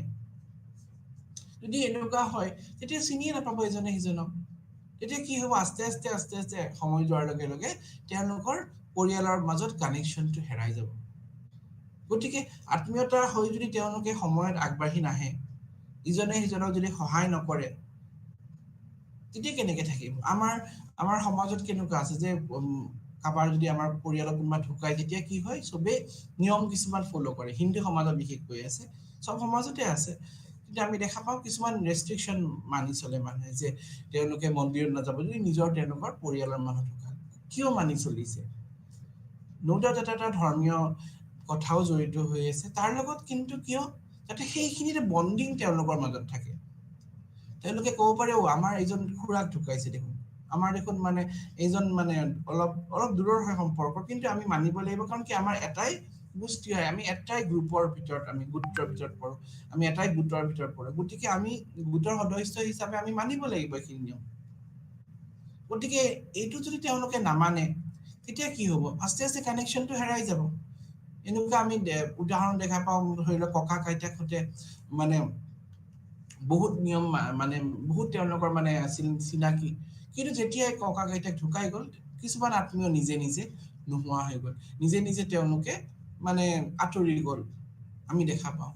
এইটো কি কাৰণে হৈছে? এসময়তো আছিলে তেওঁলোকৰ পৰিয়ালত চবেই চবকে চিনি পায়, ভাল কানেকশ্যন, অহা যোৱা আছিলে, টাচটো আছিলে, কিন্তু এসময়ৰ পিছত, এটা টাইমৰ পিছত যেতিয়া ককা আইতাকহঁত মানে ঢুকাল, তেতিয়া তেওঁলোকৰ মানে মাজত সেইটো নোহোৱা হৈ গ'ল। হ'ল কাৰণ কিয়? কাৰণ তেওঁলোকে কোনো কানেকশ্যন ৰখা নাই। সেই পৰিয়ালটোৰ মাজত, সেই আত্মীয়তা গোটটোৰ মাজত যদি মানে কানেকশ্যন নাথাকে, যদি তেওঁলোকৰ অনুষ্ঠানত ইজনে সিজনে নাহে, যেতিয়া উৎসৱ পাৰ্বণ পালে, বিভিন্ন অনুষ্ঠান, বিবাহ হওক, জন্ম হওক, মৃত্যু হওক, আমি এইবিলাক ক্ষেত্ৰত জন্ম, মৃত্যু, বিবাহত আমি কিয় মানুহ মাতো? লগতে যিবিলাক ধৰ্মীয় অনুষ্ঠান, আমি নিজৰ পৰিয়ালৰ মানুহক কিয় জনাওঁ, কিয় মাতো? যাতে তেওঁলোকে আমাক পাহৰি নাযায়, তেওঁলোকে যাতে আগবাঢ়ি আহে, তেওঁলোকে যাতে সেই পৰিয়ালটো যোনটো মানে সেই মানে গুৰিটো যাতে পাহৰি নাযায়, তেওঁলোকৰ গুৰিটো কৰবা, তেওঁলোকৰ ৰুটটো যাতে তেওঁলোকে পাহৰি নাযায়, তেওঁলোকে যাতে এনেকুৱা নহয় যে মানে নিজৰ পৰিচয় হেৰাই যে আমি ক'ৰ পৰা আহিছো, আমাৰ বংশগোষ্ঠী হেৰাই মানে ক'ৰ হয়, তেওঁলোকে যাতে সেইটো কেতিয়াও হ'ব লগা নহয়। সেইকাৰণে সদায় আমি দেখা পাওঁ যে নিজৰ গুৰিটো ধৰি ৰাখিব লাগে। যদি আমি নিজৰ আত্মীয়তাৰ লোকসকলৰ মাজতে যদি আমি চিনি নাপাওঁ ইজনে সিজনক, তেতিয়া কি হ'ব, এটা সময়ৰ পিছত আমি পৰিচয় হেৰাই যাম, আমাৰ মাজত কানেকশ্যন নোহোৱা হৈ যাব, যোনটো বৰ্তমান খুবেই হৈ আছে। যে শিশুসকল আজিকালি আমি সমাজত দেখো যে কাৰো কাৰণে কাৰো সময় নাই, চবেই বিজি ইমান, শিশুবোৰ পৰা একেবাৰে মানে চাকৰিয়াল লোকসকলৰ। গতিকে যেতিয়া এনেকুৱা এটা মানে হৈ গৈ আছে, যোনটো মানে ভৱিষ্যত প্ৰজন্মলৈ, ভৱিষ্যত সময়লৈ এনেকুৱা আমি হয়তো দেখা পাম যাৰ নিজৰ মানে অকল মাক বাপেক বাছ আৰু মানে ল'ৰা ছোৱালী, আৰু বাকী কাকোৱে চিনি নাপায়, খুৰা খুৰীয়েক মানে চিনিয়ে নাপায় ধৰি লওক। এনেকুৱা খুব হ'বলৈ গৈ আছে যদি আমি মানে আমাৰ মাজত কানেকশ্যনটো নাৰাখো, আমি যদি পৰিয়াল হিচাপে যদি আগবাঢ়ি নাযাওঁ, আমি যদি মানে আত্মীয়তা হিচাপে আমি আগবাঢ়ি যাব লাগিব। আমি অকল মানে মানে একক পৰিয়াল হিচাপে অকল নিজকে আমি চিনিব নালাগে, আমি গোটেইটো মানে পৰিয়াল হিচাপে ভাবিব লাগে। আমি নিজৰ আত্মীয়তা গোটটোক এটা ডাঙৰ বৃহত্তম পৰিয়াল হিচাপে আমি চিনিব যদি পাৰো, তেতিয়াহে আমাৰ আত্মীয়তাৰ সম্পৰ্কসমূহ ভৱিষ্যত প্ৰজন্মলৈ থাকিব। নহ'লে এইটো সময়ৰ সোঁতত হেৰুৱাৰ বেছি দিন নাই। সময়ৰ সোঁতত এনেকুৱা হ'ব পাৰে যে আৰু কেইবাবছৰ পিছত হয়তো এইটো নোহোৱা হৈ যাব, যোনটো হৈছে এতিয়া ট্ৰেণ্ডটো। গতিকে আত্মীয়তাই মানে অকল মানে সহায় সহযোগিতাই নকৰে, তাৰ লগতে সংস্কৃতি ৰক্ষাৰ সহায় কৰে। সংস্কৃতিৰ যি পৰম্পৰা, নিয়ম কানুন, সেইবিলাক আমি আত্মীয়তাৰ জৰিয়তে শিকো। আত্মীয়তাৰ লোকসকলে যেতিয়া বিভিন্ন অনুষ্ঠান প্ৰৱণত আহিব, তেওঁলোকে ক'ব যে এইখিনি আমাৰ নিয়ম আছিলে, আমাৰ ইয়াতে মানে বিয়াৰ আগে আগে ধৰি লওক এইটো আমি পৰম্পৰা আছে, যোনটো আমাৰ পৰিয়ালত অতীজৰ পৰাই চলি আহিছে, সেইবিলাক আমি মানি চলিব লাগিব। যদি তেওঁলোকে কয় কি তেওঁলোকে নাজানে, যদি আত্মীয়তাৰ লোকসকলক নামানে, মানে ঘৰলে তেওঁলোকে অনুষ্ঠান পাৰ্বণত নামাতে, তেতিয়া কি হ'ব, তেওঁলোকে নাজানিব। তেওঁলোকৰ মানে পৰিয়ালৰ যোনটো পৰম্পৰা, যোনটো ফেমিলি ট্ৰেডিশ্যন, যোনটো যুগে যুগে চলি আহিছে, ধৰি লওক এতিয়া তেওঁলোকে নাজানা হৈ গ'ল। কিয় নাজানা হৈ গ'ল? কাৰণ কি তেওঁলোকে শিকিবও চেষ্টা নকৰিলে। তেওঁলোকে মানে শিকিবও লাগিব, বিকজ কালচাৰ ইজ লাৰ্ণ, আমি সংস্কৃতি শিকিহে আয়ত্ব কৰোঁ। গতিকে তেওঁলোকৰ শিকাৰো আগ্ৰহ নাথাকে, তেওঁলোকে যদি নিজৰ পৰিয়ালৰ মানুহখিনিকে যদি নামাতে বিভিন্ন অনুষ্ঠান পাৰ্বণত, তেতিয়া কি হ'ব, আস্তে আস্তে নোহোৱা হৈ যাব, আস্তে আস্তে কানেকশ্যনটো লছ হৈ যাব। আৰু এটা সময়ৰ পিছত ইজনে সিজনক চিনি নোপোৱা হ'ব, তেওঁলোকে অকল মানে সৰু এটা পৰিয়ালৰ মাজতে সীমাবদ্ধ থাকিব, যোনটো এতিয়া বিশেষকৈ খুব ট্ৰেণ্ডত চলি আছে। এনেকুৱা হৈছে নিজৰ আত্মীয়তাৰ মাজতে মানুহৰ সময় নাই কাৰোলৈ, চবেই ইমান বিজি লাইফৰ কাৰণে কি হৈছে, যোনটো মানে ছ'চিয়েল টাচ, সামাজিক যোনটো আমাৰ সম্পৰ্ক, তাৰ ওপৰত প্ৰভাৱ পৰিছে, বহুত তাৰ ওপৰত প্ৰভাৱ পৰিছে। গতিকে মানে এনেকুৱা হ'ব পাৰে ভৱিষ্যতলৈ হয়তো মানে ইজনে সিজনক মানে অকল মানে মাক বাপেককে আৰু নিজৰ ল'ৰা ছোৱালী, তাৰ বাহিৰে তেওঁলোকে কাকো চিনি নাপায়, কাকো সহায়ো নকৰে, কাৰোলৈ আগবাঢ়িও নাযায়। গাঁৱত আমি দেখা পাওঁ, গাঁৱত যেনেকুৱা গ্ৰাম্য সমাজত কি হয়, আত্মীয়তাৰ সাধাৰণতে বেছি প্ৰভাৱ আছে। আত্মীয় লোকসকলৰ বাহিৰত যেতিয়া কোনোবাই যদি কাম কৰে, তেতিয়া কি হ'ব, তেওঁলোকক সমাজৰ পৰা বহিষ্কৃত কৰি দিয়ে। তেওঁলোকে মানে তেওঁলোকৰ পৰিয়ালৰ বাহিৰত কাম কৰিব নোৱাৰে, তেওঁলোকৰ ৰাইজ এখন আছে, বৃহত্তম ৰাইজ, তেওঁলোকে সেই ছ'চাইটিত থাকিব হ'লে তেওঁলোকে নিজৰ যিবিলাক নিয়ম, সেই নিয়মবিলাক তেওঁলোকৰ পালন কৰিব লাগিব। যদি পালন কৰে, তেতিয়া তেওঁলোকে সমাজৰ পৰা বহিষ্কৃত হ'ব পাৰে।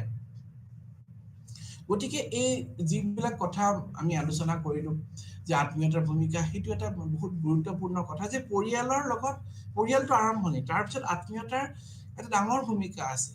যেতিয়ালৈকে আত্মীয়তাৰ গ্ৰুপটোৰ মাজত মানে এটা ভাল কোঅৰ্ডিনেশ্যন থাকিব, পাৰস্পৰিক সম্পৰ্ক থাকিব, তেতিয়াহে কিন্তু সেই পৰিয়ালটো কিমান দূৰলৈকে থাকিব, তেওঁলোকৰ কিমান দূৰলৈকে কানেকশ্যন থাকিব, তেতিয়া সেইটো নিৰ্ধাৰণ কৰে। যদি এনেকুৱা হয় যে এটা সময়ৰ পিছত মানে তেওঁলোকৰ মাজত যদি কোনো কানেকশ্যন নাই, তেতিয়া কি হ'ব, সময়ৰ লগত নোহোৱা হৈ যাব গোটেইখিনি।